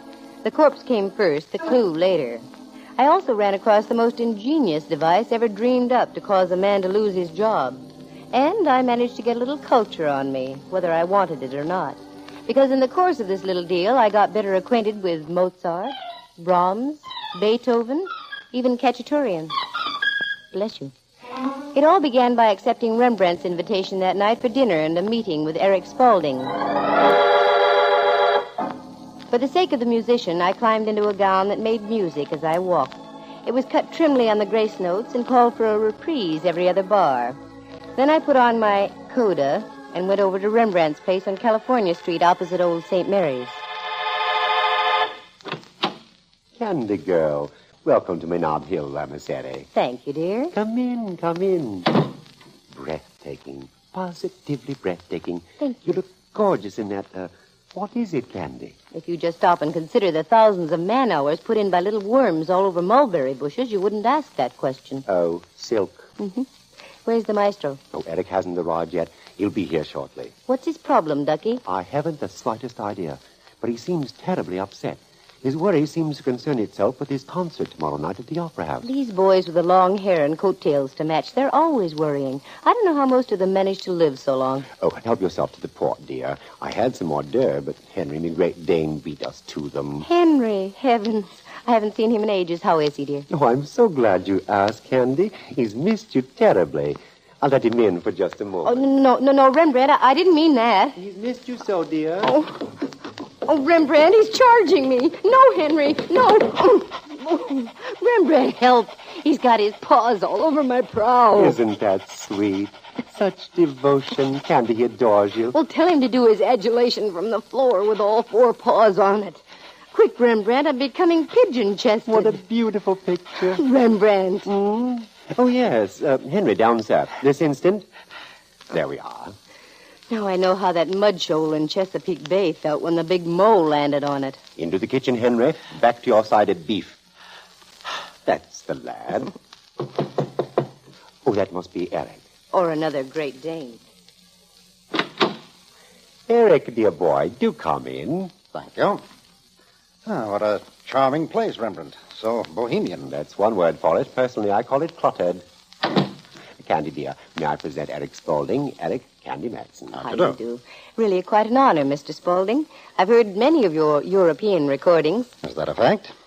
Yes, I had a very good orchestra in London. Nice chaps all. Played well together. I used to know the producer on the Standard Hour. That way I became quite familiar with the playing of the San Francisco Orchestra. How do the two compare, Mr. Spaulding? That's like trying to compare the Atlantic Ocean with the Pacific. Both large bodies of water, but entirely different in characteristics. However, I feel the San Francisco organization would rate among the best in the world, with the proper conducting. And you feel you can give it the proper conducting? Most certainly. I see. Why don't you tell Candy about your innovation in music, Eric? I'm sure she'd be greatly interested. Oh, yes, I'm surely. It's nothing more nor less than applied showmanship, Miss Matson. I've always had the firm belief that music should paint a mental picture. I imagine the composers did, too. So I've made it a point to always include one number in my concerts where we play in fluorescent lighting. Oh, yes, I recall reading an article in Life about that. I've been severely criticized for it. I conduct with an illuminated baton. To me, the musical message is much better presented in that manner.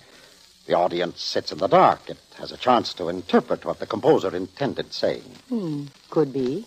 I've been accused of everything from cheap theatricals to degrading the concert stage. But I'm sticking with it. I'm convinced the public appreciates what I'm trying to do. Rembrandt tells me you're bothered about something, Mr. Spaulding. Yes, I am. I'm an artiste, Miss Matson. I know only one thing, music. That's why I wish to speak to someone in your line, investigating and that sort of thing. That sort of thing leads to money. I know. And I'll be very glad to retain you, if you can help me find out what I want to know. And that would be? Someone is trying to sabotage me, Miss Matson. The San Francisco concerts are critical stepping stones in my career. I've given 2 concerts. Each time during the selection where we black out the lights, the orchestra, en masse, has hit one foul, rotten chord. Well, didn't you get it straightened out in rehearsal? That's just it. It never happened in rehearsal. I've checked the score afterward. Perfect.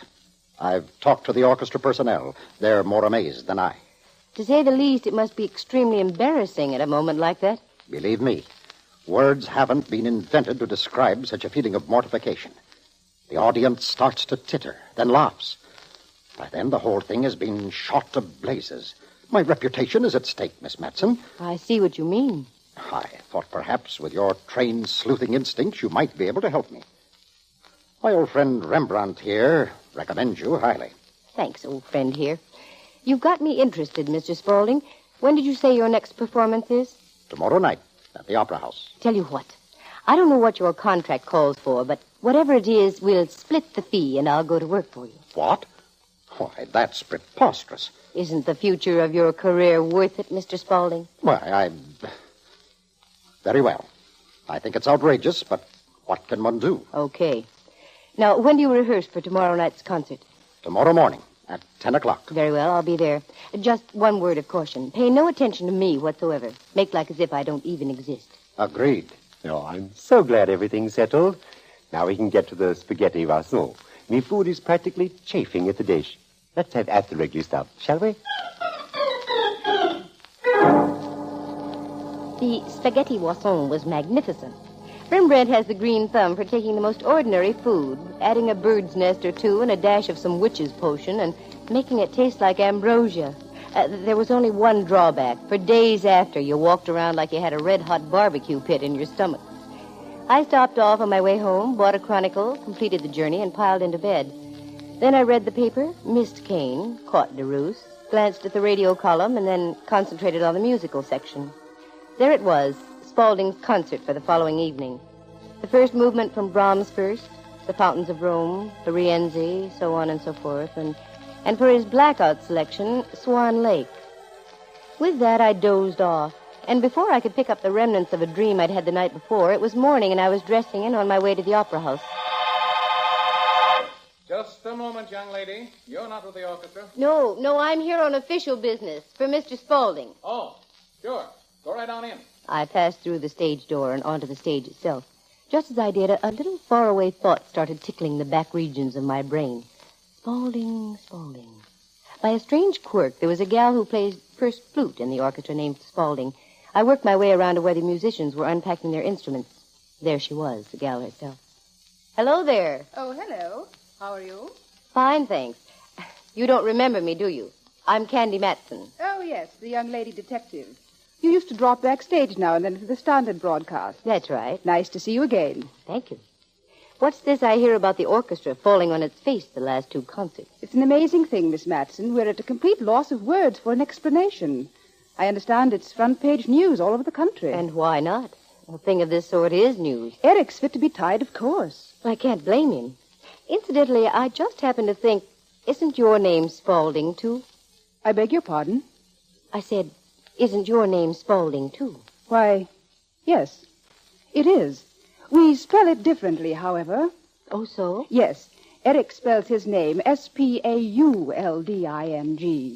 I have no U in my name. Mm-hmm. You both have a decided British accent. Oh, you think so? I rather thought I'd lost mine. No, hardly. Tell me, how do the members of the orchestra feel about these numbers played under fluorescent light? Well, it doesn't bother them. They think it's slightly silly, but they don't pay any attention to it. Each conductor has his own little idiosyncrasies. I see. Well, I hope you have a fine rehearsal, Mrs. Spaulding. Miss Spaulding. Oh, yes, Miss. You are going to be around for the concert this evening? I believe so. I find it becomes more interesting all the time.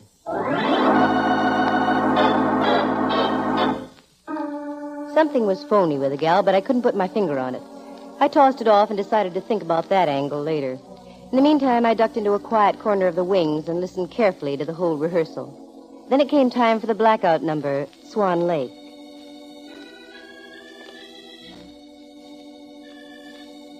It went beautifully, without a hitch. At the finish, Eric mopped his moist brow and spoke to the orchestra. Ladies and gentlemen, thank you very much. You all know what has happened in these particular spots. The rehearsal this morning has gone beautifully. I thank you. I hardly think I need to remind you that tonight's concert will be critical, to say the least. If we repeat what has happened in the past two performances, I shudder to think what will be said of me and you as an organization. Will you all please pay a special attention to the score this evening for my sake, as well as yours? That is all, and again, I thank you.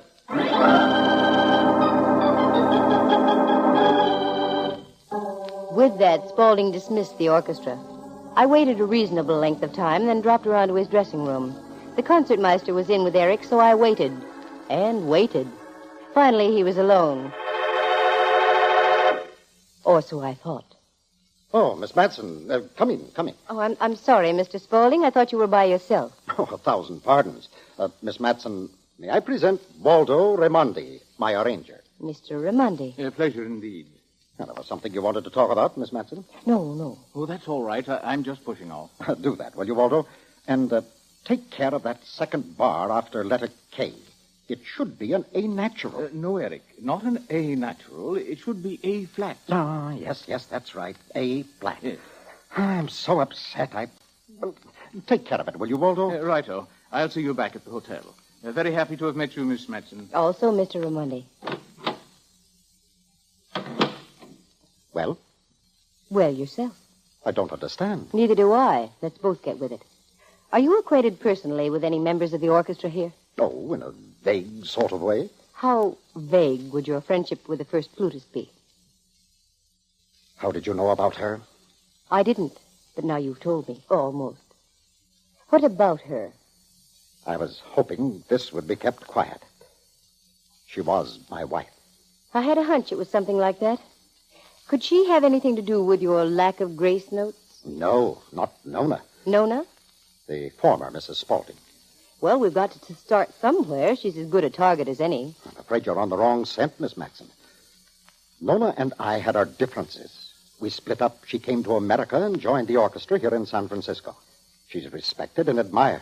She wouldn't do anything to jeopardize her musical career, I'm sure. But she might yours. Have you cut up any old capers since you've been here, Mr. Spaulding? No, we haven't spoken. It's an unwritten rule we've both observed.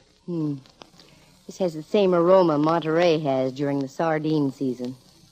Well, I'll keep plugging away. Good luck on the concert tonight. You need it.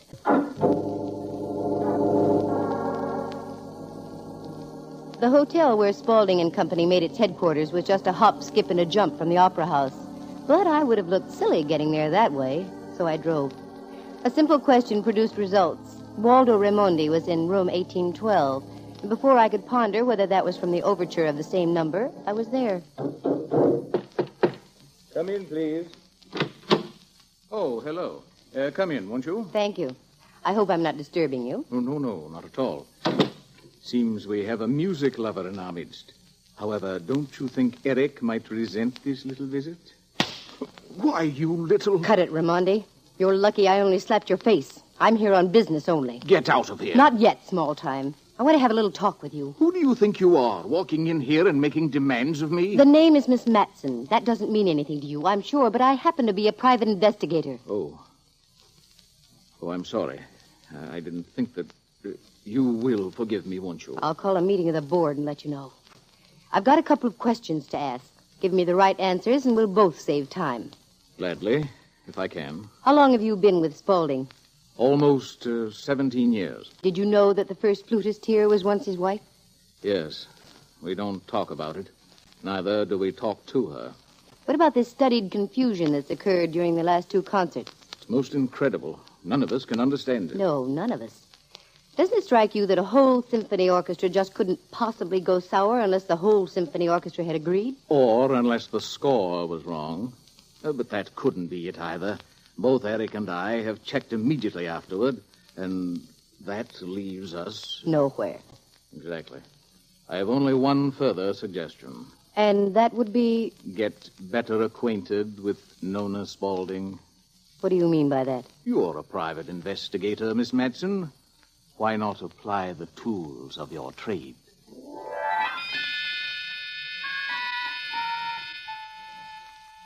The whole thing was becoming as simple as hydrogen. Using my cool Sam Spade logic, I decided to do nothing until after the concert that evening. So I went home to my penthouse on Telegraph Hill, showered, and slipped into something movie writers would have described as... comfortable? Then I called Rembrandt on the phone. Rembrandt Watson Studios. This is Candy Matson, Private Eyeball. How delightful. We both got to plug in. Yes. What's on your mind now? You, dear. How would you like to attend the Spaulding concert tonight? Oh, Candy, I've heard music before. So have I. But this is more or less a command performance. I recognize the command in your voice. Very well. Shall I dress? It's customary, isn't it? I mean, how would you like me? In soup and fish? No, Ducky, I've seen your soup and fish. It's covered with soup and fish. No, just come as you are. Oh, Candy. Very well. As you say, dress. I'll pick you up about 7:30. Splendid. Where are we sitting? The Diamond Horseshoe? That's right. Backstage in the wings. I bustled about getting ready. As long as I was going to be backstage, I didn't have to get too fancy. So in practically nothing flat, I was out in the car and once again driving over to Rembrandt's place. He was ready, he jumped in, and we took off for the Opera House. The carriage trade was arriving at the carriage trade entrance, so I found a place to park out in back, and then we went in, talked to Wally, one of the stagehands, and got 2 chairs on the left. Just at that moment, the concertmeister gave the cue for the orchestra to tune up.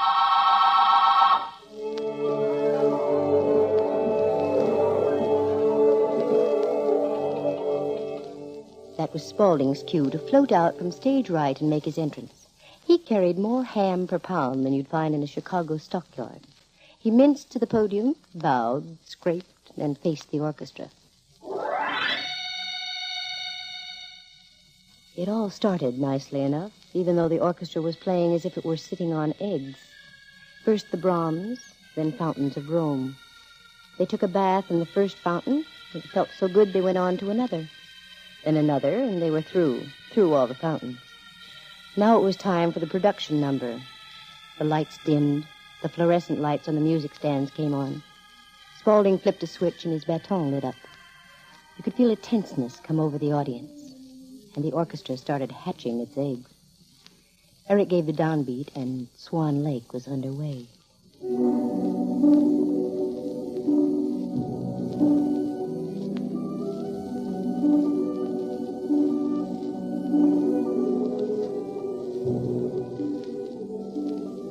Everyone seemed to feel that the worst was over. You could almost hear the snapping of spines as the audience relaxed and settled back in their seats. And that's when it happened.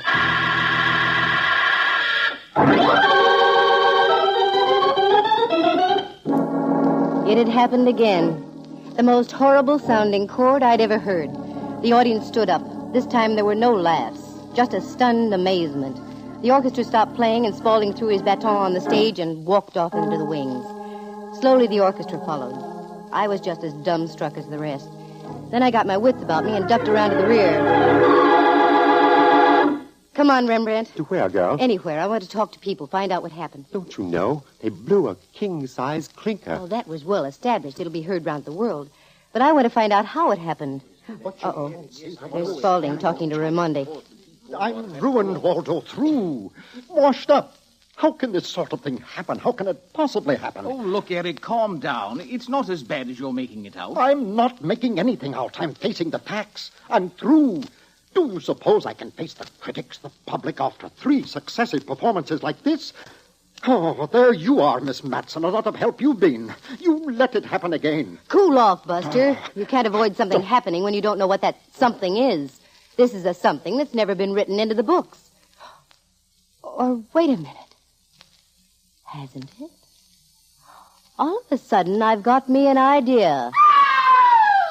Great heavens! By all the prophets, what's going on here tonight? If you'll forgive my sudden departure, I intend finding out.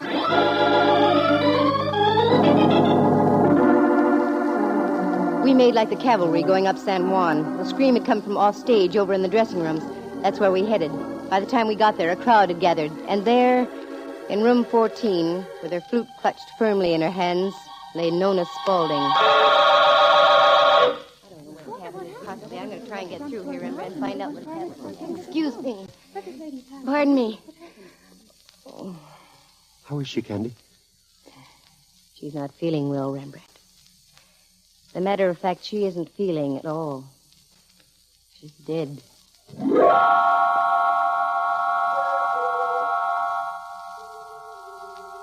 This was the kind of development I hadn't counted on at all. An orchestra coming apart like wet tissue paper is one thing, but murder is another. That's where my friend Inspector Mallard comes into the picture. I made a call to headquarters, but he was out. So instead, a couple of his boys came over. I left the entire thing in their capable hands and tried to clear up a little unfinished business of my own. You still play the cello, Rembrandt? Strictly for my own amusement, Dove. Why? Well, you know music. Take a look at the score. Right about here. Oh, yes. This is just about where they hit that foul chord. That's right. Notice anything wrong? Let me see. This bar looks all right. And so does this one. They didn't get past this point. Look carefully. Why, yes. Little indentations alongside the notes. Ever so slight, but there, nevertheless.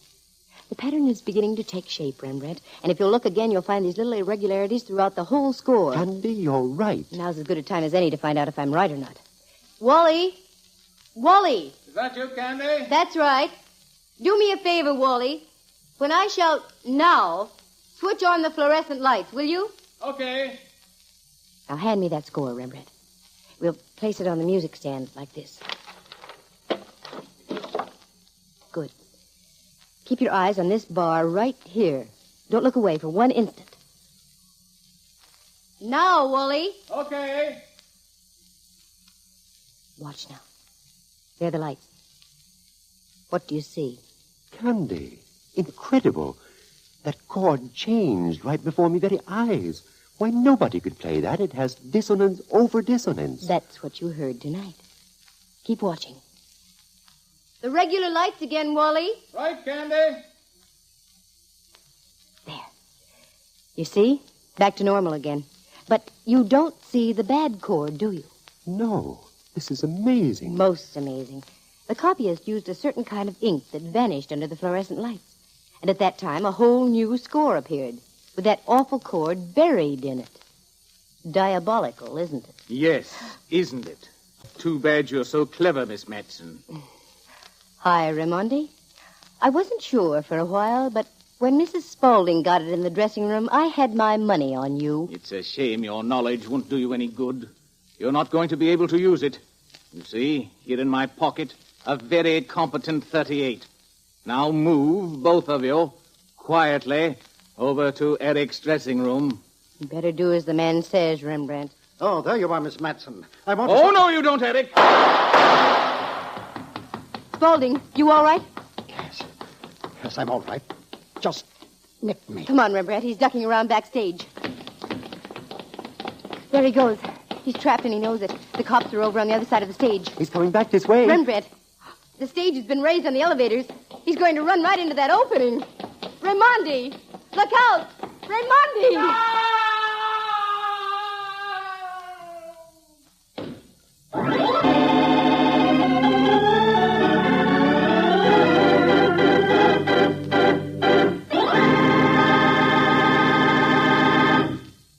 How do you feel, Spaulding?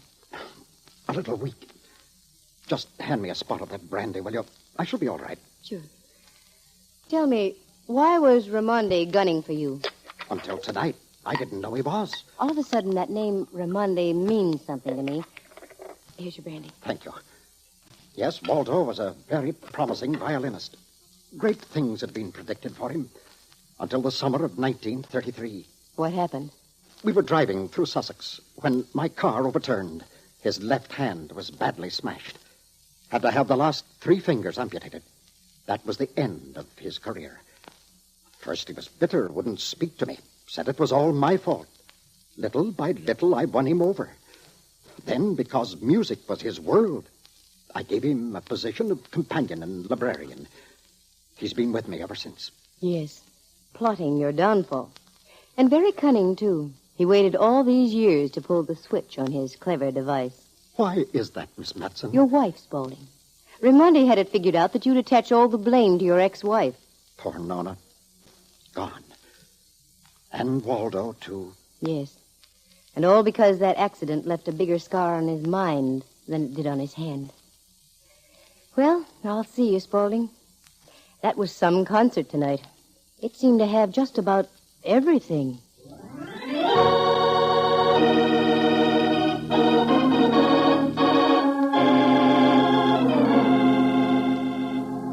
It was too bad about the ex-Mrs. Spaulding. She let her heart rule her head. She went to Raimondi's dressing room to make an overture, to perhaps make an effort to patch up her lost romance with Eric. She walked in at a bad time. Raimondi was applying the finishing touches to his phony score. There was an assortment of ink all over the table. At the time, it didn't mean anything to Nona, but during the performance, she discovered the same thing I did. After that bad chord, she rushed off stage, ready to apply the crusher to Waldo. He saw what she was up to and beat her to it, with a window weight over the head. Well, like I've said many times, some of that music gets too deep for me. I think I'll just stick to something not quite so complicated. Something simple, enjoyable. Something you can understand. Like bop, perhaps?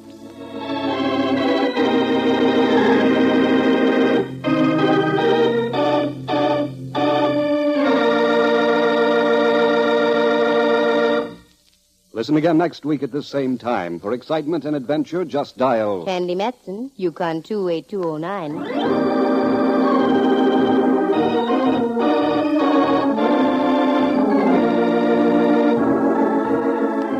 Heard tonight were Hal Burdick as Eric Spaulding, Harry Bechtel as Waldo Raimondi, and Norma Tuart as Mrs. Spaulding. Jack Thomas plays the part of Rembrandt Watson. The program stars Natalie Masters as Candy and is written and produced by Monty Masters. Sound effects are created by Bill Brownell and Jay Rendon. Eloise Rowan is heard at the organ. The characters in tonight's story are entirely fictitious. Any resemblance to actual people is purely coincidental. Phil Walker speaking. The program came to you from San Francisco.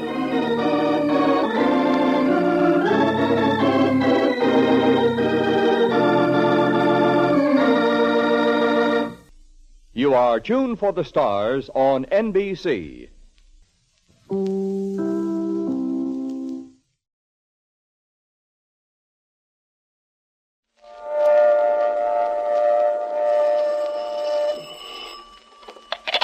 Hello, Yukon 28209.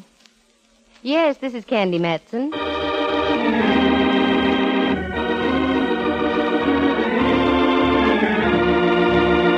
The National Broadcasting Company presents Candy Matson, Yukon 28209. Ladies and gentlemen, before we commence tonight's Candy Matson story, it's a very great pleasure to welcome as our distinguished guest this evening the widely read radio columnist of the San Francisco Examiner, who conducts his own radio column under the title Day and Night with Radio and Television. Mr. Dwight Newton. Thank you, Dudley Manlove. Recently, I conducted a popularity poll to determine our readers' favorite radio program originating in San Francisco. Heading the list, and a top-heavy favorite, was your Candy Matson program. In behalf of the Examiner readers who participated in the poll, I am happy to present this award, which reads as follows. 1950 San Francisco Examiner Favorite Program Award. This certifies that readers of the San Francisco Examiner have voted Candy Matson their favorite local radio program in a poll conducted by the underside writer of the column Day and Night with Radio and Television. Congratulations to all who participate on the Candy Matson program, to Monty Masters, who writes and directs it, and to you, Natalie Masters, the Candy Matson star. Thank you, Dwight Newton. We're doubly proud of this award tonight because next week's program will mark Candy Matson's first birthday. From all of us here at NBC in San Francisco, to Dwight Newton, the San Francisco Examiner, and most of all, you, the listeners, who've made this award possible, our very sincere thanks.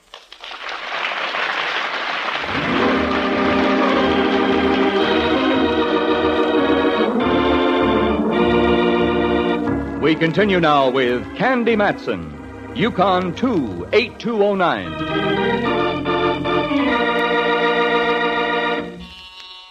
Just a moment, I'll be right there. How do you do?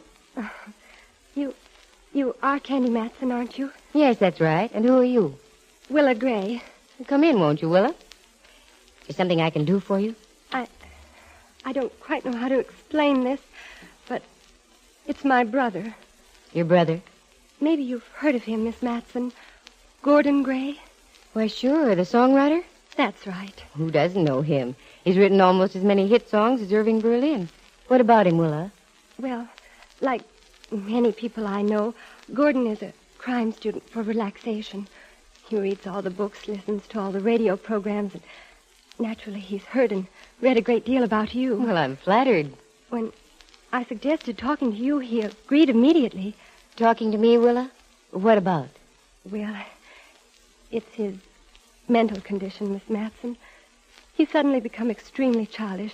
All day long he sits at the piano playing nothing but uncoordinated notes. Are you sure they're uncoordinated, or is it some new style he's trying to develop? Miss Matson, you're familiar with Gordon's work. Songs like Lazy Old June, The Tenderness of You.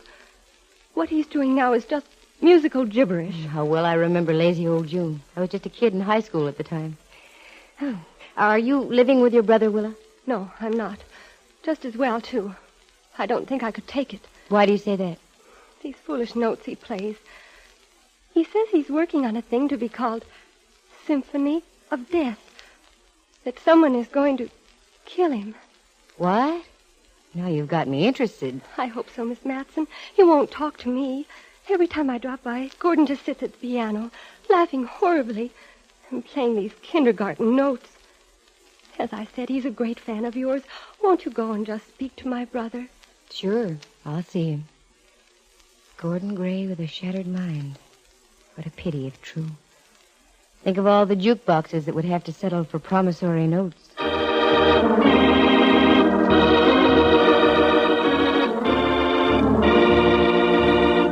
Candy Matson, San Francisco's well-known gal private investigator.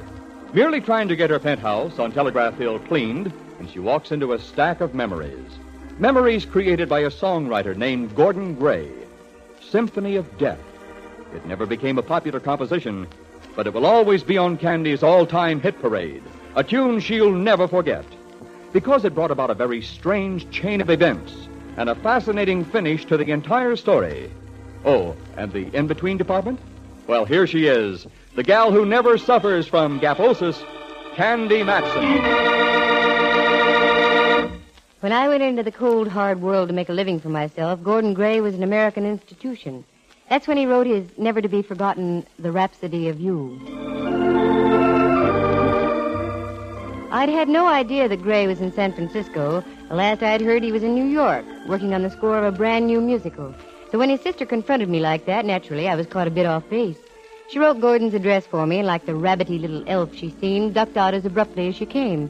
Then I dressed, drove over to an apartment house on Powell Street, just down from the family club. I pressed the button. It blew an ugly little noise back at me. I entered, went up the stairs to 221. The door opened. Yes? Mr. Gray? Yes, that's right. I didn't call you on the phone. I thought I'd just more or less barge in on you. I'm Candy Matson. Candy Matson. Do come in. Oh, please, do come in. Thank you. So, my little sister finally got up enough gumption to call you. Yes, she came by this afternoon. We had quite a nice little chat. A nice chat. With my sister? Impossible. The little mouse doesn't know how to put one word after another. Oh, here. Do sit down, won't you? Place is a mess. I've got manuscript all over the floor, the highboy, the whatnot, everywhere. Highball? Spot of sherry? Thank you. No, not right at the moment. As you say. I beg your pardon? It's nothing, really. I'm just thinking of my monstrous joke. I'm going to be killed, you know. Yes, so your sister said. Do you mind... My sister. Young.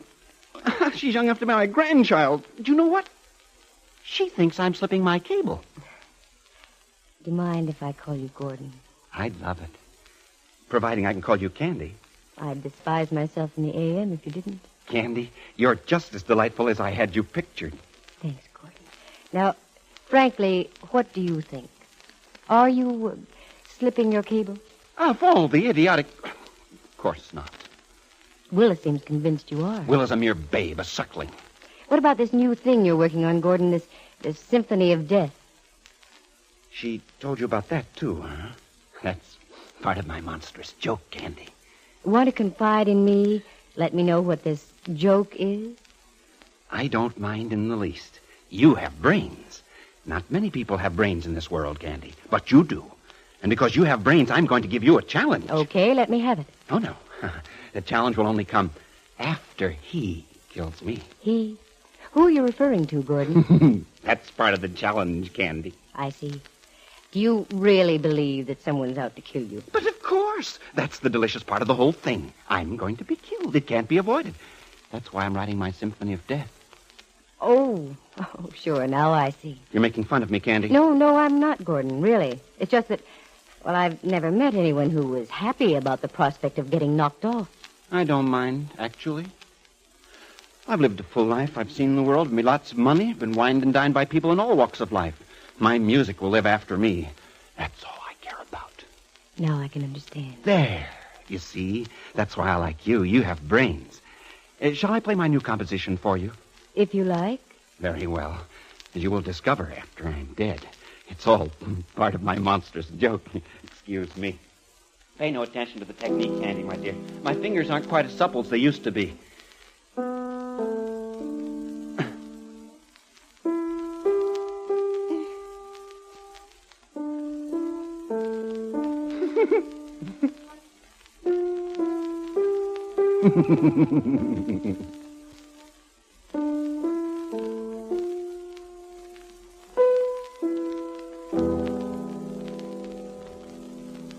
There. What do you think of it? Gordon, I think it's a great, monstrous joke. I knew you'd see it.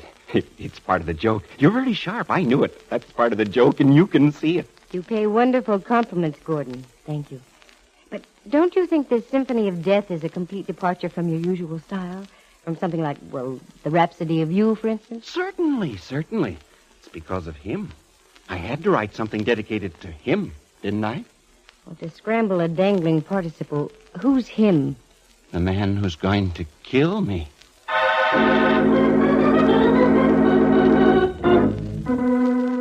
As I left, I tried to shake the picture of a cackling man playing one-fingered doodles on the keyboard, but I couldn't. The impression was indelible. When I arrived home, I was greeted by the sight of a familiar auto parked out in front. It was my number 1 boy, Inspector Ray Mallard of San Francisco Homicide. I invited him up to sit a spell and chew the fat. What's new, Cupcake? I haven't seen you for several days. Seems like weeks. A compliment. That means you're after something. I am not. Can't I ever say something nice without you misconstruing? Oh, okay. Compliment accepted. Good. What brings you around here this time of day, Mallard, dear? Aren't you on duty? That's the trouble. I've been on duty for almost 48 hours straight. I had to take a little breather for myself. Working on a deal? Yeah, a hot one. No leads, no clues, no nothing. For a slight consideration, I might be inclined to help you crack the case, Sherlock. By the way, what are you working on? Nothing but hope and what's left of the bank account. You mean to say the great lady Private Eye is temporarily at liberty? I mean to say just exactly that. Well, if I'm any judge of your business ability, you've got enough money tucked away to buy the Philadelphia Athletics from Connie Mack. What do you do with all your loot, Candy? Sew it in hair mattresses and sleep on it. Oh, excuse me a moment, Mallard. Sure, go right ahead. Oh, hello, Willa. I didn't expect to see you so soon. I hope you won't think me a nuisance, but I just had to see you. I understand. Come in. No, thanks. You've been to see Gordon. I just spoke with him on the phone, and he told me. Yes, that's right. What do you think, Miss Matson? Very sad, Willa. How long has he been like this? Just a week or so.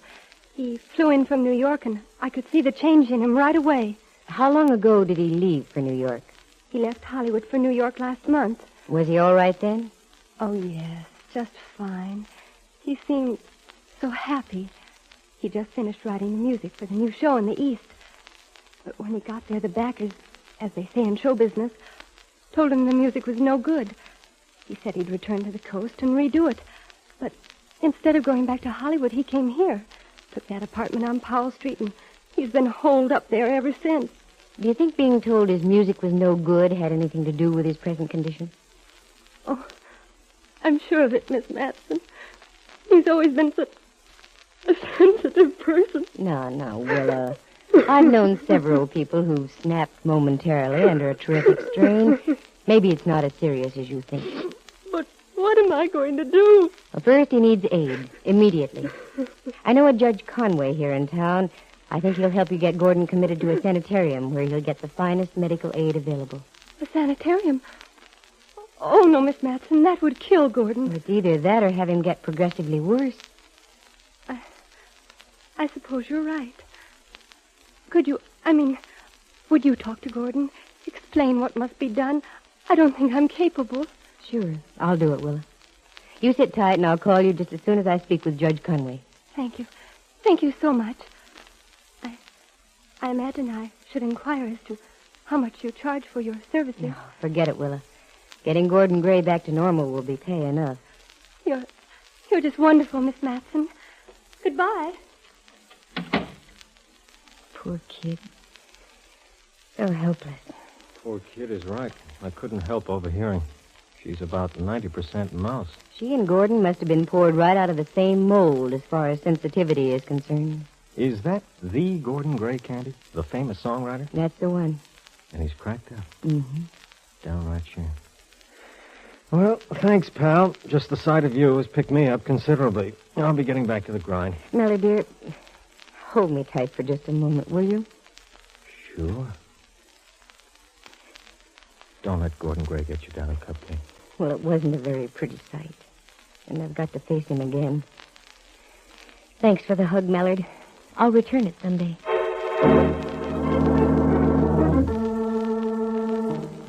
Mallard released his grip and left.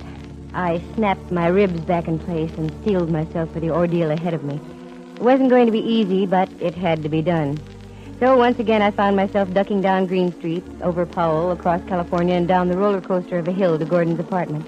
He answered the door, and I was met with just as much enthusiasm as before. Candy Matson, I was wondering where you'd been. You've been gone for ages, darling. Do come in. I've got a surprise for you. When did you get back from Europe? When did I get back?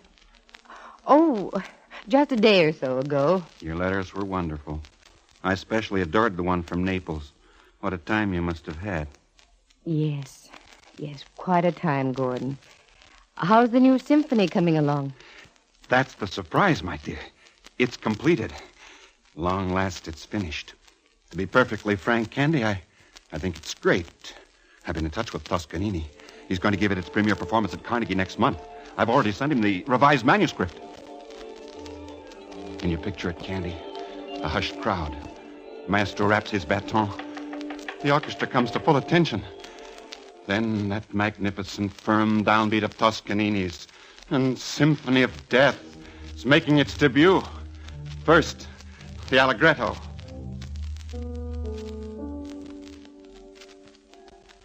Then the Molto Andante.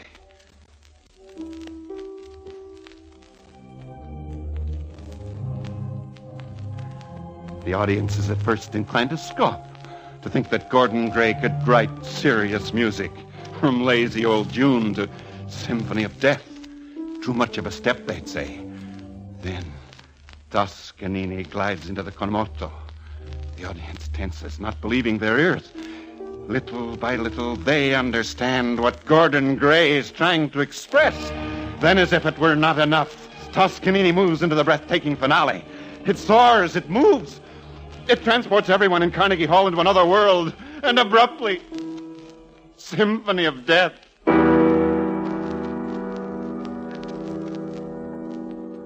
The Symphony of Death is over. The audience arises as one. They shout for Gordon Gray, the composer. History's being made. More shouts for the composer. But Gordon Gray isn't there.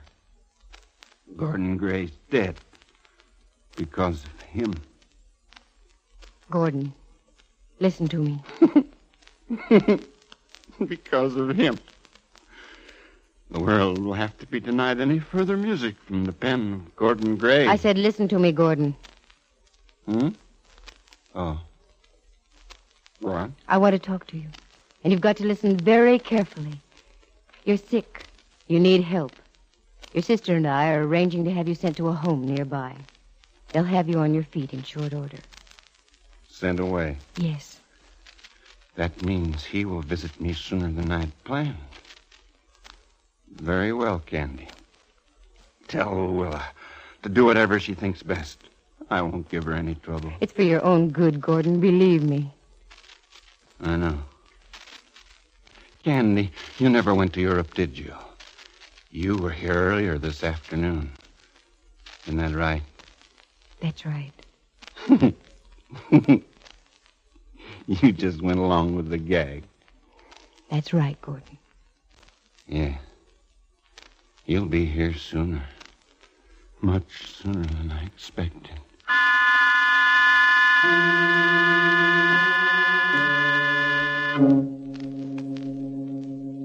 Gordon Gray went into the other room and lay down on his studio couch, face down. That's when I tiptoed out of the apartment. If only I could have peeked into the future, I'd never have left, because that was the last time Gordon Gray was seen alive. I went home, fixed myself something to eat, turned the radio on low, and sat down with a book called That Frail Vessel, a book about the behavior of the human mind. Out of one corner of my ear, I heard it. It was the 10 o'clock news over NBC with Sam Hayes. And there it was. The body of Gordon Gray had been found in his apartment. The book clattered out of my hands, and I sat there for a moment stunned. But only for a moment. In another second, I was driving over to pick up an old pal of mine, Rembrandt Watson. There was a good reason for it. Rembrandt's studying to play the cello. On the way over, I noticed the headlines. The police had the net out for Gordon's sister, Willa. Rembrandt was home. He was agreeable to going to Gordon Gray's apartment with me.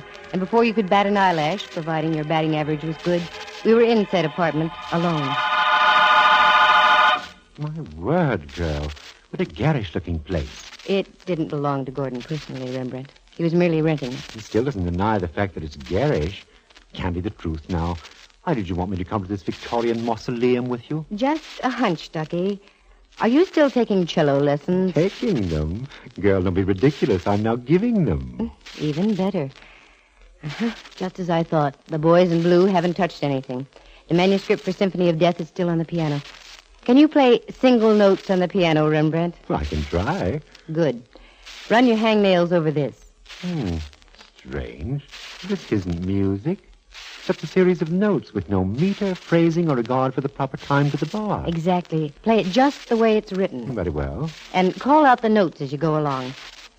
I think I'm beginning to understand Gordon's Symphony of Death. As you say, B, A, D. And for no reason at all, there's a rest, Candy. D, A, D, and a rest. Go ahead. E, G, G, and another rest. Mm-hmm. And then it goes D, E, A, D, then a long gap in the manuscript. You know what that spells musically, Ducky? Bad egg dead. Utter confusion. Mm-hmm. On the other hand, I don't think so. As we say in the movies, continue on. F, A, G, G, E, D. No timing at all. That spells fagged. So am I. However, it goes on like this. D, E, A, F. Another rest, then B, E, E. Fini. What? Through. It's kaput. Finish. Let's see now. Bad egg dead. Fagged. Deaf. B. Candy, love. If you're going with the notes of the musical scale, you could spell practically anything out of A, B, C, D, E, F, and G, even from a tune like Ragmuff. But this means something. I know it does. Gordon told me it was going to be a challenge. What? Who's there? Don't be alarmed, Miss Matson. It's only me, Willa. Willa, how did you get in here? Don't you know the police are looking all over town for you? Listen, look, I don't care. My brother's dead. I read it in the papers. How did you get in here, Willa? The cops are surrounding the place. I just walked in through the front door. Oh, wait till Mallard hears about this. Willa, you didn't kill Gordon, did you? No, Miss Matson, I didn't. Honestly, I didn't. I believe you, Willa. Because I think I know who did kill your brother. You do? Tell me. Oh, please, tell me. Down at the Hall of Justice. Okay, let's go. Oh, Rembrandt, bring along that bust of Beethoven sitting on the piano, will you? Pleasure, dear. I'll be glad to. Candy, this thing must weigh at least 15 pounds. Well, you're the only man in the group. Oh? Oh. Very well. Come along, bust. Hall of Justice or likewise.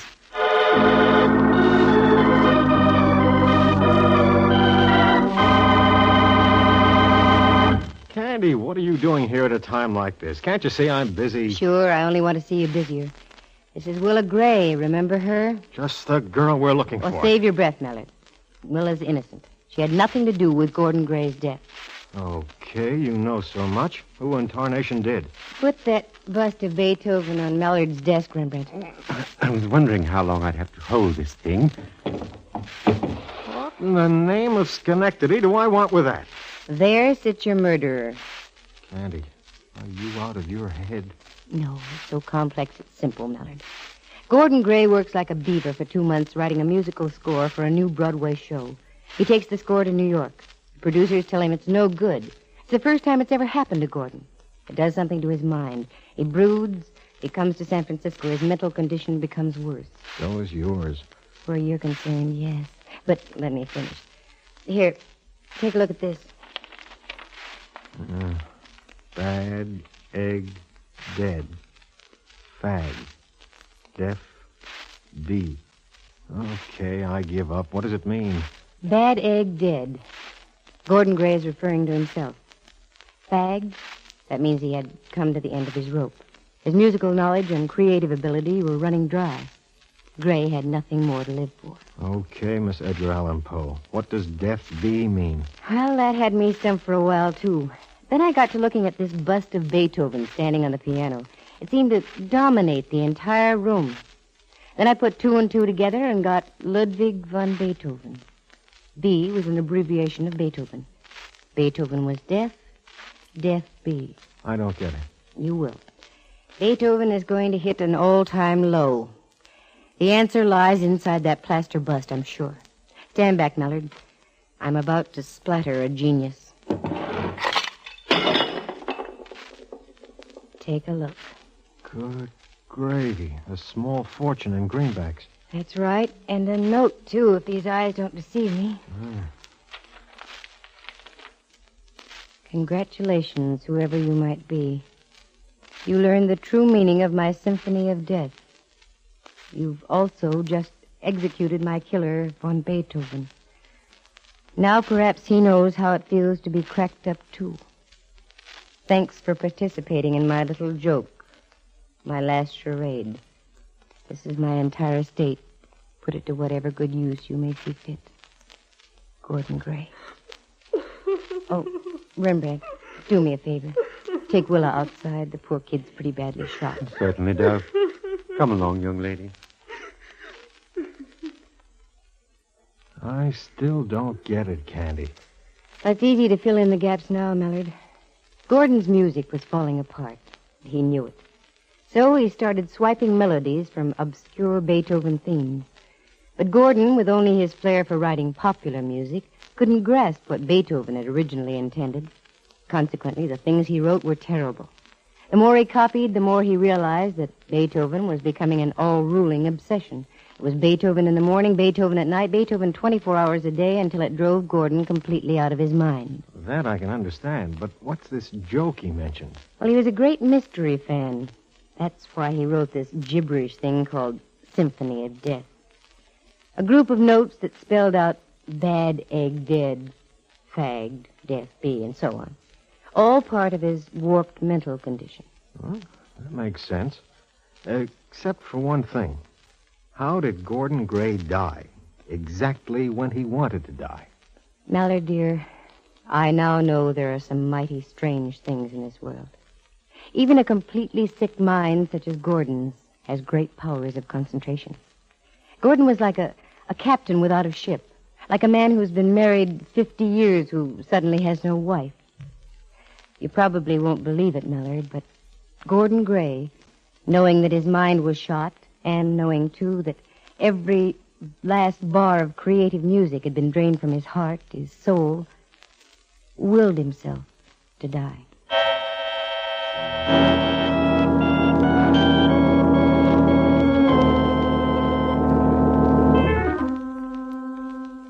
Fantastic?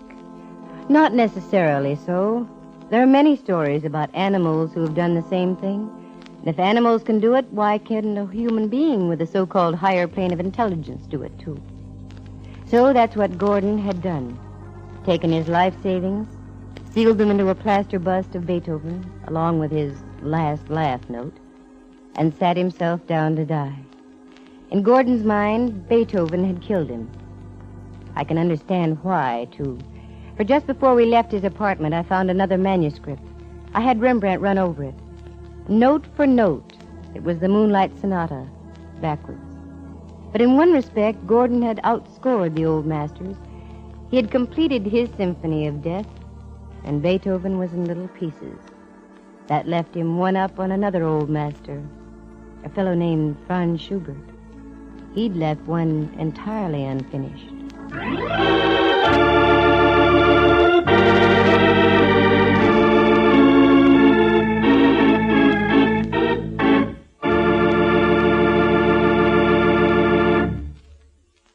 The characters in tonight's story are entirely fictitious. Any resemblance to actual people is purely coincidental. Actors heard this evening were Phyllis Skelton as Willa Gray. John Grover was her brother, Gordon Gray. Jack Thomas as Rembrandt Watson, and Henry Leff as Inspector Ray Mallard.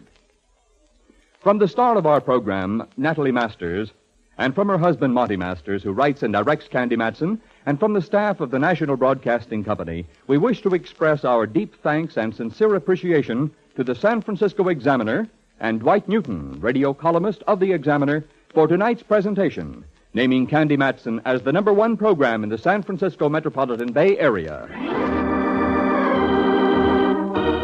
Listen again next week at the same time. For excitement and adventure, just dial Candy Matson, Yukon 28209.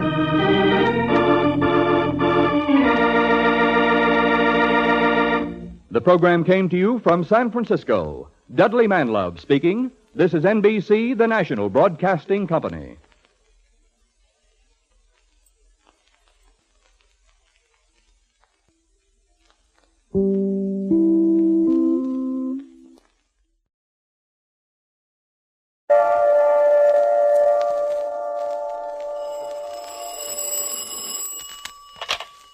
Hello, Yukon 28209.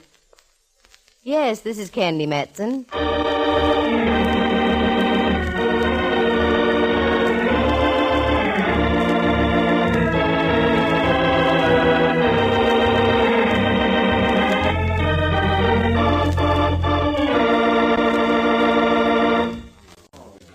Heat that baby on the tree. Fix those dolly tracks. And look out for that cable, it's hot. Give me a hand with this thing. Mallard, what in the name of the San Francisco Police Department are you doing up here on Telegraph Hill? Working, Candy, in the name of the San Francisco Police Department. Here, with these people who are making the movie? Yeah, how about that? Me, a lieutenant in homicide, and I'm assigned to riding herd on these Hollywood characters. Oh, it's better than murder. I'll take murder any day. What are you doing around here? I did some shopping at Speedy's this morning. While I was pinching the avocados, they told me that there was a Hollywood gang over by Coit Tower shooting some scenes for a movie with a San Francisco background. They might just as well have stayed in the studio. They brought their own lawns, prop trees, fake bushes, the works. If it ever snowed up here on Telegraph Hill, they'd have brought some of that along, too. You've never worked in Hollywood, Mallard. Only God can make a tree, but Hollywood presumes to improve on them. What are they doing now? Just getting ready to shoot a scene, I think. Oh. They've been rehearsing it all morning. What's it all about, do you know? As far as I can figure, it's a story about San Francisco right after the gold rush. Look at all the costumes. Very authentic. Looks like they'd been shipped around the horn. By the way, Mallard, do you know who's in the picture? Some lush tomato named Cherry Dana and the Colorado boy, Buff Arnold. Arnold? Did you say Buff Arnold? That's right. Why? Oh, forgive me, Mallard, dear. I knew Buff Arnold when he didn't have a place to house in. He professed to carry a very warm torch for me. Aha. So that's why you so casually dropped by. Oh. An old flame, huh? Don't be ridiculous. I didn't even know the guy was here, let alone still in pictures. A likely story. All right, quiet, please. Let's have quiet. Quiet. This is a take. All set, Mr. Dix. We're ready. Good. Okay, Cherry, we'll roll this one. Take a chance on it. Just remember to keep up against those trees. We don't want any shots of those modern buildings below the hill. Oh, remember, Red. Where is my old pal, Buff Arnold, Mallard, dear? By me. Judging by what's been going on, he's not in this particular scene. All right, stand by. Roll 'em. Scene 47, take 10.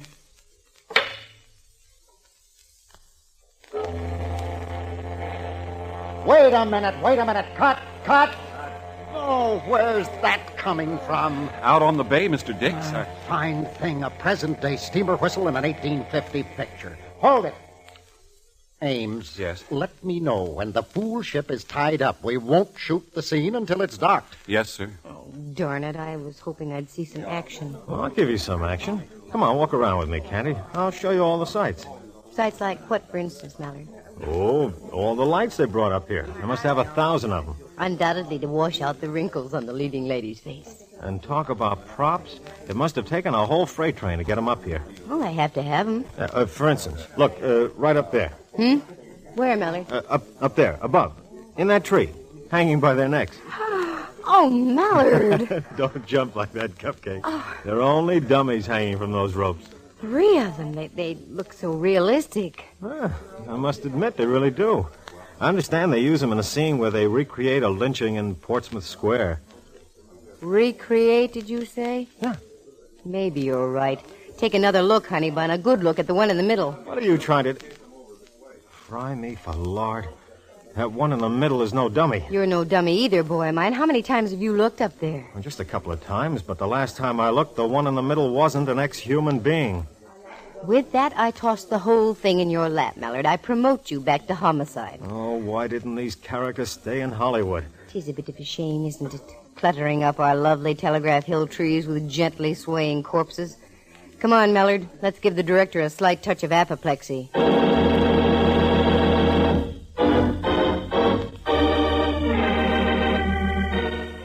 The National Broadcasting Company presents Candy Matson, Yukon 28209.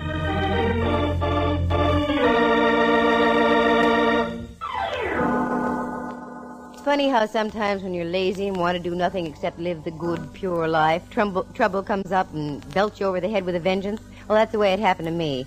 I'd just finished a deal that took me 3 weeks to crack. I made some good money out of it, banked it, and sat back to relax. But when I heard about the movie company on location on the other side of the hill, my curiosity got the better of me. As of that moment, my contemplated relaxation was at an end. Period. Paragraph. I literally walked right into trouble because there was Mallard and cut down. Okay, Mr. Dix. Take a good look at him. You recognize the gent? I recognize him, yes, but I don't know him. He was one of the extras we used in a scene yesterday. Did he come up from Hollywood with you? I'm pretty sure he didn't. I think he was hired here locally. Wait a minute. Who's this young lady? I don't want any outsiders in on this. Don't fret your little head, Mr. Dix. Aside from being a material witness, she's a well-known private investigator. Ah, excuse me. I didn't know. That's all right. No need to apologize. Some of my best friends are movie directors. Who would keep the roster on your personnel? My assistant, Bill Ames. Is he around? Well, I'm right here, Lieutenant. Oh, good. Can you give us any dope on this fellow? Oh, golly, I'm afraid not. I've seen him, but I wouldn't know his name from Adam. How about the payroll? When do you pay off the extras? Ah, that's a thought. We pay off at 5 o'clock tonight. Why don't we come back then, Mallard? We can check off the names against the pay vouchers. There's one thing extras like to do, and that's get paid. The name that doesn't show up is our friend the corpse. Okay, we'll let it go like that. What do you pay off? Room 873, Montfair Hotel. Make sure everybody's there, unless they want a little trouble thrown at them. I'm sorry, Mr. Dix. You can go on with your shooting now. No more today. It's too unnerving. Ames, knock it off. Call will be for 8 o'clock tomorrow morning, sharp. Right, Chief. Break it up, everybody. 8 o'clock tomorrow morning in costumes, and that means 8 o'clock. Understand? Morning.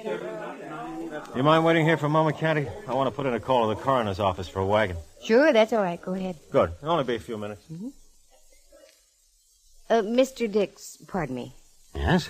Can you tell me where Buff Arnold is staying? What do you want with Buff Arnold, young lady? I used to know him when he was playing bit parts in Hollywood. Oh. Did you work in Hollywood? I did a little time down there, sitting around in agents' offices. You know, you're a sharp little cookie. Say, all of a sudden I've got an idea. I'll bet. No. On the level, believe me. I have a small part coming up that'd fit you to a T. Good-looking gal, wise, supposed to work in her father's store selling supplies to the miners. Can you act at all? I used to shoot a fairly sharp mess of dialogue. Do you live close by? Right over there, 1 block. Penthouse on the top. All the better. As soon as your policeman friend removes the deceased there, why don't we go over to your place and look at the script? You know something? I've got an idea that's the idea you had the idea about. Okay, I'll look at the script. But for your information, Mr. Dix, I'm interested only in playing a part in your picture. Mallard came back, and I told him what had developed with Dix. He shot me a look that had more question marks in it than a government income tax form. I assured him I could handle the situation, and he left with the body, still clad in its 49er prospector's outfit. Dix issued some final orders, took me by the arm, and we strolled over to my place. Charming, but positively charming. Thank you. What a gorgeous view. How long have you lived here, Miss... Oh, now, isn't that silly? I don't even know your name. Matson. Candy Matson. Candy Matson. Never have I heard a name match a personality so completely. I'm Reginald Dix. Just call me Reg. As you say, Reg. Would you like a drink? Oh, splendid. Soda highball? I think I can scrape one together. This is absolutely enchanting. I'm going to ask to make all my pictures in San Francisco from now on. I don't think you'd go wrong. Of course, it'd be a little rough if you were making a picture with an Indian background and needed shots of the Taj Mahal and the Himalayas. Oh, simple. I'd change it to the Ferry Building in Twin Peaks. Very good. Here you are, Reg. Thank you. I can use this after that messy discovery up there on that tree. Well, here's to crime. That's a charming toast. Now then, about this part you were speaking of, I don't even belong to the Screen Actors Guild anymore. Oh, mere detail. I'll call the studio tonight and have them arrange your membership. As simple as that. You know, I think if some of your bright boys got together, you could win the war in Korea without half trying. Now, let's not be snide, my dear. Mm-hmm. Oh, excuse me a moment. Someone at the door. Certainly. Whoever it is, though, send them away. Yes, Master. Hi. Hi. But now that we've established our highs, is there something I can do for you? I'm Cherry Dana. Is Mr. Dix here? Oh, why, yes. Would you wait here, please? I will not wait here. I want in. Now, just a minute. There you are, Ed. You have a short memory, haven't you? Cherry, what are you doing here? I'm having a conference. So I see. I hate to mention it, but this happens to be a private home, Miss Dana. I'll have to ask you to leave. Don't be boring. You lured my director up here, and I'm going to see that some little local wench doesn't put the squeeze play on him. Why, you pampered brat. Get out of here right now, or I'll show you how a local wench can back up words with action. Oh, now hold on here, both of you. Cherry, I resent this intrusion just as much as Miss Matson does, I'm sure. I'll bet. What about me? You said you were going to drive me back to the hotel. Very well, it slipped my mind. Oh, I'm sorry, Candy. I dislike scenes of this sort. We'll discuss our business later. Good. I find now that I'm extremely interested. Good afternoon, Miss Dana. I'll see you later. I was so mad I was boiling. If I'd been a thermometer, quicksilver would have been streaming out of my ears. I did the most natural thing, took a shower, and little by little I simmered down. Actors and actresses are like anybody else. Most of them are darn nice people just trying to make a living, but one ham like Cherry Dana can ruin the picture. Just as I was getting dressed, the ferry building siren blew its top, indicating 4:30. I had to step on it if I was going to be at the Montfair at 5 in time for the payroll sequence with the extras. So I stepped on it and found myself in a minor mob scene outside room 873 at the Montfair Hotel. Mallard spotted me, grabbed me by the arm, and took me inside the room. I really didn't expect to see you, Candy.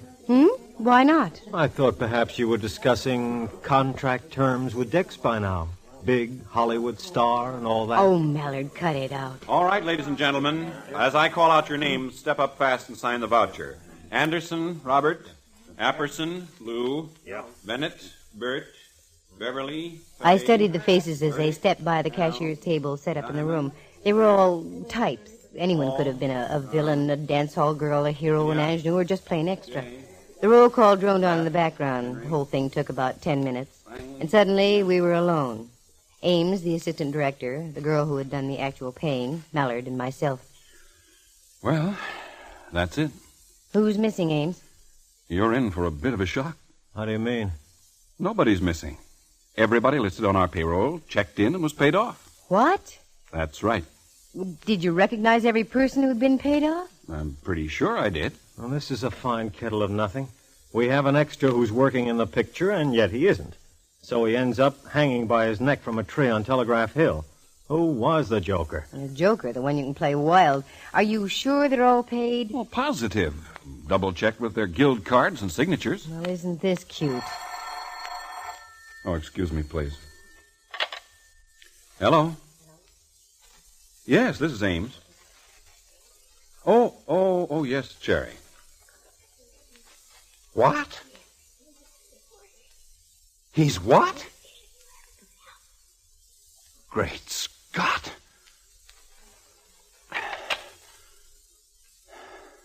What's the matter, Ames? What is it? You're white as a sheet. Dix. He's just been found shot to death in his room.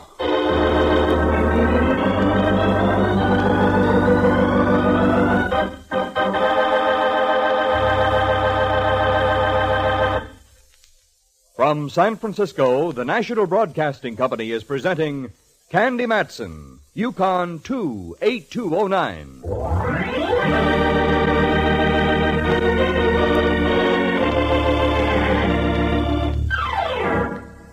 Reginald Dix, well-known Hollywood director, shot dead in his hotel room. We were looking for developments. We got them, but not the kind we expected. Mallard led the way up to the suite that Dix had been occupying on the top floor. There was a mob around the door, and my boy Mallard soon dispersed them and instituted some semblance of order.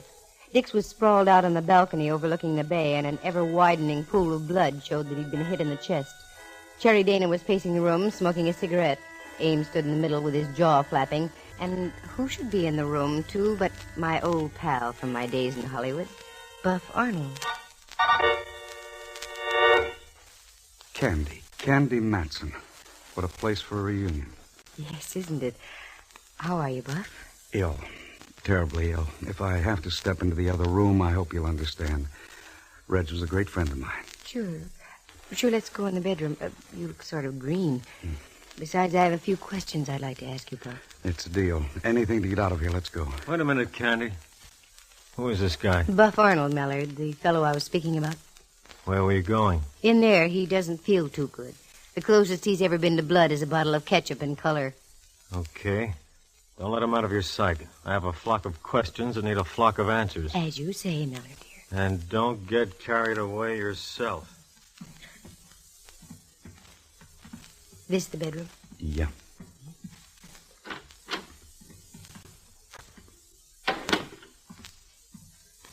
Well, Buff, you seem to be doing all right. A lot different than when I knew you in Hollywood, Candy. You look swell, Buff. Too darn swell. What do you mean? You bring back too many memories. You look mighty good yourself, Candy. You're no longer a plump little kid just out of high school. You're downright pretty, gal. In the good old days, I'd have jumped through hoops to hear you say that. Got any hoops handy? I'll say it again. No soap. Maybe we could revive some of those memories, Candy. Not a chance, Buff boy. Things have changed. Hollywood and everyone in it, including you, are a part of a dim, sad past. And instead of just plain Buff, that's a rebuff.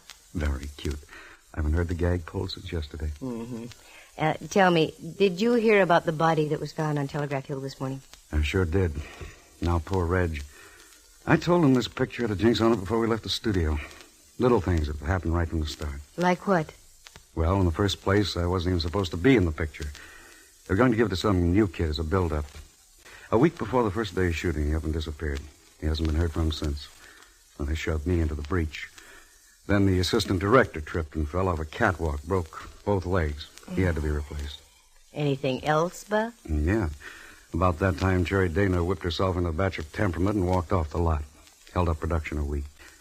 Then the luggage for San Francisco was rerouted somewhere else. Never has caught up with us.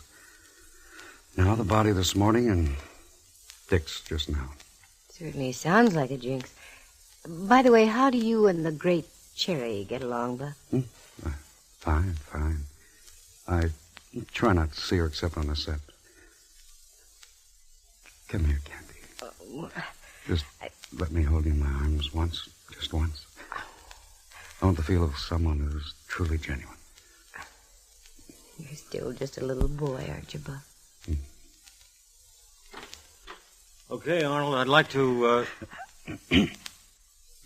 Well, pardon me.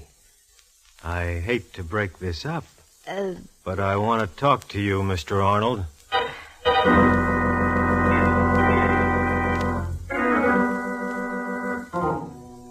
That was a fine time Mallard picked to walk in. And then I got to thinking, maybe it was a fine time. He was due to have a little fire set under him. As I walked out into the other room, the boys in blue had arrived, and they were swarming all over the place. Ames was no longer present, neither was Cherry Dana. I wasn't going to give Mallard the satisfaction of an explanation, so I eased out the door and went down to the lobby. I asked where Ames was staying and went back up to his room, 672. A knock on the door produced results. Just a moment. Oh, Miss Matson. Something you wanted? Yes, may I come in? Why, yes.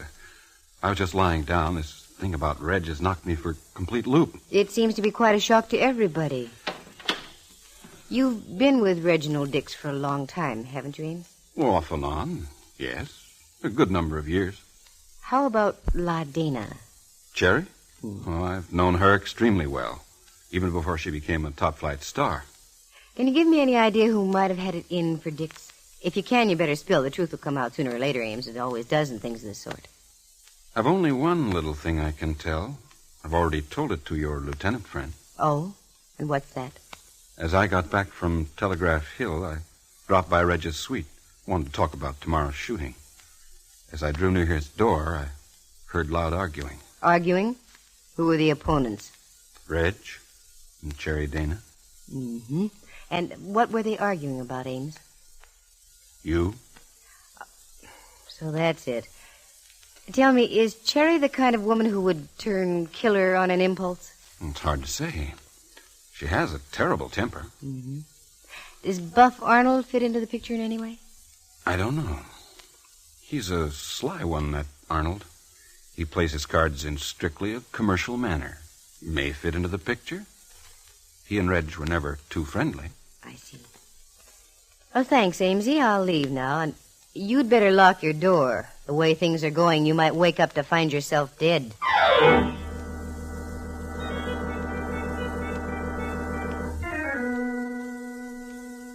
I went up to Cherry Dana's suite, but I drew a blank there, no answer. So I went back to the scene of the murder, Dix's rooms on the top floor. Mallard was just leaving. He shot me a look that would have knocked out a North Korean tank at 1,000 yards and started to brush on by me, but I would have none of it. Now, just a moment, Boy Blue. Come on back to that over 21 level. Just because Buff had his arms around me is no sign we were playing a scene from Romeo and Juliet. I don't think I've seen that close a grip even in professional wrestling. Oh, cut it out. What'd you turn up in there? Anything at all? No, not a thing. Can't even find the murder weapon. Got any ideas? Lots of them. We've already taken Miss Dana into custody. I had a hunch it was leading in that direction. Incidentally, did you ever hear of a Christopher Seema? He's been a bookie around town here for several years. Christopher Seema? No, can't say I have. Why? He was the boy who was hanging from the tree. Oh. According to our files, he dabbled in everything from gambling to blackmail. Seema. Seema, that name rings bells somehow, Mallard. One other thing. This isn't personal, you understand? Yeah. But stay away from Buff Arnold. We've got our eye on him, too.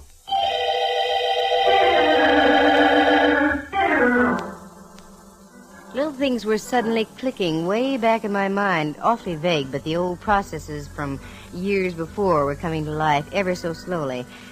Mallard had work to do, plenty of it, down at the Hall of Justice, work in which I was included out. I went outside on California Street, watched him get into a squad car with two of his men, and I waved him a goodbye. That was when I had another idea. Dix's suite. Cops were through with it. The body had been removed. But I had a hunch that was the key to the situation. Knowing the manager of the Montfair, it was no trouble at all to get a key to Reg's suite, and that's where I headed, up to the top floor. I let myself into the darkened room, closed the door behind me, and with the lights of the city way below seeping through the balcony window, I found a place in back of the settee and sat down to wait and think. The balcony window being opened, the roar of the city traffic underneath came gently through and helped my thinking. And that's when it hit me. Seema. Several years before I had served my term in Hollywood, there was an actress named Vivian Seema. The same face as that of Cherry Dana. Now the clouds were beginning to lift, and at the same time the door opened in the suite and the silhouetted figure of a man entered the room.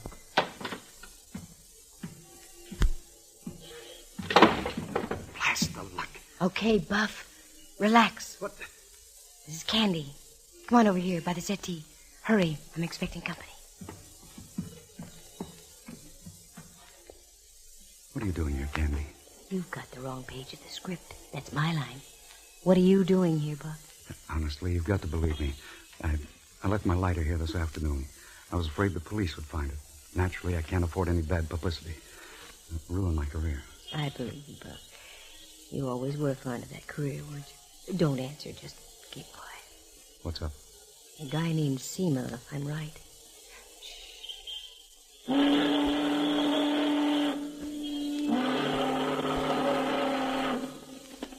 Since Reginald Dix didn't like him. Wait a minute. I think I hear someone coming along the hall.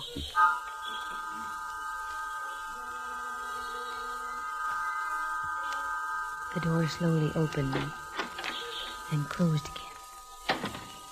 The dim light from the hall showed the form of another man. Then the dark figure moved slowly but surely across the room.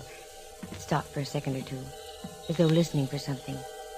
Then moved again to the balcony, out onto the balcony, and whoever it was grabbed the ledge above, hoisted his feet up onto the iron grillwork, and hung over the city. That's when I acted. Okay, Ames, stay right where you are, in that position. What? You think I'm a fool? Candy's out on that ledge. He's ducked around the outside on that ledge. Fool. Quick, Buff. Go down the hall and get out on the fire escape. Cut him off. Okay, what are you going to do? Go out on that ledge after him.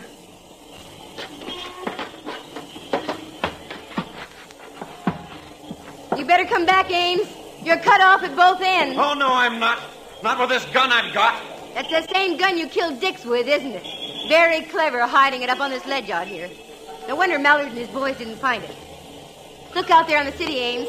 One misstep and you go off into space. Think it over. You better come back. Not on your life. I'm coming after you. I'm down at the other end, Candy. Good. Now we've got him. Yes. Yes, you have. Obviously, this is the end. Perhaps you don't know what it is to love. Perhaps you don't know what it is to be scorned. I do, painfully so. This is the end. But I'm not going to go alone. You're going with me, Miss Matson, like this. No, the recoil. It'll knock you right off the ledge.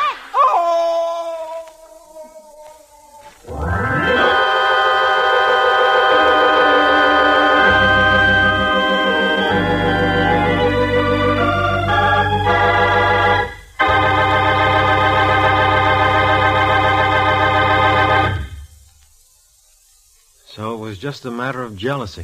Is that right, Candy? That's right, Mallard, dear. The same thing you developed when you walked in on Buff Arnold and me. Okay, so I was burned up. Tell me more. It was the name Seema that did it, Mallard. Do you know what that is? All right, I'll play quizzies with you. What's the name Seema? Seema is Ames, spelled backwards. Uh-oh. You see, that was Ames's real name. At one time, he had married Cherry Dana under the name of Seema.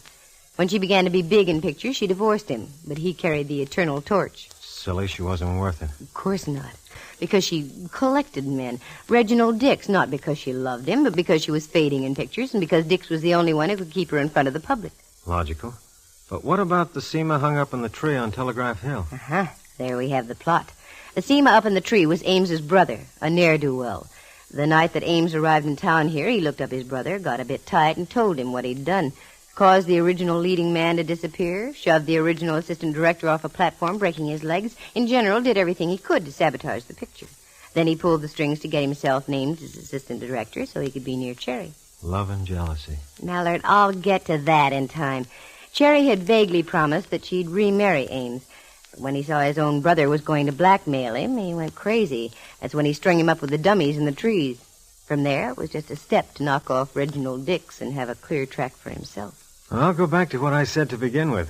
Why did these characters from Hollywood have to come up here to San Francisco and louse up our scenery, as well as our police department? Oh, to heck with your police department. That's the last time I'm going to climb around a ledge hundreds of feet in the air. Not so strange. Buff Arnold was out on that ledge, too, wasn't he? Oh, Mallard, sometimes you make me so... That reminds me, I have a date tomorrow night. Sure, with Buff Arnold. No, that's tomorrow morning. I'm driving him down to the railroad station. Date for tomorrow night? With you, Mallard, dear. We're going to see a Roy Acuff movie. Oh, Candy. Roy Acuff. Monarch of all the cowboys. Yeah, monarch of all the cowboys. I'll see him with you. And if that isn't love, I don't know what is.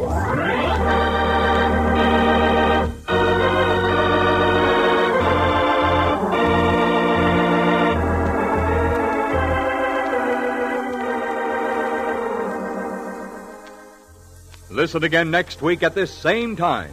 For excitement and adventure, just dial... Candy Matson, Yukon 28209.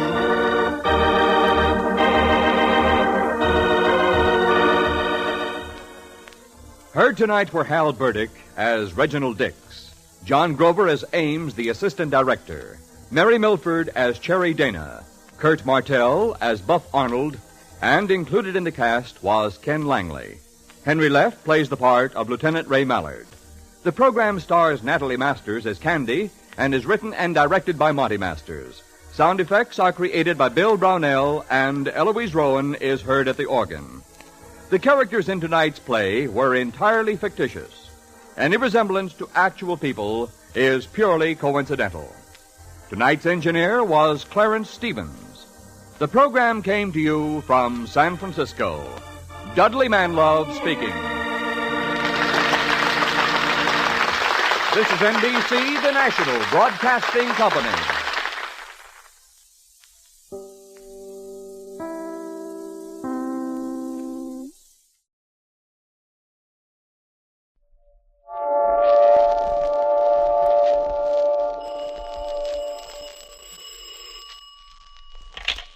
Hello, Yukon 28209. Yes, this is Candy Matson.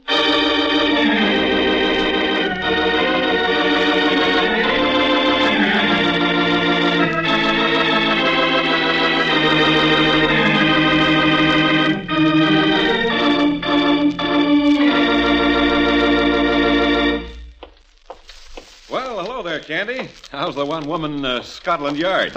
Okay, Inspector. If business was any better, you fellows could all retire on your big fat pensions. Is Mallard in his office? Oh, sure. I just left him there. He's working on a deal, but it's all right. A deal? Oh, I won't bother him then. It's all right. When last observed, he was perched neatly on the horns of a dilemma. Ouch. Well, in that case, I'd better go in, Inspector. Righto. Drop around any time. High heels sound so much nicer than flat feet. Thank you, sir. Good morning, Lieutenant Mallard. Candy, for Pete's sake, I wish you'd knock when you come in here. Why? Well, I might have been, What, Mallard, dear? asleep or something. Well, now that you're in, pull up a chair and set a spell. I heard you were busy. You heard I was busy, so you barged right in? I can always barge right out again, you know. No, stick around. I've done all I can for now. What have you got, a murder? In homicide, I'd be working on a purse snatching. Here, take a look. Ever see anything like that before? Nope. Looks like a small medallion of some kind. I don't think so. Near as I can figure, it's the symbol of an order or a cult. You recognize the characters on it? Oh, they seem to have an Egyptian flavor. That was my thinking, too. However, I'm not an Egyptologist. You can always take it over to the University of California. University of California? What's wrong with that? Well, it'd be like cutting off my own nose. I've got Stanford and 6 points in the big game. After what UCLA did to them? Oh, no, sorry. From now on, I will knock before I come in here. And if I get an answer, I'm going to leave. You've got a point there. I know I have. I mean about taking this over to the university. Hey, wait a minute. Why didn't I think of it before? What? Rembrandt. He has a brushing acquaintance with the Egyptian language and writing. Rembrandt? Rembrandt Watson? Oh, you're kidding. No, I'm not. He spent quite a bit of time in Egypt before the war. Come on, get in the car and we'll drive over to his place. I've got to see him anyway. I'm sorry, Candy, no can do. I got to be in Judge Wallach's court in 10 minutes. Well, let me have it and I'll take it over to him. If Rembrandt comes up with anything, I'll report right back. Okay, just don't lose it, that's all. Why? Can't you get another one? Well, not this particular one, we can't. We took it off the body of a woman they found floating last night in Stowe Lake. Stowe Lake in Golden Gate Park? Mm-hmm. What a charming place to take your last bath. Oh, I almost forgot what I came here for to begin with. Here's the book I borrowed from you, Mallard, dear. Book? Which book is that? Latest facts and figures on the rise and fall of crime throughout the Western Hemisphere, plus a comprehensive digest on criminal trends in the United States as compiled by police departments of major cities throughout the country. Oh, thanks. Did you get anything out of it? The book? Heck no, I just barely managed to get through the title.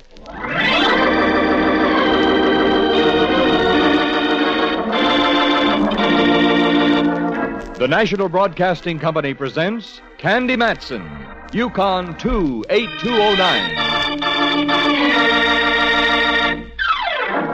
I slipped the medallion into my coin purse, slipped the coin purse into my handbag, slipped Mallard a peck on the cheek, and slipped out of the Hall of Justice. I climbed into my car and drove over to California Street opposite old St. Mary's Cathedral, almost bordering a little alley facing St. Mary's Square. It is there that a very old friend of mine lives, Rembrandt Watson, the eminent Pacific Coast photographer. I'm so glad you came by, Dove. Today of all days, I need the firm stanchion of your friendship upon which to brace myself. Rembrandt, what on earth are you talking about? Never has the weight of gloom rested so heavily on me shoulders.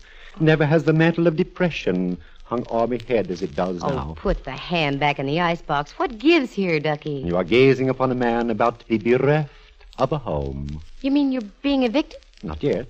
One must face eventualities. Can't you pay your rent? Is that it? Oh, don't be silly, Candy. I have plenty of money. Well, then in heaven's name, why the Hamlet routine? What do you mean you're going to be evicted? Well, simply this, girl. A bunch of uncouth varlets are going to build an underground garage in the square next door. May I ask what is so funny? Well, you probably won't have to move. Chances are they'll never touch this building. But think, Candy. The dirt, the noise. Well, I've never known either one to affect you before, Rembrandt. It's not myself I'm thinking about. It's Henry, me Great Dane. All those steam shovels and riveting machines that have to give Henry a nervous stomach. And on a Great Dane, that's something. Yes, isn't it? And here's something that'll prove I'll be evicted. Look, this morning's paper. Mm-hmm. Right down here. preliminary to construction of a garage beneath St. Mary's Square was approved yesterday by the Board of Supervisors Finance Committee. The project, recommended by the San Francisco Parking Authority, involves use of St. Mary's Park subsurface area and 7 adjacent parcels of privately owned property in the area bounded by Kearney, Pine, California, and St. Anne Streets. There. You see what I mean? Well, I'd hardly call this hovel a parcel, but yes, I do see what you mean. Well, what are you going to do about it? What can I do about it? Look for a new place to live, that's all. Laddie boy, I'm glad you said that. I've been meaning to have a word with you for quite some time. Now, you're doing a whale of a good business. More and more, you're catering to an extremely fashionable clientele. That's true. It's about time you lived the part. Your photographs are becoming known throughout the country. You couldn't have stayed here much longer anyway. But it has such atmosphere, Candy. That it does, especially when the wind's from the east. I tell you what, you help me on a little deal right now, and I'll spend the rest of the day looking at places with you. Oh, Candy, will you? I was hoping you'd say that. You're a lamb. In the spring, I am. Oh, I get it. Spring lamb. Yes. Oh, la. I feel ever so much better already. Attaboy. But before you bound completely out of your skin, Ducky, take a look at this. Wait a minute. There. Fascinating. What is it? An amulet of some kind? I don't know. That's why I came to see you. What does it say on there? It's in Arabic. Awfully fine print. What did I do with my glasses? On your forehead. Oh. El Madi, El Hada, El Mastakbal. There's one I can't seem to translate. Wait a moment. Oh, of course. Milky. What does it mean, Rembrandt? Well, I'm not exactly sure of my translation, but I'd take it to read the past, the present, the future are mine. That sounds good enough to me. Let me make a phone call, dear, and I'll be right with you. Tell me, Ducky, does that expression mean anything to you? Have you ever heard it before? No, there are literally thousands of such sayings in Arabic. It could refer to almost anything. That's what I was wondering about. Headquarters, DeLucci speaking. Oh, hello, DeLucci. This is Candy Matson. Is Lieutenant Mallard there? Lieutenant Mallard? No, Miss Matson. He left with Judge Wallach and the jury on that Happy Dan supermarket killing. Out of Lake Merced. Probably be there the rest of the afternoon. Oh, okay. Would you write this down for me? Okay. El Maji, El Hader, El Mastakbal, Hu Milky. Miss Matson, this is a phone conversation? It's legit. Well, in that case, Gesundheit. Thank you. Now, have you got that? I guess so. Good. Just sign my name to it and put it on Mallard's desk, will you? Sure, if you say so. Thanks, DeLucci. Goodbye. Candy, are you crazy? Mallard won't understand that. Crazy? Just the other way around. This is one night I know I'm going to get Mallard to call me. Candy, you fool. But you're a nice fool. Just having you assure me that moving from here is the right thing to do has removed all me troubled thoughts. Transformed me into a blithe spirit. A blithe spirit? Well, come on, blithe spirit. Let's go haunt for houses. Knowing Rembrandt as I do, he's the sort of a man who would open a doll factory across the street from a boys' school. But in this case, I was going to make sure he'd fit the locale to the business and vice versa. But what was the locale to be? Suddenly, I had it. There was a barn type of building out on Octavia Street, just off Pacific. Used to be a dance studio, but somehow or other, I seem to recall a for rent sign on the place. And that's where we went. What is it, Candy? Looks like the place might have been a stable. I imagine it was at one time. I do know it was a dance studio for a while. It's for rent, all right. There's the sign. I hope we can get in. You'll like it, I'm sure. It's just ideal for a photography studio. And it has plenty of room upstairs for living quarters and a fine big backyard out in back for Henry. Sounds ideal. If I could only see it. Let's walk around to that little wooden bridge at the side. Maybe there's a window we can peek through. If not, we'll run down to the real estate office. You see? The outside needs fixing up, but not too much. No, as a matter of fact, if the place is any kind of shape at all and the owner is willing to talk business, I might be interested in buying the place. What? Well, why not? Now that I'm in the mood, and I've saved a fair amount of money the past year or two. Oh, here's a window. Pretty dirty. Wait a minute. Can you see anything, Candy? A little. Enough to give you an idea how much space you have in the studio itself. Here, take a look. Oh, it's wonderful. Just perfect. I could do all the portrait work up in front there and put all the equipment back in the... Oh! Ducky, what is it? I saw a man in there. Let's see. He's motioning to us. I don't understand what... Is there a door down that way, Rembrandt? Wait till I take a look. Yes, I see one. Oh, that's what he wants. Come on. Who do you suppose he is, dear? Caretaker, maybe. We'll find out.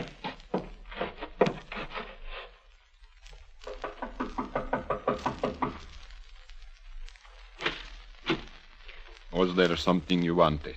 We're just looking around. We saw the sign out in front. Are you the caretaker? No. I am the owner. Oh, then you live here. Again, no. There was a fire here last night. I came over to investigate. A fire? Yes. There wasn't much damage done. One of the neighbors saw it, and the fire department arrived almost immediately. Lucky for you. How much rent are you asking? I'm afraid you'll have to take that up with the real estate people. I let them handle all my transactions. Would you be willing to sell? I might, but that's something you have to discuss with them, too. That sounds odd, does it not? But much better off if I don't transact my own business. Sure.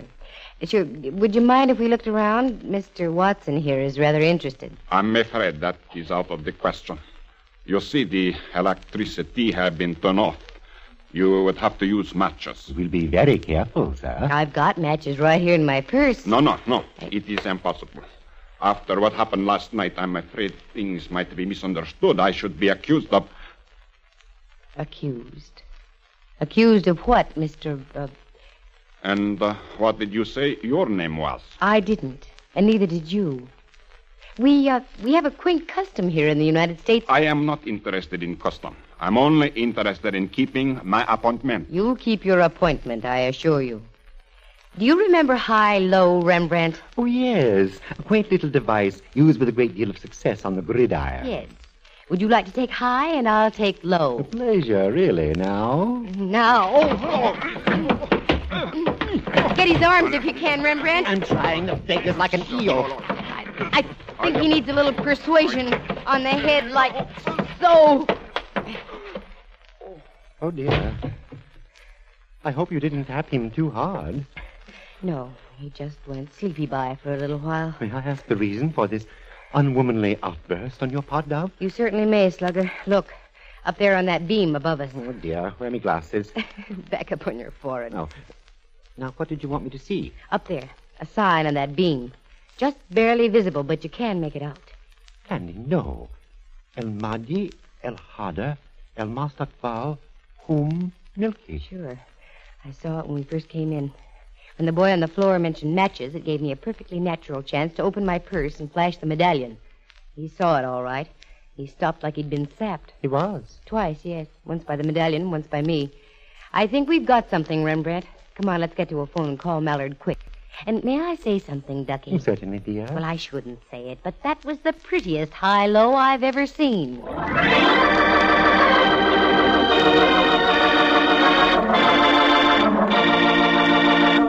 From San Francisco, the National Broadcasting Company is presenting Candy Matson, Yukon 28209.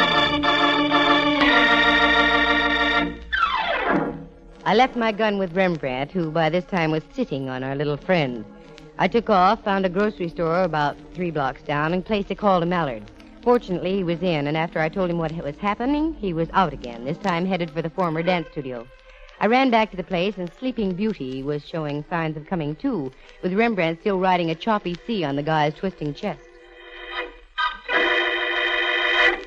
I'm so glad you're back, girl.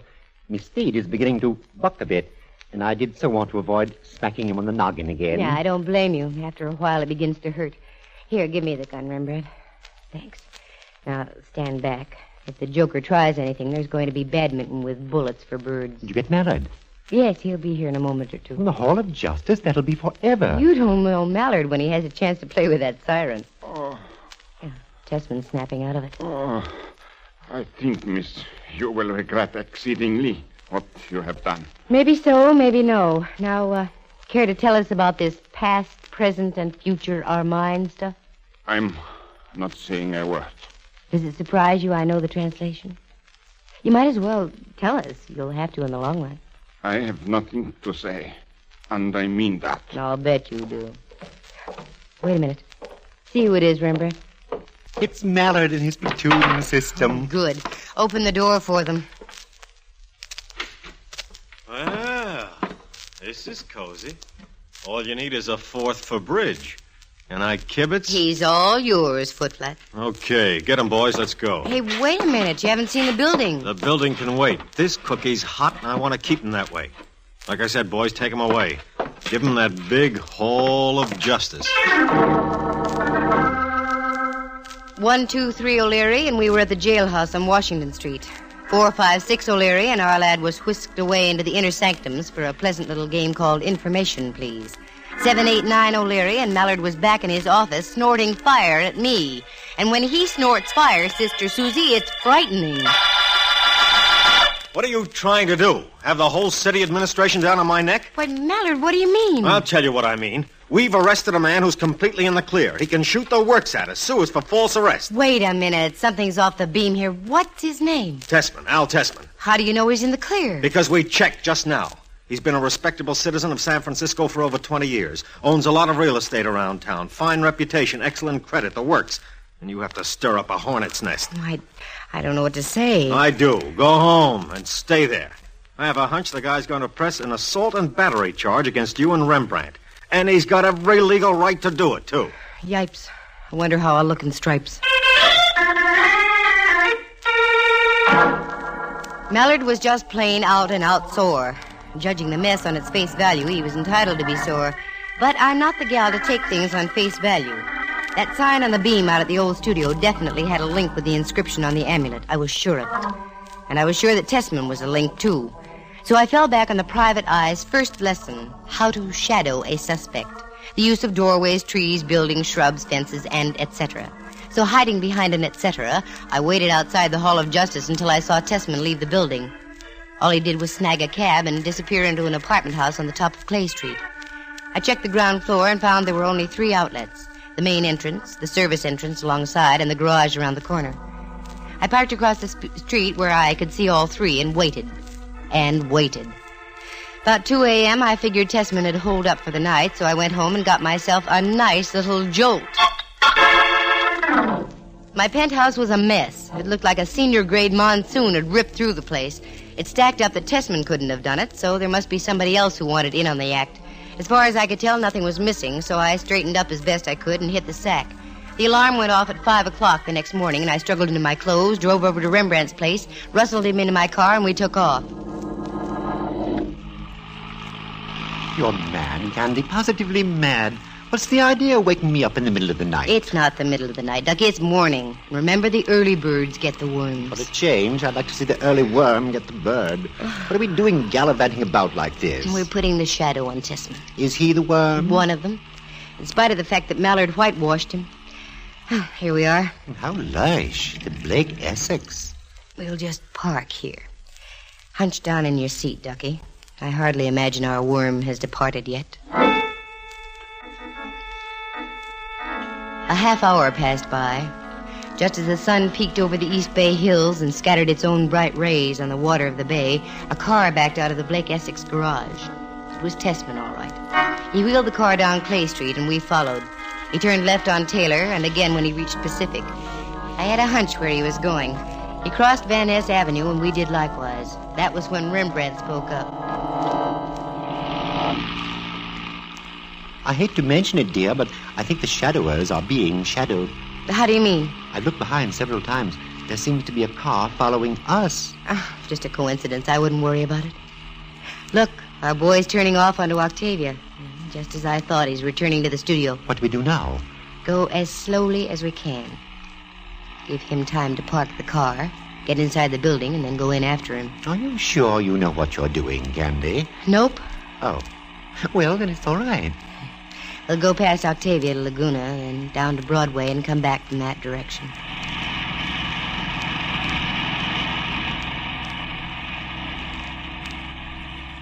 That should do it. Now to double back along Broadway. I dislike being repetitious, girl, but the car's still following us. Well, there's nothing like a showdown. Here we are at Octavia. Let's find out. Look, across the street at the studio. Out in front there. Bags of cement, sand, and a pile of bricks. That wasn't there when we left yesterday. No. There's our friend, Candy, if he is. Well, I'm going to find out about this right now. Please, Miss Matson, remain seated in your car. There's a gun, Candy. That's a naive observation, Rembrandt. Looks more to me like a cannon. I assure you I won't hesitate using it. Now, if you and Mr. Watson will get out in an orderly manner and walk across the street into the studio, there will be no trouble. Looks like we have no choice. Come on, Ducky. This should be great sport. When you have a gun that size poking into your nose, it's easy to be convinced. We walked across the street and into the studio. Even with the brilliant morning sunshine outside, the place was dark and grim. And Tessman lad was waiting to meet us, wearing the very latest in smirks. Just as you planned, Master. It was so easy. They fell into our trap beautifully. And now they shall feel no pain. To work, Tessman. There can be no further delay. Yes, Master. It shall be done. He calls me Master. And that is as it should be. Now, Miss Matson, now that you've so conveniently returned to our shrine, the amulet, please. I haven't got it. I left it at home in another purse. It wasn't in your place last night. So you're the character who wrecked my apartment. That is right. And now, if you will be so kind as to empty your purse on the table there. You better do it, Candy. Yes. There seems to be no alternative.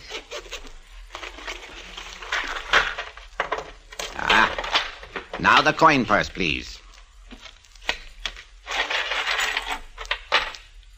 Yes, the amulet. Thank you. There's a streetcar token, too. You can have that if you want it. The past, the present, the future are mine. Mine, Miss Matson. An old saying of one of the ancient pharaohs. I adopted it for myself. Rather brilliant, wouldn't you say? I'd say you need a new scriptwriter. Now I shall tell you about your future. This building, being on a hill, was built on solid rock foundations. My faithful servant, Tessman, is an expert stonemason. You see that chamber-like affair hewn into the rock? Tessman is going to build a brick wall across it. You are going to be sealed inside, also like the ancient pharaohs. Only it will take more than a Howard Carter or a Lord Carnarvon to discover you.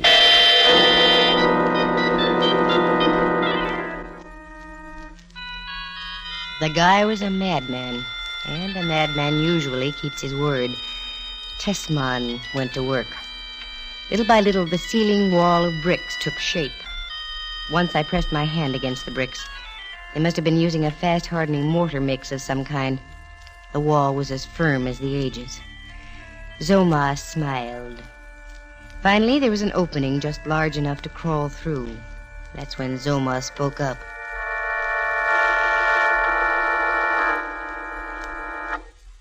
Enough, Tessman. I will complete the work. As you will, Master. My mission here is finished. You three are the only ones who know about me. And so I shall destroy all evidence and move on to newer fields. Tessman, in you go. What? Master, no. No.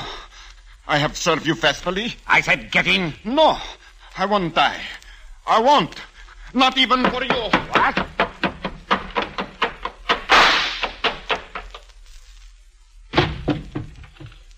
That fool. The future belongs to me. You two, get him. What? Shove him into the tomb. Now. I trust you won't be quite so idiotic. Suffocation isn't too unbearable. I think I shall call this the Tomb of the Wayward Three. Yes, that will be good. Is he in? Yes. Very well. You may follow. Go ahead, Rembrandt. I'm sorry I got you into this. That's all right. And now for the final act. The complete obliteration. Yes. People all over the world have lost their way. They struggle in darkness. It is up to me to bring them the truth. For after all, El Hadi, El Hader, El Mostakbal Humilki, all mine. What about that woman you dumped into Stowe Lake, Zoma? A very generous lady. She contributed over $15,000 to the cause. But then the poor thing began to doubt me. Said something about going to the authorities. Most unfortunate. It was then that even I, Zoma, made a mistake. I forgot about the amulet I had given her. She was still wearing it about her neck. I will not make that error again. And now, like the final toast to life, the last brick. Sleep well, foolish ones. Forever. Get your hands straight up in the air, Mac. You desecrator! I said get your hands up! Yes, I will, like this!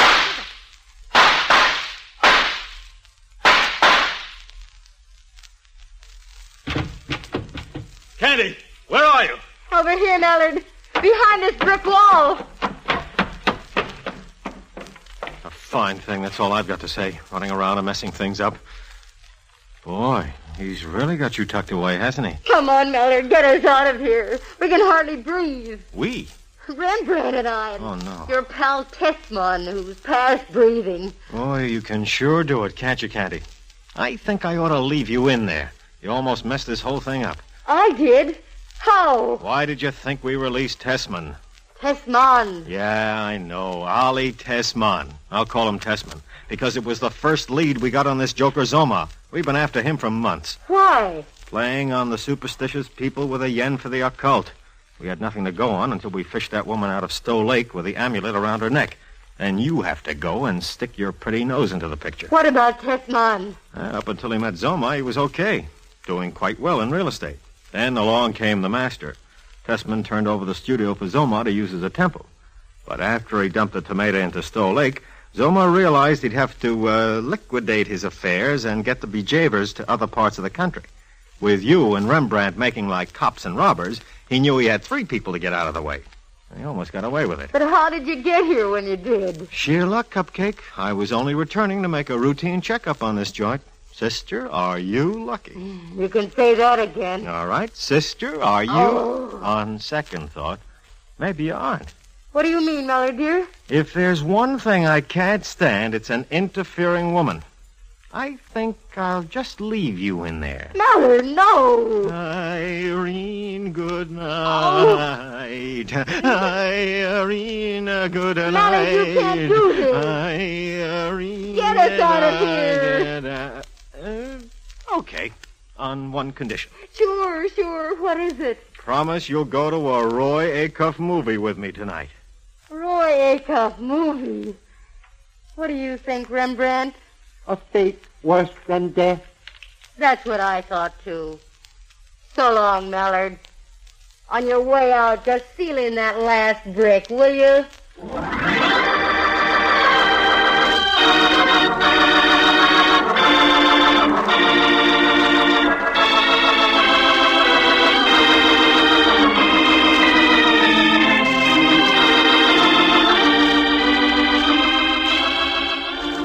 Listen again next week at this same time. For excitement and adventure, just dial Candy Matson, Yukon 28209.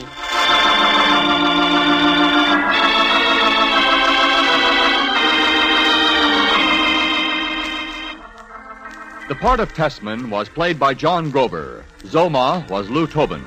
Henry Leff is heard as Lieutenant Ray Mallard, and Jack Thomas is Rembrandt Watson. The program stars Natalie Masters and is written and directed by Monty Masters. Bill Brownell creates the sound effects, and Eloise Rowan is heard at the organ. Our engineer was Frank Barron. Any resemblance to actual people is purely coincidental. The characters in the story were entirely fictitious. The program came to you from San Francisco. Dudley Manlove speaking.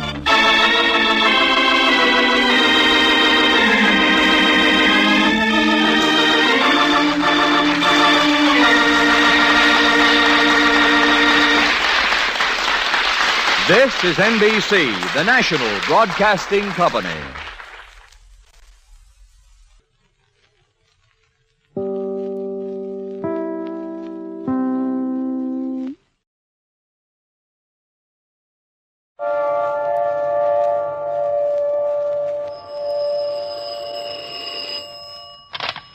Hello, Yukon 28209.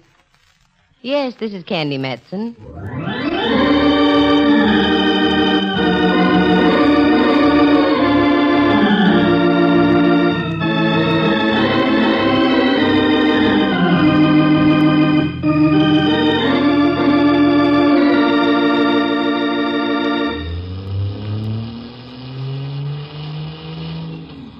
Come on, Mellard. Stop pouting. Enjoy yourself. It's earlier than you think. Monterey at Christmas time is delightful. Carmel is most enchanting. Salinas I enjoyed. But to haul us way over to some unexplored cannibal country is too much. Did you hear that, Rembrandt? Cannibal country, he calls it. Mallard, me boy, this may come as a shock, but San Juan Bautista was founded by the Franciscan Fathers in 1797. I remember it as though it were yesterday. Don't let him bother you, Ducky. Mallard can't stand this wonderful air. He misses the gas fumes of the big city. It's not that, Candy, but I do want to get back. Relax, Max. You had a chance to take 2 days off, so make the most of them. What's the name of this town again? San Juan Bautista. You'll love it, Mellard, dear, really.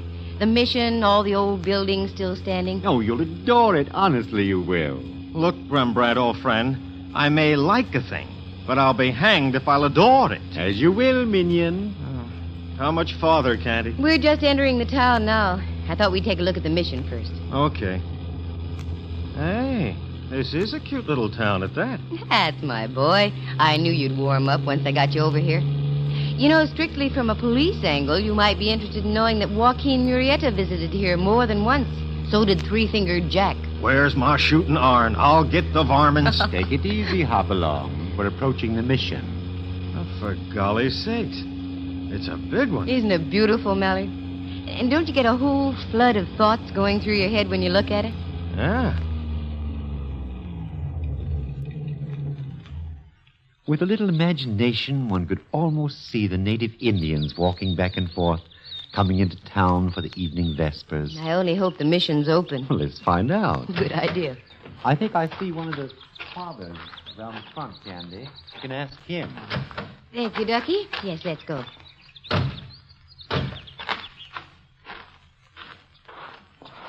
Good afternoon, Father. Mm-hmm. Oh, good afternoon, young lady. Can you tell me if the mission is open this afternoon? Oh, yes, most certainly.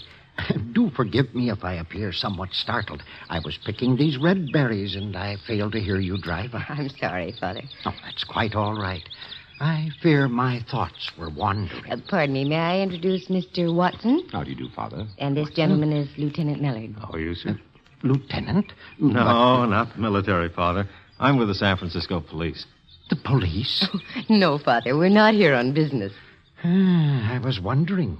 I thought for a moment that Father Philip might have reported me. Reported you? For what, Father? At lunchtime, I made a frightful mistake. By error, I ate his apple. Right under his very nose, too. Oh, pardon me. I'm Father Paulino. I'm very happy to know you, Father.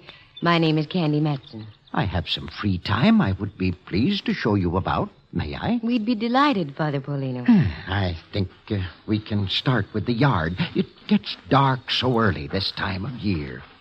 Father Paulino. Father Paulino. Why, it's Miguel Torres. What could be wrong? Oh, Father Paulino, it is there. Miguel, my son, what is it? What has happened? Oh, the most awful thing you ever hear of. Vicente, he just shoot himself. Merciful heaven. Is he badly hurt, Miguel? Oh, I think he is dying, Father. No. The poor boy. Where is he? At his house. Excuse me, Miss Matson. I must leave immediately. Would my car be of any help, Father? The car. Yes, thank you.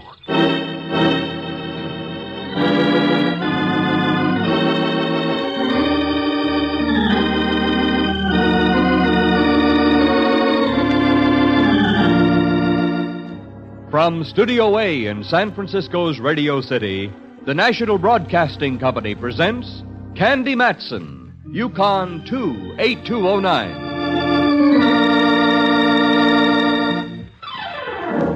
Tragedy in the sleepy little California mission town of San Juan Bautista. But it wasn't the first time. If you look around the side of the mission, you'll see that the place marks the mass grave of 12,000 Indians who died in a smallpox epidemic years ago. San Juan has seen knifings, too, and other shootings.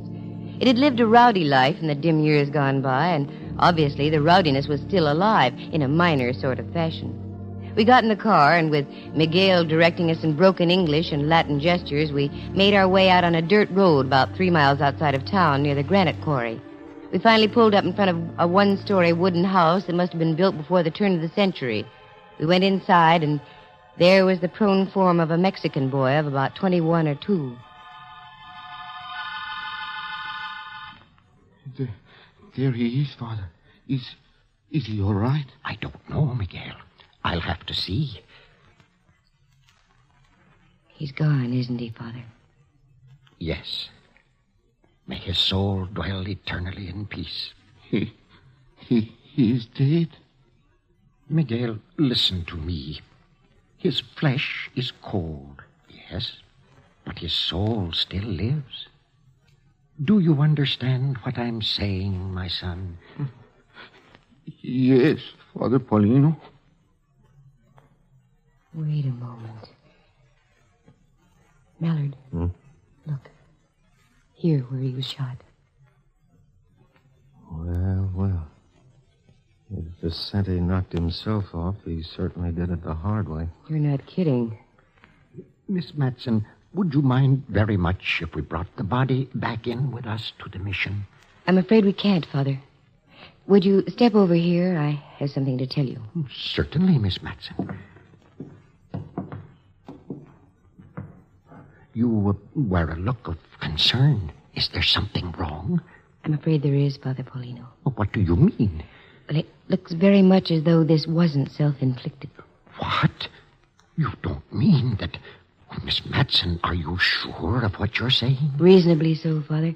You see, a gun held at close range leaves powder marks. Vicente's wound is as clean as a whistle.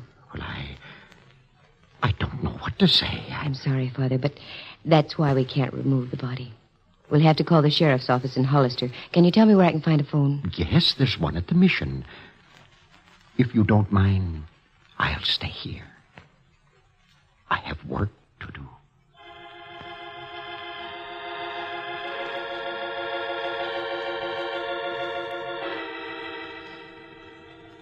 Father Paulino was right. He had work to do, the ecclesiastical kind, and he did it in a simple and impressive way.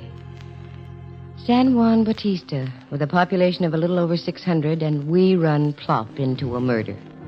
Mallard said he'd go back to the mission and make the call, and left. 45 minutes later, the undersheriff of San Benito County drove up with Mallard. He asked the standard questions, but learned nothing. We went over the house with a fine-tooth comb, but we came up with a blank. There being nothing else to do at the moment, the men put the body in the sheriff's car, and he drove back to Hollister, and we returned to the mission.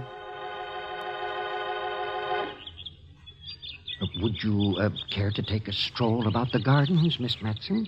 It's most peaceful. Makes a wonderful place for clear thinking. Well, yes, Father, I'd love to. Mallard? You go ahead, Candy. I promised the sheriff I'd take a look around town for him. Oh, sure. Want to come along with me, Rembrandt? Yes, I believe I will. If you don't mind, Candy. No, not at all. One thing before you go. You will be my guests for dinner, won't you? That's most gracious of you, Father.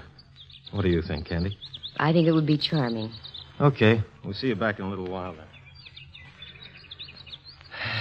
This is a tragic thing, Miss Matson.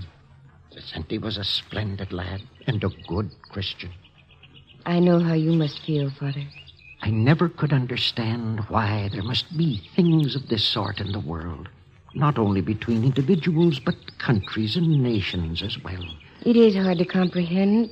The more I try to reason, the more confused I become. About Vicente, Father, who do you suppose could have done it? I don't know. I really don't. How about Miguel? What? Oh, no, Miss Matson. Why, he and Vicente were like brothers. Brothers sometimes quarrel, you know. Not in this case. Miguel is a good boy. Why, he works here at the mission. You'll pardon me, Father, but in my business I find I have to be doubtful at times. What is your business, Miss Matson? I'm a private investigator, Father. How very curious. Yes, I suppose it is, but in a sense, you're a policeman too, Father. I? Yes. You police the soul, don't you? Ride herd on the thoughts and actions of men? Why, yes. I'd never thought of it that way before. Yes, in a sense, I suppose I do wear a badge. I wear the badge of righteousness, the star of God.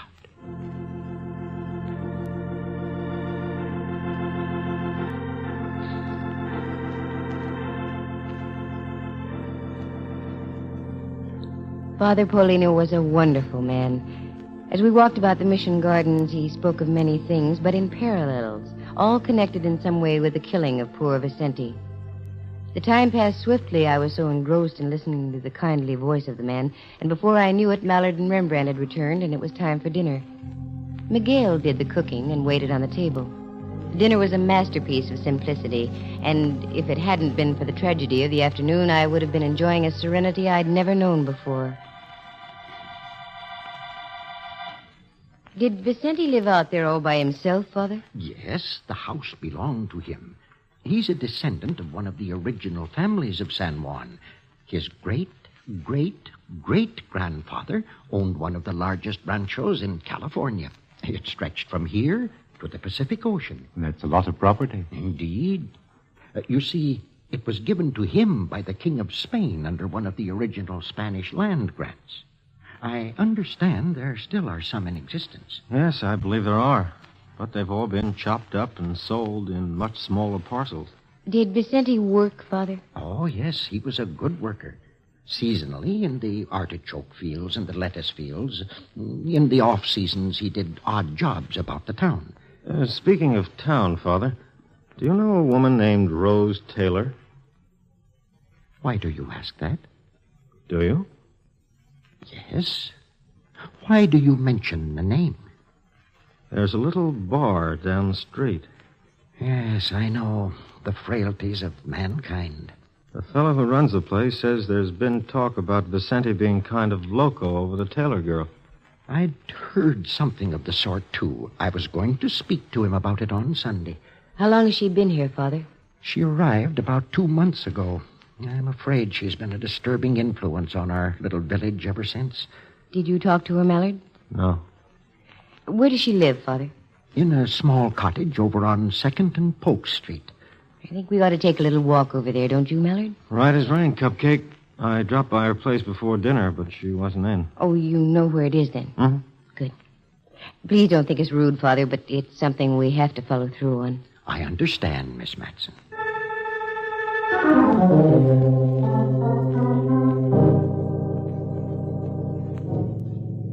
We got up from the table and went outside the mission. We pulled our coats closely about us, and little jets of steam came from our mouths as we breathed the crisp evening air. We'd only gone about a dozen steps or so, and we were stopped by a voice from behind. Please, Senorita Matson, senor. Huh? Why, it's Miguel. What is it, Miguel? Something wrong? I hear you talking inside. You are going over to see Senorita Taylor? That's right. Oh, please, no. The Senorita Taylor, she is a good girl. She would not to hurt anyone. That's not what Father Paulino seems to think. Oh, the good father, he does not know much about the outside. All his life, he live in the mission. He is, how would you say, is secluded. The good father may be secluded, Miguel. But I have a strong hunch he knows more about what's going on around here than anyone in town. Oh, but please, you believe me? Senorita Taylor, she is a good person. Look, Miguel, you want to find out who killed Vicente, don't you? Oh, see? Well, that's what we're trying to do. Now, you be a good boy, Miguel, and don't get yourself all in the stew.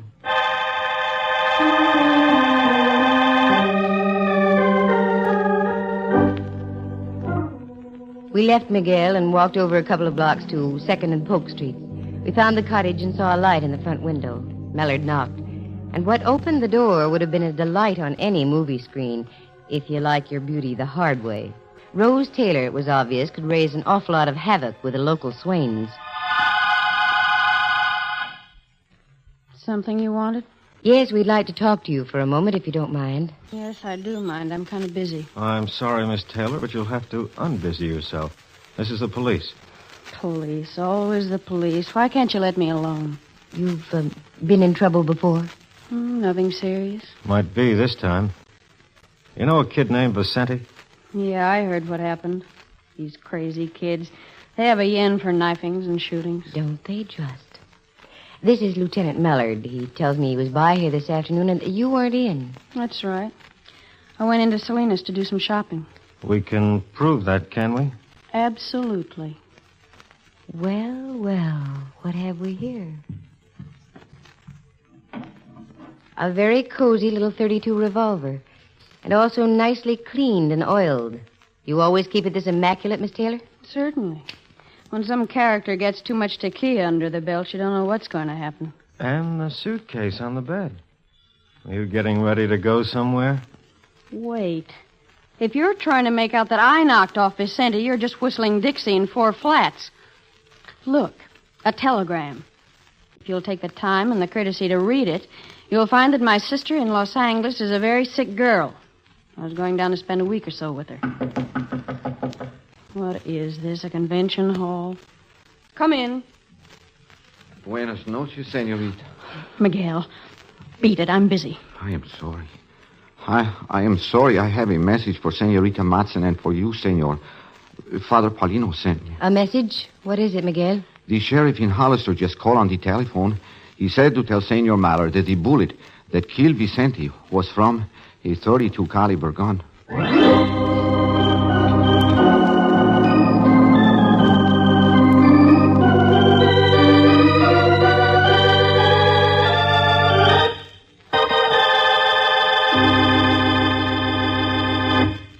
From San Francisco, the National Broadcasting Company is presenting Candy Matson, Yukon 28209.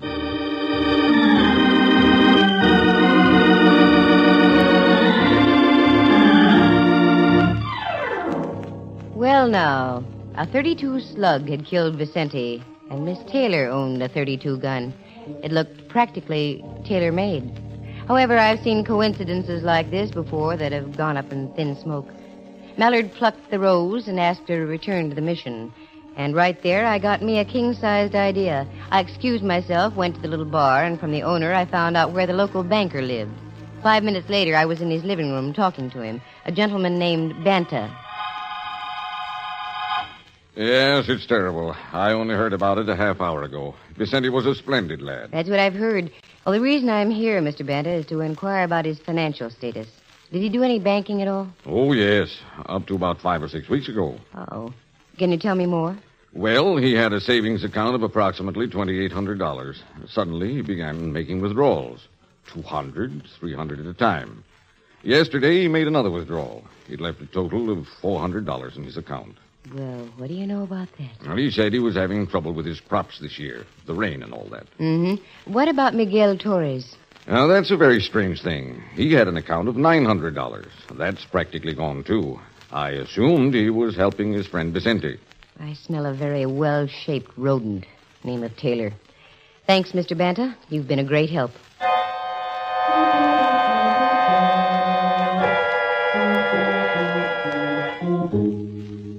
Things seem to be taking shape. It looked like the old story of a no-good playing both ends against the middle. Both ends being Vicente and Miguel. The no-good? Rose Taylor. Scattered pieces of the puzzle were beginning to fall in place. Father Paulino. At first I couldn't believe it. And I wondered what his reaction would be. Next step, the bartender at the village pub. I walked in and caught him at a good time. The place was empty. Good evening. What can I do for you? A package of cigarettes, please. Sure. How are these? No, the others, if you will. All right. Thank There you are. Anything else? Mm-hmm. Information. Yeah, what do you want to know? Miguel Torres and a kid named Vicente. Did they come in here often? Who are you? Private investigator. Here. My merit badge. Yeah, that's a new one, a lady cop. Ah, the world is ever-changing, Buster. Now the answer. Yeah, they used to come in about once a week. Usually on Saturday nights. Drink much? Nah, good kids, both of them. When were they in here last? Well, let's see. Yeah, night before last. Any arguments? They're so soft-spoken, those kind of guys, it's hard to tell. But now that you mention it, I think there was a bit of a rhubarb going on. Who was taking the lead? Torres. I gather he was sort of griped about something. Not too loud, not much fire. That's when it gets dangerous. And they weren't drunk? Nope. And I can spot a lush at 40 paces. They each had a beer and left. Thanks, mister. Here, buy yourself a cup of Christmas cheer. Well, thank you.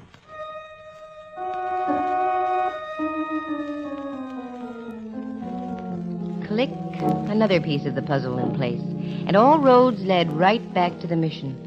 With the exception of the late Vicente, we had the full cast of characters front stage center. And a neat little bit of intrigue it was, too. As I drew near, the warm lights of the mission were streaking through the windows, contrasting greatly to the thoughts that were going around in my head. I walked in. Father Paulino was sitting over his desk, his head buried on his arms. Mallard was leaning back in a chair watching Rose Taylor, who in turn was smoking a cigarette and pacing the room. Rembrandt was reading a copy of the National Geographic. All heads snapped to me as I entered. Hi, Cupcake. Have fun?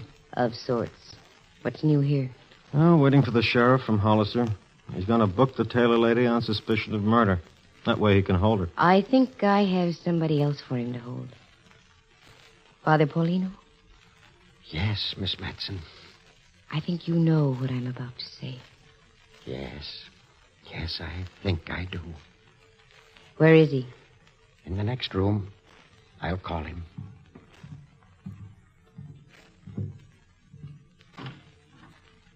Miguel, my son. Si, Father. Come in here, please. Si. Miss Matson wants to talk to you. You're here in the mission now, Miguel. You're standing right under the cross. You can't lie. You killed Vicente, didn't you? Yes. Why? I love her. I give her everything I have. My love, my heart, my money, everything. She tell me that she is mine, all mine. That we will be married right here in the mission by the good Father Paulino. Then last week, I find she is also making the pretend love to Vicente. I almost went crazy. You told Vicente to stay away. See, that is right. But last night, I stand across the street from Senorita Rose's house. Vicente was there. And as they say goodnight on the front porch, she kissed him and pat his cheek, just as she did to me. And so you shot him this afternoon. With a .38. And when the sheriff called, you told us it was a .32, knowing that Rose also had a .32. See, that is right. But you will never get me for it. Mallard, Father, come on, don't let him get away. There he goes, up on that wall. Miguel, stop. You can't run away for the rest of your life. I have no life, Father. Miguel, watch out. You're going to...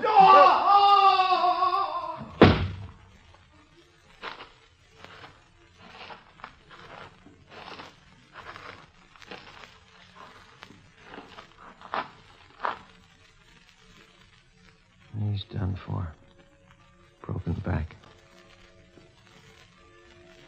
Is the pain bad, my son? No, Father. Am I dying? Yes, Miguel. You see, I told you I had no life left. The bells, you hear them, Padre? Yes. They're ringing, Miguel. Time for the compline. You will pray for me, Father Paulino? Of course. Merciful Jesus, all-knowing, all-seeing, look down upon us this night, so close upon thine own natal day. This boy I'm holding in my arms, Miguel Torres, he has trespassed upon thy commandments. In thine infinite mercy, I seek his forgiveness. Thank you, Father. Thank you. He's gone, Father Paulino. Yes. Requiescat in pace. May his soul rest in peace. Amen. Where is she, the Taylor woman? I'm right here, Father. Look upon this boy I'm holding here, the second death in a matter of hours, and all because of you. I know. In the eyes of the law, you are guiltless. You pulled no trigger to cause the death of Vicente. Miguel fell off a wall to his death. But it was because of you. I realize that now. Do you? Really? Yes, Father. And perhaps in this hour of dark tragedy, something has been salvaged after all. This is the Yuletide, the anniversary of the birth of Christ. In his infinite wisdom, the Almighty is charitable. Rose Taylor, seek his forgiveness. Leave San Juan Bautista. I'm sure Miguel and Vicente would want it that way. Start anew. Lead a penitent life. It is not too late. Tell me, child, do you recall Mary Magdalene? I do, Father. Need I say more? No. Someone help me with Miguel.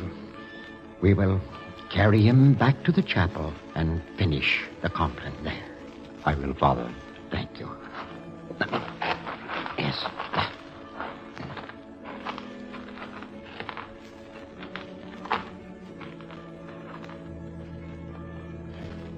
There's a remarkable man, Candy. More than you know, Mellor, dear. Peace on earth, goodwill toward man and woman. In these troublesome times, there is a brilliant, shining example of what we have to hold on to. You know, I wish there was a Father Paulino in every country of the world. We'd have more time for raising kids than for killing them. My point exactly. Come on, Mellor, dear. Let's get back to San Francisco. I have a special star to put on my Christmas tree tonight. For all the Father Paulinos that ever lived.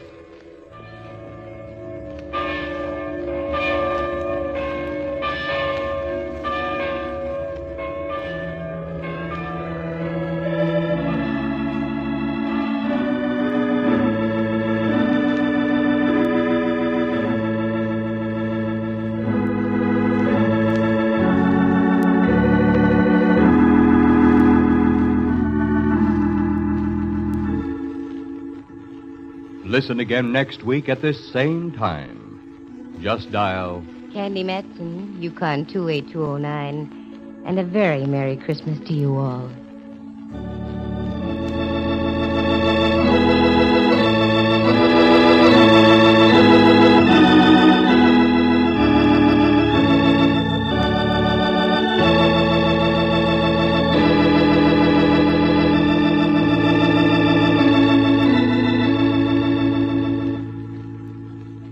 Featured in the story were Hal Burdick as Father Paulino, Lou Tobin as Miguel Torres, and Jane Bennett Carnell as Rose Taylor.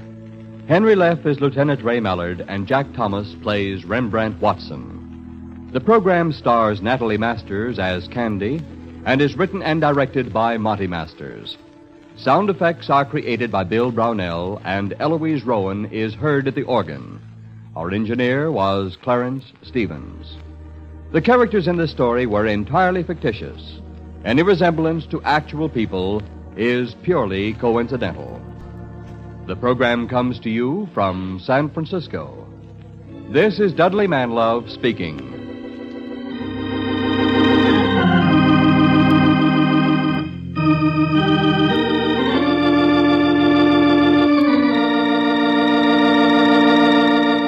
This is NBC, the National Broadcasting Company.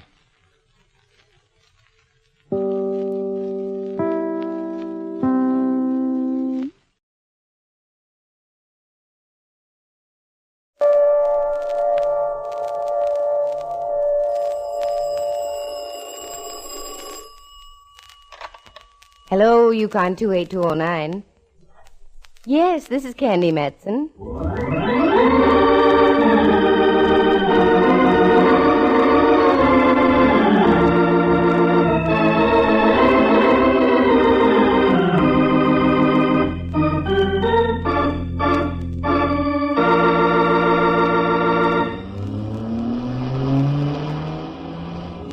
I do declare, Candy, this is a madder dash than the one made by Paul Revere. Look out for that man. I see him, Rembrandt. I know it, you know it, but does he? What's the reason for this wild scramble, girl? I started to explain, Ducky. Look at that car up ahead about a block. Yes, it's a police car. That's right. And do you know who's driving? Lieutenant Ray Mallard. That's who. Whom? So Mallard's driving. There's no reason to get yourself such a snit. I imagine the lad's driven before. I'm not worried about the mechanical aspects of placing a car in motion and guiding it to a predetermined terminal. It's the reason behind it that bothers me. What's that reason being what? I don't know what the reason is, and that's the rub. For days, Mallard's been avoiding me like the plague. I call him on the phone, all I get are muffled sentences. Nothing makes sense.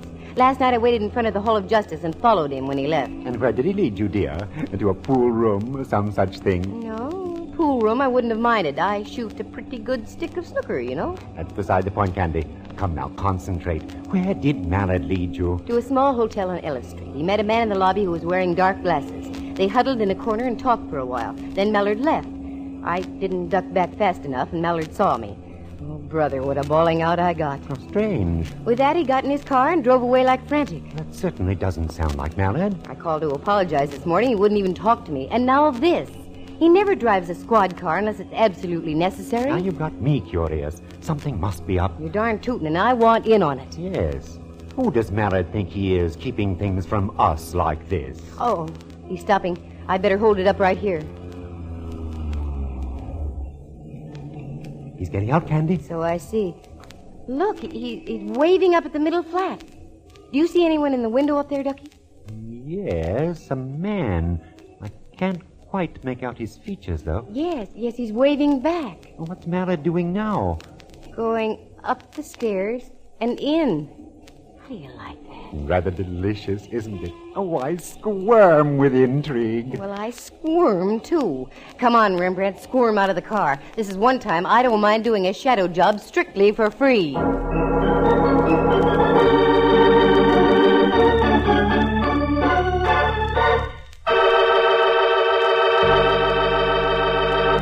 From San Francisco, the National Broadcasting Company presents another yarn in the adventures of that attractive private eye, Candy Matson, Yukon 28209.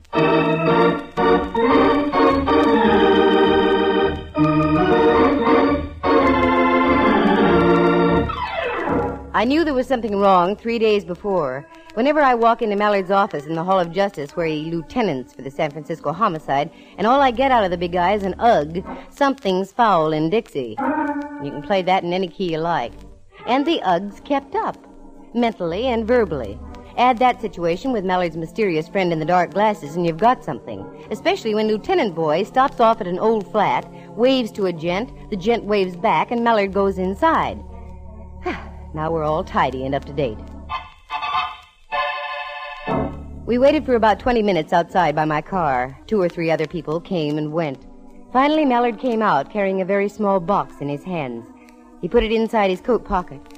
The bulge wouldn't show any more than usual. That's where he keeps his police gun. Then he got in his car and drove off. Rembrandt and I immediately went to work. Object? A social call on our unknown friend in the second-floor window. I must say, Candy, this is most mystifying. That it is, Ducky. In all the years I've known Mallard, I've never seen him act like this before. What are we up to now, Dove? We're going to take a look at the guy Mallard went to see. Find out what he looks like. What sort of a racket he's in. And supposing Mallard hears about it, won't you be even further into the doghouse? Indubitably, faithful old friend. But that's the chance I'll have to take. Here we are. Little flat. This must be one of those babies built before the fire and the quake. Yes, all the 1906 conveniences, including a door knocker. Well, give it a blast, Ducky. As you say, this sort of place gives me a galloping case of depressions. Yeah, I know what you mean. All the ghosts of the past half-century. Try it again, Rembrandt. Any harder, and the building will slide off its foundations. What is this? You could have heard that last knock out of the Farallones. Maybe he didn't hear you. Anyone in the neighborhood would have heard that knock. I'm going to try the door. Voila. Except that it only moves about 2 inches. Shove on it, dear. My thoughts exactly. It gives a little. Help me, Rembrandt. Very well. Hey, look. Under the door. That's blood. I wouldn't call it ketchup. Come on. Once again and harder. Oh, my word. That's the polite term. This guy's as dead as they come. And look. What, dear? This is the Joe Mallard was talking to in the hotel lobby, even in the dark glasses. I wonder what Mallard will say about this. I was wondering the same thing. Come on, Rembrandt. I don't think I feel very well. That was an understatement. I felt worse than that. But I had to follow through now. Our next step took us down to the Hall of Justice for a little visit with Mallard. He was in. Just beat us back by about 10 minutes. He was still wearing the same scowl he had on the last time I'd spoken to him. You still mad at me, Mallard? No, I'm mad at myself. Did you stub your toe somewhere along the line, Minion? Is that it? No, but I'm about to. What do you mean by that, Footflat? You'll find out. And it's all your fault, too. You mean about last night, my following you? No, that was a dirty trick, but I forgive you. It isn't that. Then what is it? Yes, for goodness sake, stop sounding like a threepenny thrill book. I'll say what I have to say in my own good time, and nobody can force me to do otherwise. I've got news for you, Junior. The police can make you talk. The police? What kind of triple talk is this? We followed you out to that flat just now. We saw everything. What? Of all the underhanded... So, you know.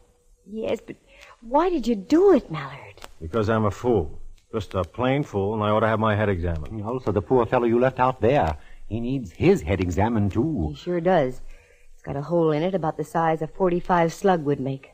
Wait a minute. What are you talking about? Don't you know? I thought I did. Now I don't think so. Now, come on, quick. What's this hole in the head routine? He's serious, Candy. I really think he is. All right, I'm serious. Come on, spill. Okay. I'll tell it to you like you don't know.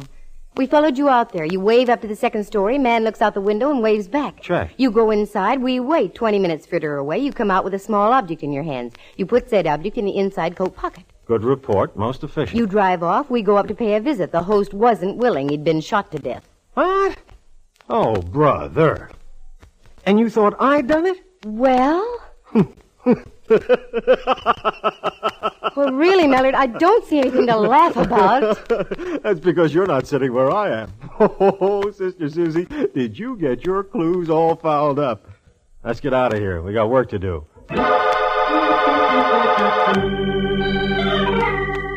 My mental reflexes climbed on a merry-go-round and whirled gaily for several moments. I was really confused. I didn't have time to do much about it because Mallard whisked us back to the flat. An hour later, the joint had been carefully gone over, photographed, and the body of the poor guy removed to the coroner's office for an autopsy report. It didn't take long to find out that I was right. It had been a .45 that did the dirty work. Rembrandt had to leave, so I went back with Mallard to his office. Still think I had something to do with this thing, Cupcake? Oh, in my heart of hearts, no. But of course not. But, jeepers, look at the facts, Mallard. You come out, we go up. The guy's stiff as a starched shirt. What would you think? The same thing you thought. The time element is what gets me. Not more than 3 minutes had elapsed between the time you left and the time we got up there. I know. I can account for that, I think. But I'm not going to.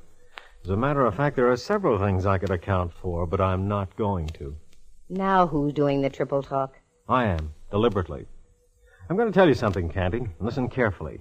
You're a cute little old snoop. You've snooped your way into the middle of this thing, and I'm going to toss it right into your lap and let you snoop your way out. And when you come up with the right answers, you're going to get the shock of your life. I am he. I think so. At least it was quite a shock to me. You mean you've got the solution to this deal already? Part of it. You're a much smarter Footflat than I thought you were. I don't know who killed the guy, if that's what you mean. I take it back, then. And now you really got me all topsy-turvy. Oh, this is working out even better than I thought it would. Okay, Tootsie, you've got the ball. It's all yours. Take it from here.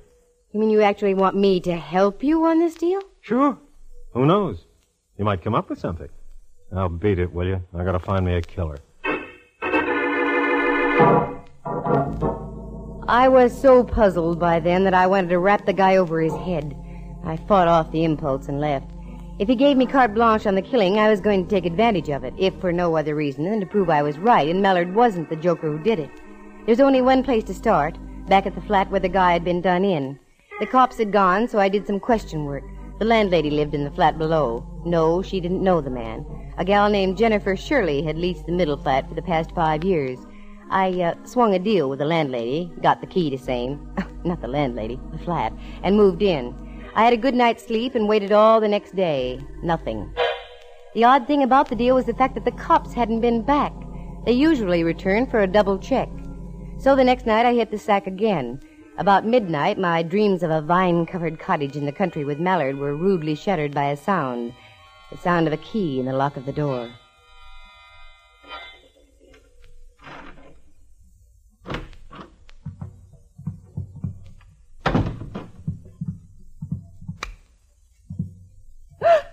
Oh, sorry, I frightened Jennifer. Take it easy. Everything will be okay. Who are you? Oh, I'm coming to that. Excuse me. You are Jennifer Shirley, aren't you? That's right. Excuse my nightie. If I'd have known you was coming, I'd have gone formal. Just what is all this? And what are you doing in my flat? Where have you been, Jennifer? Seattle? Why? Didn't you read the papers up that way? I was too busy. Know a man named Everett Stone? Of course I do. He's a very good friend of mine. He was up from Los Angeles on business, and I let him use my flat. And now you're here. I don't understand this at all. Look over there at your front door.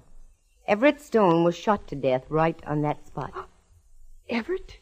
Dead? I can't believe it. I'm sorry, it's true. You can prove you were in Seattle, Jennifer. Yes. Here.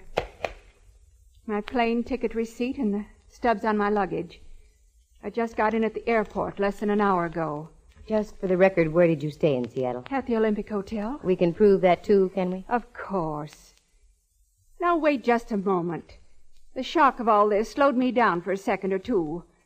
Just who are you, and what are you doing here? Simmer down, Jennifer. My name's Matson, Candy Matson. I'm a private investigator. Oh, yes, I've heard of you. I'm trying to find out who knocked off your friend Stone. You got any ideas? Several. So have I. One being this. Does everyone around here wear dark glasses? You've got a pair on, too. Same kind Everett Stone was wearing. Here, have a cigarette. Thanks. Got something you want to tell, Jennifer?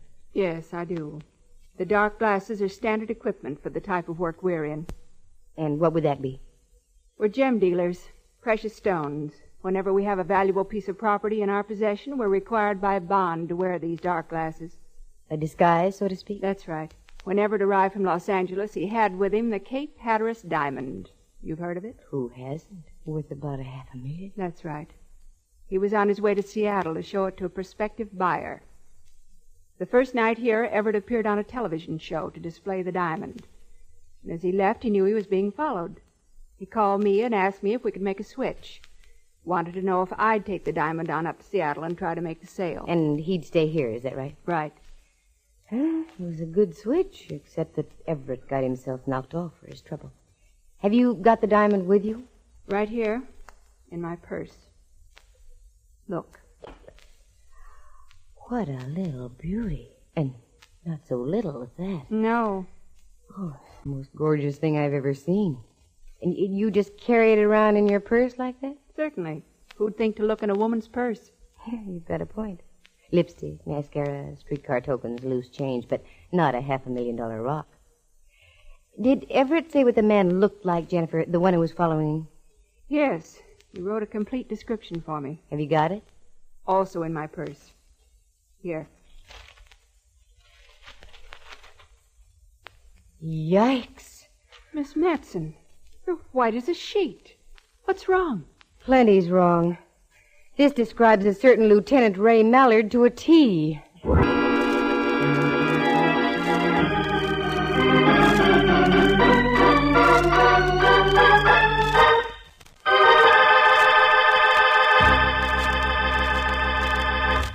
From San Francisco, you are listening to a National Broadcasting Company presentation, Candy Matson, Yukon 28209.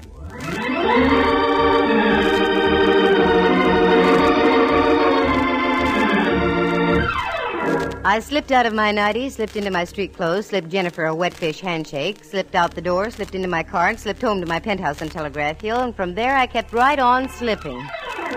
That description was Mallard's beyond all doubt. What made it worse was the fact that Rembrandt and I had seen Mallard coming out of the flat with a small package that could have been a jewel box. I didn't sleep much that night, and that's for sure. In the morning, I put myself together as best I could and once again made the dismal journey down to the Hall of Justice and into Mallard's office. How you doing, Cupcake? Not too well. I have some rather unpleasant news. Such as like what? Mallard Everett Stone was a gem broker. Good for you. You've got clue number 1. You knew that? Don't be ridiculous, Candy. That came out of McGuffey's reader. Number 2. He had the Cape Hatteras diamond with him when he arrived from Los Angeles. Atta girl, you're getting warm. He switched the rock to a gal named Jennifer Shirley. She took the diamond on up to Seattle because Everett thought he was being tailed. Hey, you're getting better and better. What's next? You mean none of this is news to you? Old hat so far. Well, maybe this won't be old hat.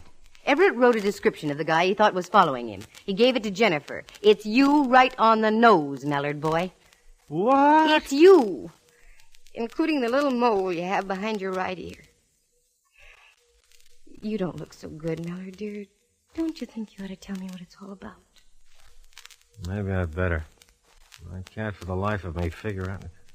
Wait a minute. Sure. Of course. You had me worried there for a minute, Cupcake. Doggone, what is this, Mallard? I'm getting mad. You'll find out. Oh, I'll find out. But when will I find out? Ooh, Saved by the bell. Excuse me a minute. Detective Matson. Oh, sure. Lieutenant Mallard, homicide. Lieutenant, this is Sergeant O'Flaherty down on radio. We just got a report from Prowl Car 36. Yeah, O'Flaherty. There's been a dame killed out in that same flat, name of Jennifer Shirley.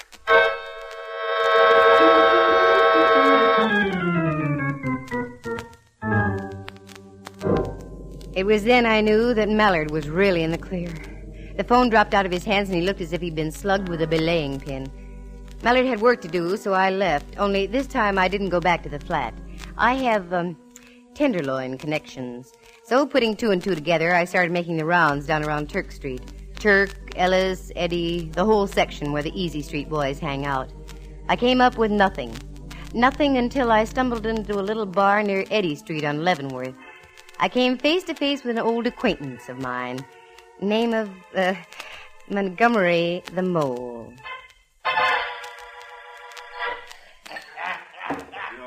Well, for crying in my beer and making it salty. Look what the height I just washed in. Hiya, Candy. Hiya, Montgomery. I ain't seen you since the night you caught up with me former pal, Willie Cloud. Oh, I'm sorry I had to do that, Montgomery. Oh, I ain't. Hanging'd be too good for that crump bum. A little second story work ain't too far out of line. I can even swallow a well-executed stick-up. But when it comes to kidnapping and murder, us honest characters draw the line. That's why I'm here, Montgomery. Yeah? There have been 2 killings in the last 4 days. The grapevine must be slipping. I don't hear nothing about no rump-outs. They've been kept quiet for a reason. Just what the reason is, I don't know. Have you heard about any of out-of-town icemen dropping in the last few days? Nah, not a one. Now, look, here's a 20, Montgomery. That's all I've got. I'll send you 20 more first thing in the morning. Is your memory improving? Ooh, just like I never lost it. Well, is there a jewel boy in town? Look right ahead of you up at the bar. Yeah? That's him. If he ain't a hot ice juggler, my name ain't Montgomery. Got in just about 4 days ago. Calls himself Finch. Oh, Montgomery, I loves you. I'm moving over there. Do me a favor. Tip the bartender off. Tell him to keep my drinks well watered. It didn't take long. A guy from out of town gets lonesome. I was sitting at the bar no more than 3 minutes, and we were old friends. He kept the drinks coming, and by closing time, he really had a snoot full. He offered to drive me home, and, naturally, I accepted. We got out on the sidewalk, and suddenly he darted back into the tavern. When he returned, he was carrying something in a paper bag. We found his car and climbed in.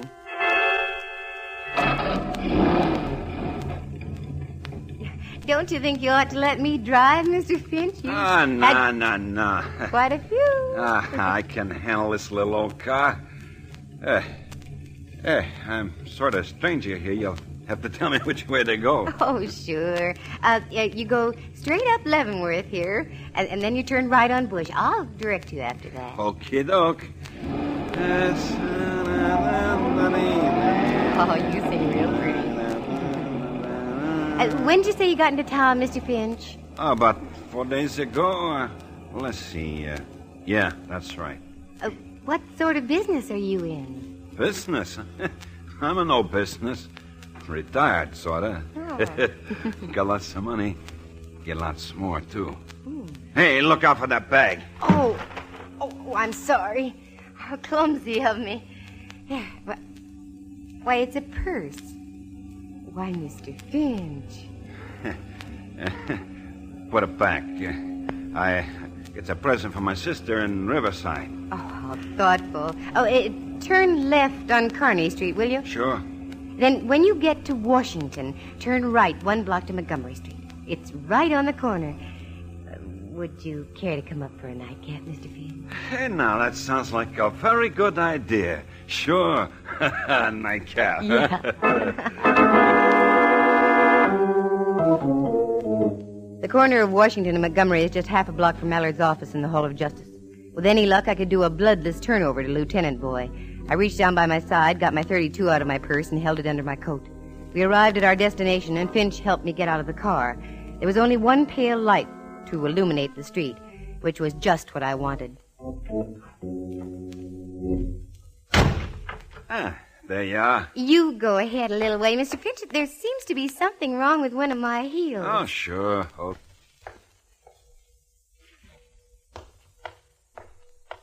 Don't turn around, Mr. Finch. Not if you value your life. This is a gun I've got stuck in your back, and believe me, I know how to use it. Say, what goes on here? I'm almost broke, if that's what you're This after. isn't a stick-up. See that door up the street in that big building? Just keep walking right on into that door.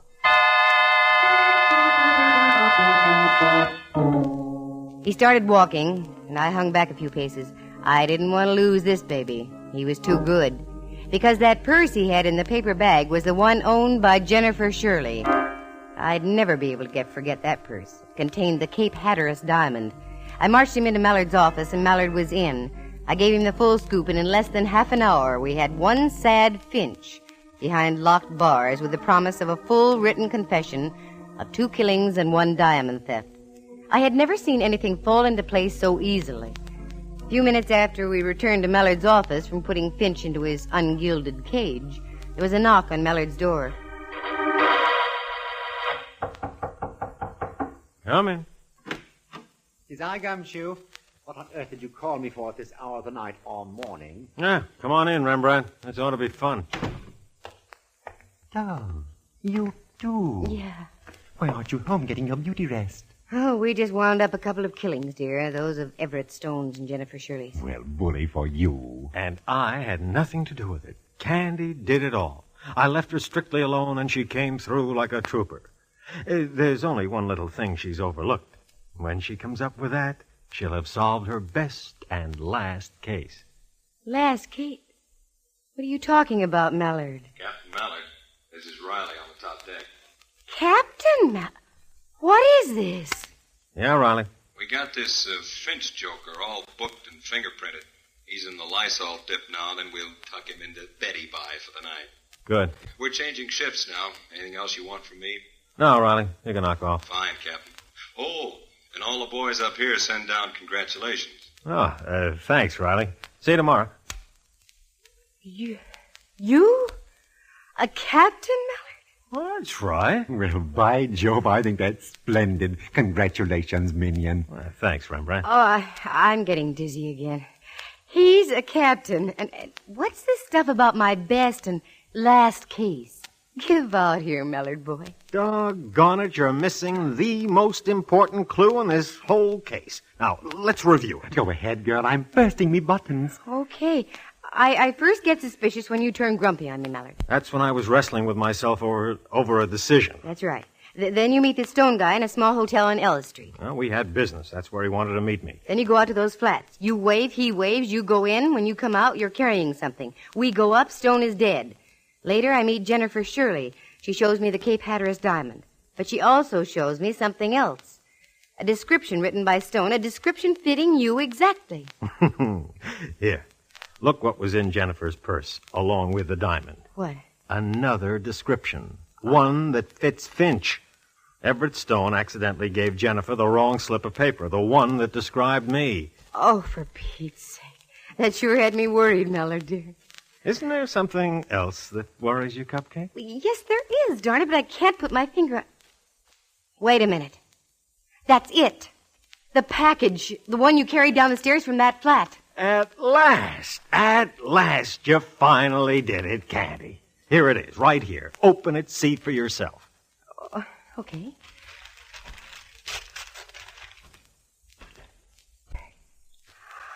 Well, it's beautiful. What a lovely ring. Did you steal this from Everett Stone? Sure did. The price he gave me made it a first-class deal. Why don't you try it on? Ooh, I'd love to. Oh, I don't think you're putting it on the right finger, Candy. Which finger do you mean, Miller? Third finger, left hand.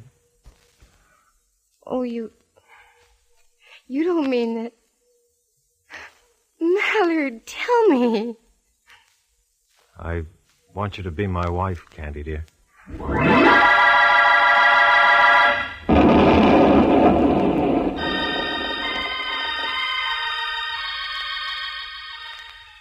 Oh, say it again, will you, Mallard, dear?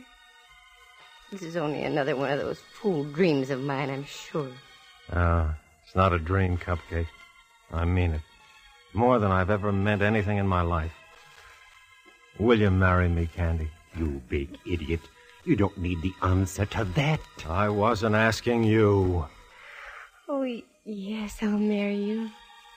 Captain, dear. Forever and ever. Do you see now what I meant about this being your best and last case? Oh, yes, but you're wrong. I have another and a bigger case coming up. What's that, you little monkey?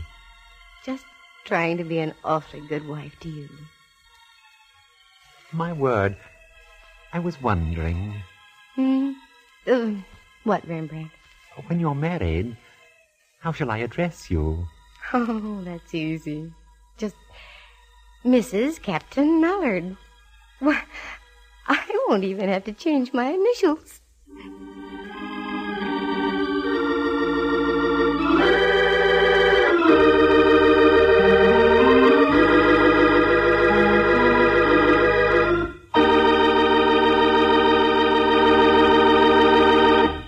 For excitement and adventure and romance, just dial... Mallard, Mrs. Captain Ray. Yukon 282. Oh, that won't be my phone number. Gee, I'm so confused, I don't know what I'm saying.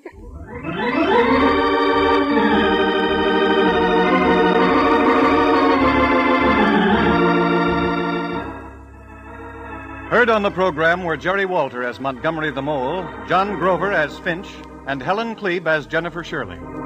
Jack Thomas is Rembrandt Watson, and Henry Leff is Captain Ray Mallard. The program stars Natalie Masters as Candy and is written and directed by Monty Masters.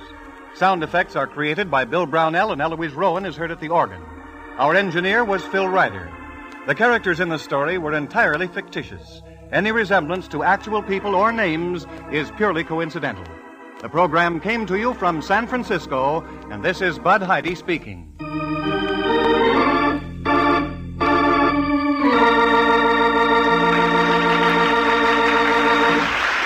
This is NBC, the national broadcasting company.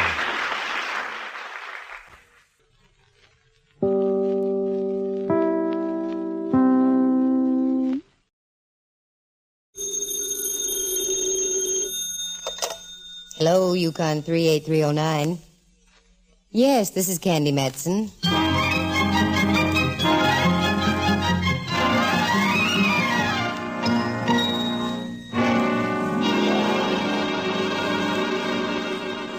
Yes, this is Candy Matson. Oh, Miss Matson, I've been trying to get in touch with you the past 2 days. Well, I've been out of town. Just who is this speaking? Mrs. Allison Gray. You may have heard of my husband. The famous industrialist? Who hasn't heard of him? You've got to help me, Miss Matson. I'm desperate. Well, you sound it. What seems to be wrong, Mrs. Gray? I understand you do work of a confidential nature. You understand correctly. Can you drop out to see me, Miss Matson? Right away. Well, you'll have to give me some idea of what it's all about, Mrs. Gray. There are certain types of cases I refuse to accept. Do I have to tell you on the phone? If we're going to do business, yes. Well, it's my husband. For the past month, I felt that he's been gradually losing his mind. What? It's horrible. But yesterday, he disappeared completely. You don't have to say another word, Mrs. Gray. I'll be right out.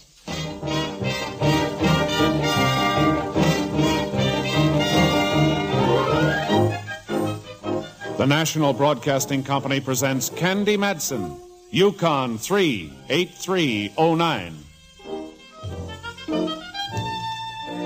That's the way it usually goes. I live in a penthouse on Telegraph Hill in San Francisco. Inside, there's a phone. It's listed, and it rings. Sometimes I wish it wasn't and didn't. But the phone is listed thusly, Candy Matson, Private Investigator. And that's how I make my living. Do you remember that old gag about what's black and white and red all over? Yeah, a newspaper. Well, because of that telephone call from Mrs. Allison Gray, I had a switch. I had my palm red and got black and blue all over. And for good measure, I uncovered 2 very dead corpses along the way. I got the address of the Allison Grays out on Broadway in the Valley of Wealth, and that's where I went. As I pulled up at the front door, I looked for the bell, but there was none. Nothing but a huge knocker looking like it weighed about 10 tons. I whacked it a couple of times and thought the house would fall off its foundations. Oui, mademoiselle? Oh, oui. Je suis ici pour un rendezvous avec Madame Gray. Oh, parlez-vous français, mademoiselle? Oui, Lowell High School style. Entrez, s'il vous plaît, mademoiselle. Oui. C'est un bon jour, n'est-ce pas? Oh, oui. I'll bet you run out before I do. You can say that again. Oh, you speak English? Yeah, San Francisco style. You Miss Matson? That's right. Miss Gray's expecting you. You'll find her in the library. Don't overdo it, Clyde. Say, what kind of a place is this anyway? You'll find out. Right on in, please. Yeah, thanks. Oh, Miss Matson? Yes, Mrs. Gray. Oh, do come in. My, how attractive you are. I expected a severe type of woman. Sit down, won't you, please? Well, thank you. You've got to help me, Miss Matson. My whole life has been turned into a phantasmagoria. Oh, that's a good word. Tell me more about the phantasmagoria. My husband and I have been married 30 years. All that time he's been kind, considerate, generous. And with money yet. That makes him quite a man. But in business, he's just the opposite. He's ruthless. And I'm afraid he's made a good many enemies. Well, I guess you have to be like that in business if you want to be successful, Mrs. Gray. I know of at least a half-dozen men who have been led into financial ruin because of my husband's operations. And this all leads to... Just this. I believe that his business tactics finally began to prey on his mind. For the past month, he's looked as though he were suffering from shock or concussion. Well, maybe that's it. No, Miss Matson. I was a nurse before I married Mr. Gray. I know the symptoms. My husband, I'm sure, is on the edge of a complete mental collapse. If it hasn't happened already. Well, now, just how do I fit into the picture? Find him, please. Then perhaps we can get to the root of all the trouble. I'd die if anything happened to him. You should know his habits. Can't you find him, Mrs. Gray? Can an amateur pianist do the work of a Rubinstein? No, Miss Matson. You're a professional sleuth. That's why I called you. Okay. You've got yourself a girl. As of now, I'm on the payroll. What is your fee, Miss Matson? $200 in advance, $50 a day in expenses. That's reasonable. I'll make out a check for you right away. Fine. Oh, hello, Auntie. Excuse me. Didn't know you had company. Perfectly all right, Robert. May I present my nephew, Robert Warnicki. This is Miss Candy Matson. How do you do? Delighted to know you. Matson, eh? That name is familiar. Yes, you're a lady reporter or something of the sort, aren't you? No, I'm afraid not, Mr. Warnicki. Let the girl alone, Robert. She's here on business. Here you are, Miss Matson. Thank you, Mrs. Gray. Well, I better be getting along. You'll hear from me soon. Oh, goodbye, Mr. Warnicki. I'll be seeing you. Yes, I have a hunch you most certainly will.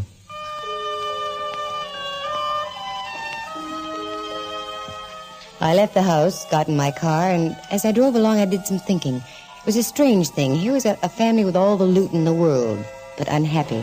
It didn't make sense. Suddenly I realized I wasn't far from the studios of an old friend of mine, Rembrandt Watson, a darn good photographer, now that he's given up the grape. the kind that comes in bottles.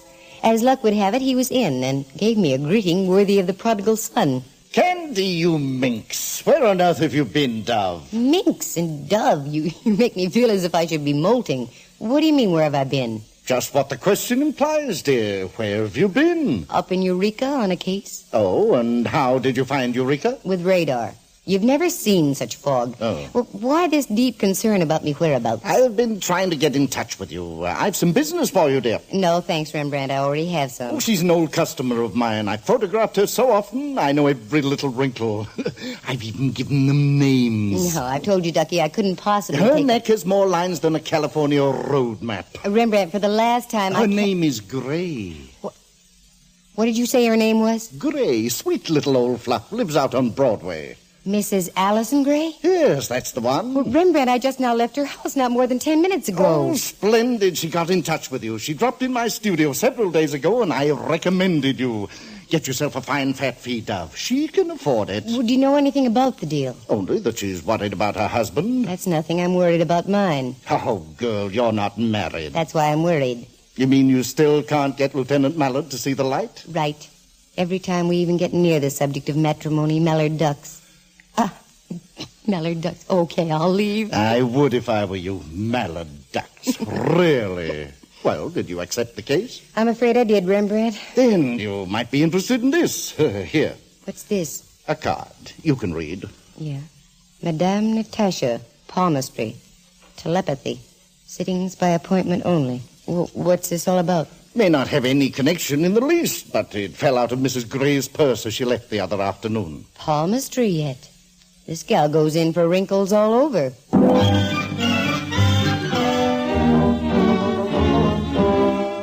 Rembrandt may sound as though he has bird gravel for brains, but he's been around me long enough to know a lead when he sees one. So I took the card and left. I cut over to Union and down to Kearny Street and then to the Hall of Justice on the corner of Washington. That's where my boy Mallard hangs his hat. Lieutenant Ray Mallard of San Francisco Homicide. A wonderful guy if he'd only swap stars. The one pinned on the inside of his coat for the ones up in the sky. Well, bust my rank and call me patrolman if it isn't Candy. Hi, you beautiful thing, you. Well, what have you been doing? Sniffing too much sulfur and molasses? Oh, merely stating the truth. Gee, you look swell, Candy. Well, in that case, no comment. I'd better quit while I'm ahead. Well, Foot Flat, what's new? Nothing, absolutely nothing. I'm liable to lose my job. In the last 24 hours, there's been only one crime reported. Some kid had his bike stolen. Oh, you can talk to me, Mallard. Was it an inside job? I don't know. We haven't got anything to go on. But give us another 2 days and we'll bust this bike heist wide open. Good for you, laddie boy. Now shift your cigar and listen to me. Okay. Got something? Well, not yet, but could be. Ever hear of a lady swami known as Madame Natasha? Crystal gazing done cheap? What does she make like Conan Doyle? Out on Buchanan near Jackson. You know her real name? Nope. Well, I can't help you then. As long as they keep the crystal gazing down to a soft stare and a low murmur, we don't bother them.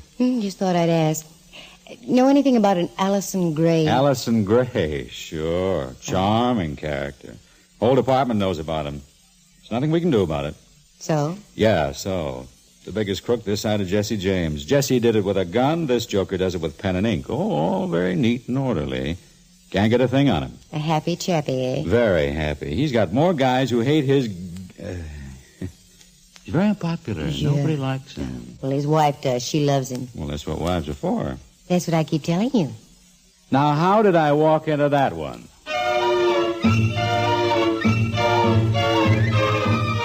Mallard picked up a sheaf of papers and threw it at me.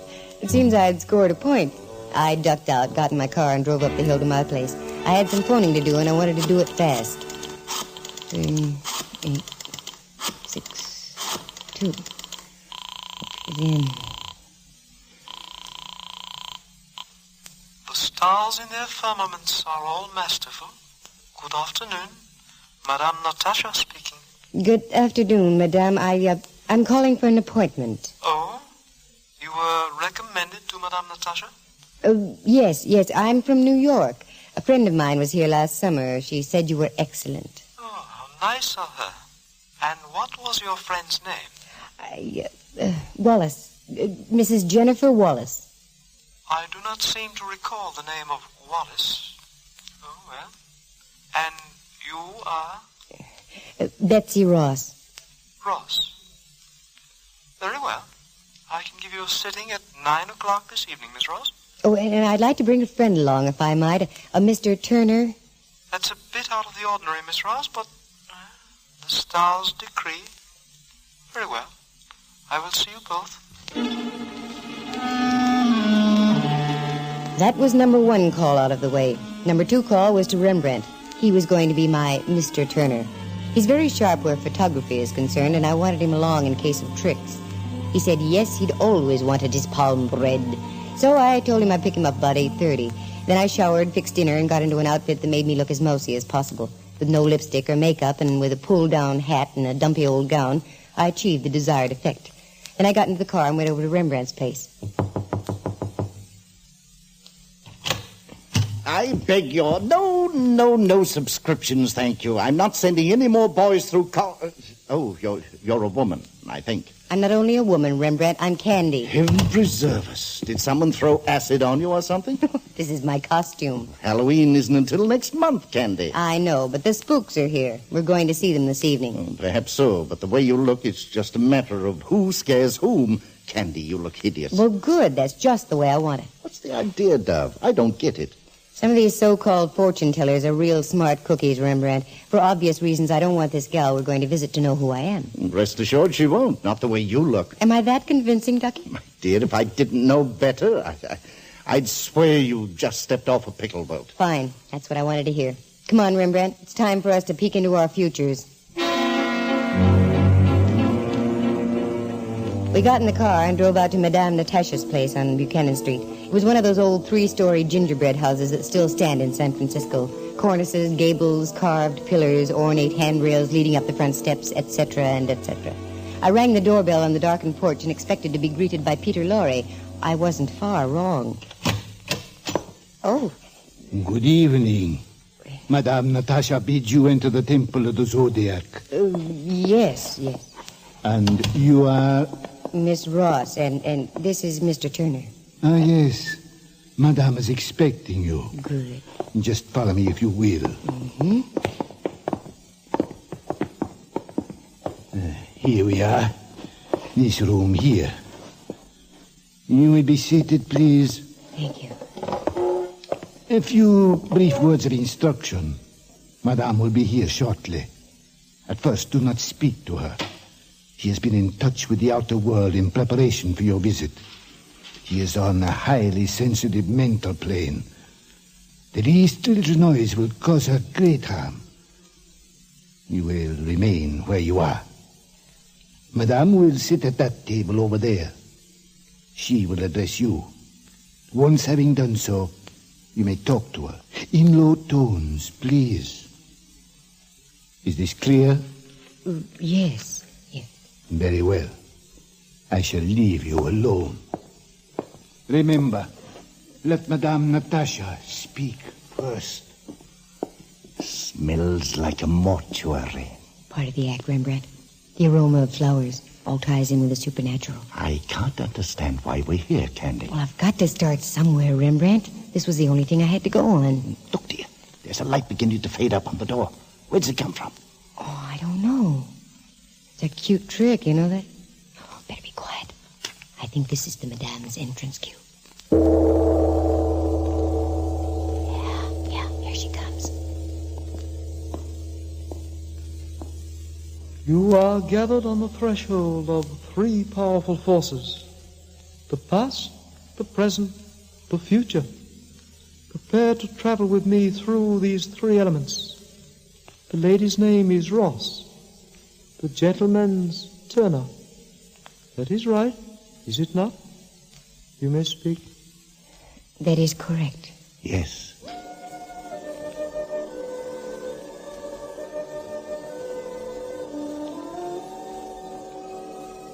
We shall commence.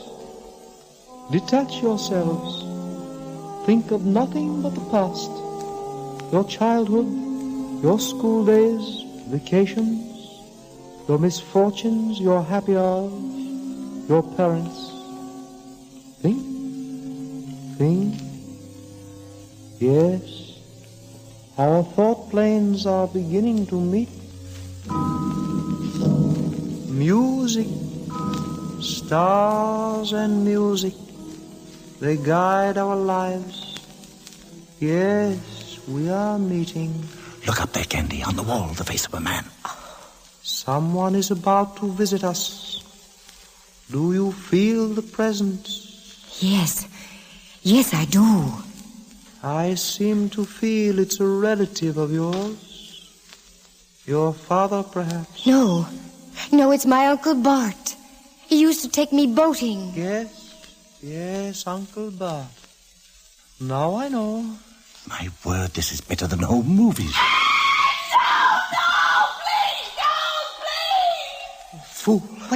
What did you say? What? Why, your friend here, he is a scoffer. I cannot go on. I am in terrible mental pain. Please, you must leave now. Immediately.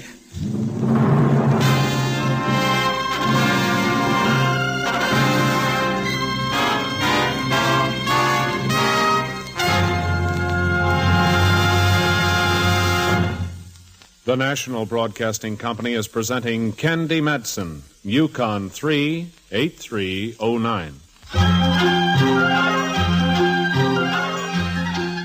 It wasn't Rembrandt who had broken the spell.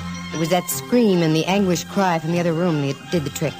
I would have given my eye teeth to do some snooping, but the lad who showed us in did a very firm reverse and made sure we took a straight line for the front door and out. I heard the lock click behind us, and that was it. We went across the street, got in the car, and took off. The fog was so thick you couldn't see 20 feet in any direction. Why are you biting your lower lip, Dove? Are you put out with me for being a scoffer? No, not at you, Rembrandt, but I am put out. That babe's as phony as a $3 bill. Yes, you and your Uncle Bart, who used to take you boating. Huh, indeed. That scream and the voice, that's what did it. Very good, I thought. Sounded almost real. Oh, it was real, Ducky. Didn't you notice how excited the madame was? By Jove. I thought you came out of a trance awfully fast. And what about the vision of dear old Uncle Bart? Oh, that was rear-view projection, girl. Shot through some very fine cheesecloth to give it a slight distortion. Well, okay. I'm making another appointment with the madame for tomorrow night. I want to see what's going on behind the scenes. Where are you going now, Candy? Home and to bed. I'm tired. Then let me out on Van Ness Avenue, will you? I'm dickering with a man for a used car. Oh, well, I'll take you there. What's the place? Diogenes Anderson, the swapping Swede. Rembrandt got out at the used car lot, and I went home and had a good night's sleep. I wanted to have all my buttons because there were a lot of angles that needed angling. I woke in the morning feeling quite fresh and ready for come what may. First thing to come what may was another drive out to the Valley of Wealth to check in with Mrs. Allison Gray. The door opened, but it wasn't Mrs. Gray. It was her nephew, Robert Warnicki. Oh, Miss Matson. Come in, won't you? I'm so sorry, but it's the butler's day off. Oh, what a shame having to strain yourself on that heavy door. Thank you. Yeah. I imagine you want to see my aunt, huh? Yes, you imagine correctly. Is she in? No. She left about half an hour ago. Said something about having to see about her hair. Oh, where'd she leave it? Oh, very clever, Miss Matson. What about your uncle, Mr. Gray? Is he here? Oh. Aren't you the one who's supposed to know where my uncle is? What do you mean by that? To repeat, you're very clever, Miss Matson. I have an apology to make to you. Oh? Yes, you're not a reporter at all.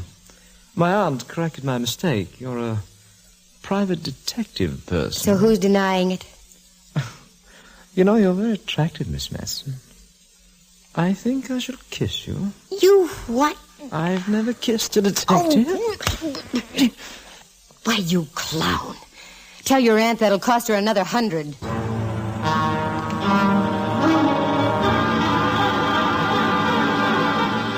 I was so mad I boiled over and out the door.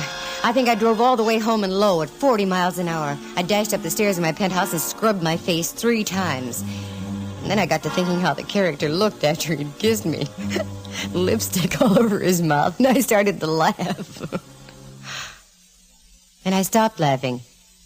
It may have been the most nauseating kiss that man ever bestowed on maid, but certainly stopped me cold. I went over to the phone and called Madame Natasha's Temple of the Zodiac.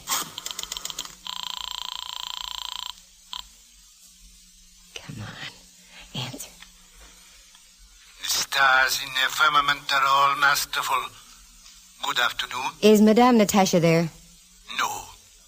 Madame is resting. Oh. Well, would it be possible to make an appointment for this evening?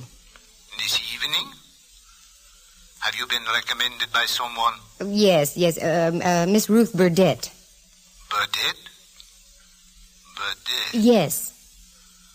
Madame Natasha doesn't seem to have a Burdett in the fire. Oh, she must. Miss Burdett was there only a few weeks ago.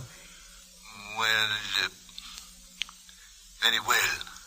Madame Natasha will see you at 10 o'clock. That's perfect. And your name, please? Taylor. Geary Ann Taylor.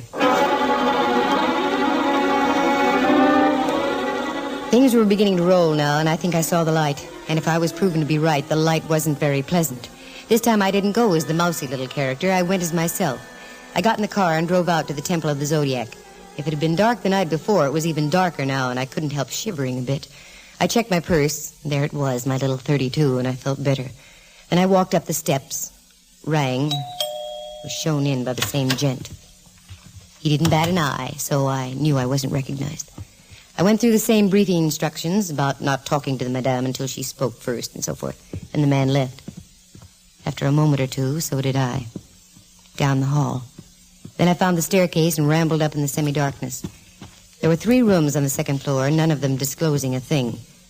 Besides, the agonized voice that had cried out, "No, please don't," seemed to have come from further off.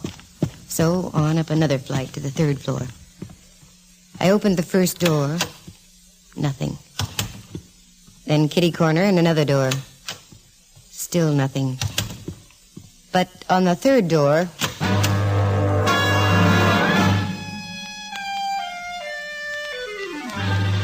I could see them in the darkness. 2 bodies piled side by side. I went over and lit a match. And there they were. The bodies of Mrs. Allison Gray and that of what obviously must have been her husband, Mr. Gray. Very cold and very dead. You seem to have found something, Miss Taylor. Yeah. They look quite natural, don't they? Madame Natasha is here. She is highly displeased with you. Yeah, I'll bet. Hiya, madame. Miss Taylor seems to be the curious type. You're out of character, Mr. Warnicki. You'd look better without that wig. I said you were clever, Miss Matson. Too clever. Quick, Walter, get her. Oh, no, you don't. Mister, you fool, shoot again. Candy! For Pete's sake, Rembrandt. Are you all right? I'm okay. Bullet in the arm, that's all. Where on earth did you come from? We were in the room across the hall downstairs when we saw you pussyfooting by, so we followed. We? Yes, we. Diogenes Anderson and I. The swapping Swede? What were you 2 doing out here? Candy girl, how naive you are at times. You told me you were coming back here tonight. You didn't include me in your plan, so that meant you were coming alone. Knowing your propensity for getting into trouble, I felt it incumbent upon me to enlist the aid of my friend Diogenes and come to your assistance. Well, bully for you, Rembrandt. I'm glad you did. What did you fellows do to these rats? As we followed you up the stairs, we implemented ourselves with 2 sturdy chairs. Then it happened. They fired, you dashed past us. When those 2 beggars came abreast of us, we merely lowered the boom. Diogenes on one side, I on the other. Oh, my word, we really tagged them, I fear. Well, I wouldn't worry about it. They've been working overtime. They can use a little deep sleep.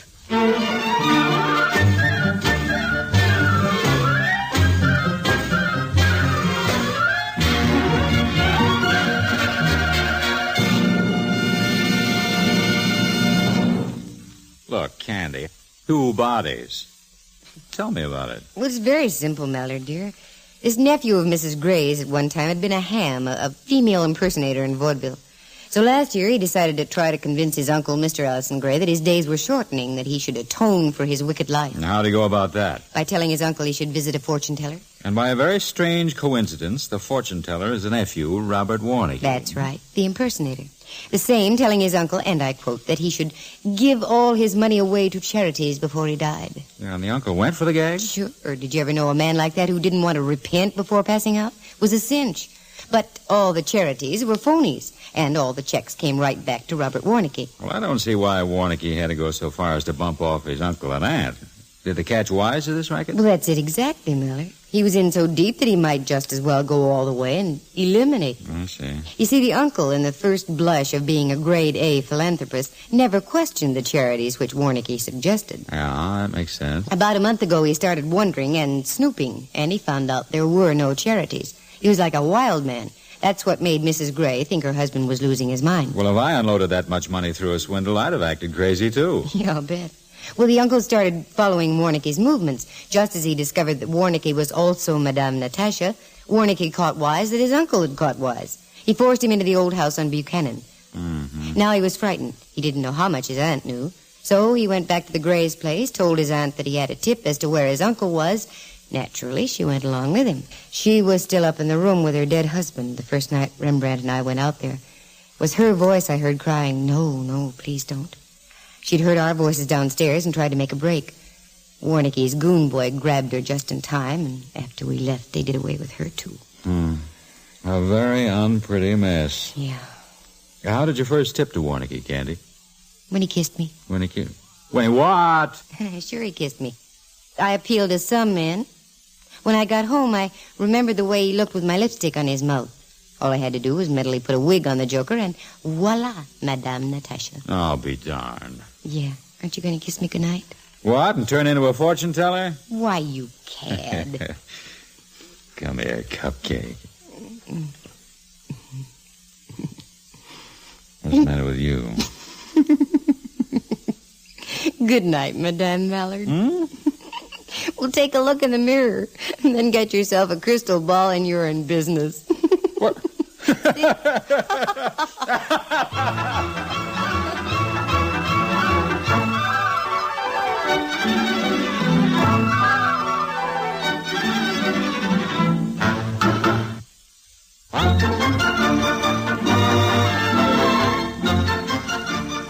Heard tonight were Helen Cleve as Mrs. Gray, Kurt Martell as the butler, and Earl Lee as Madame Natasha's assistant.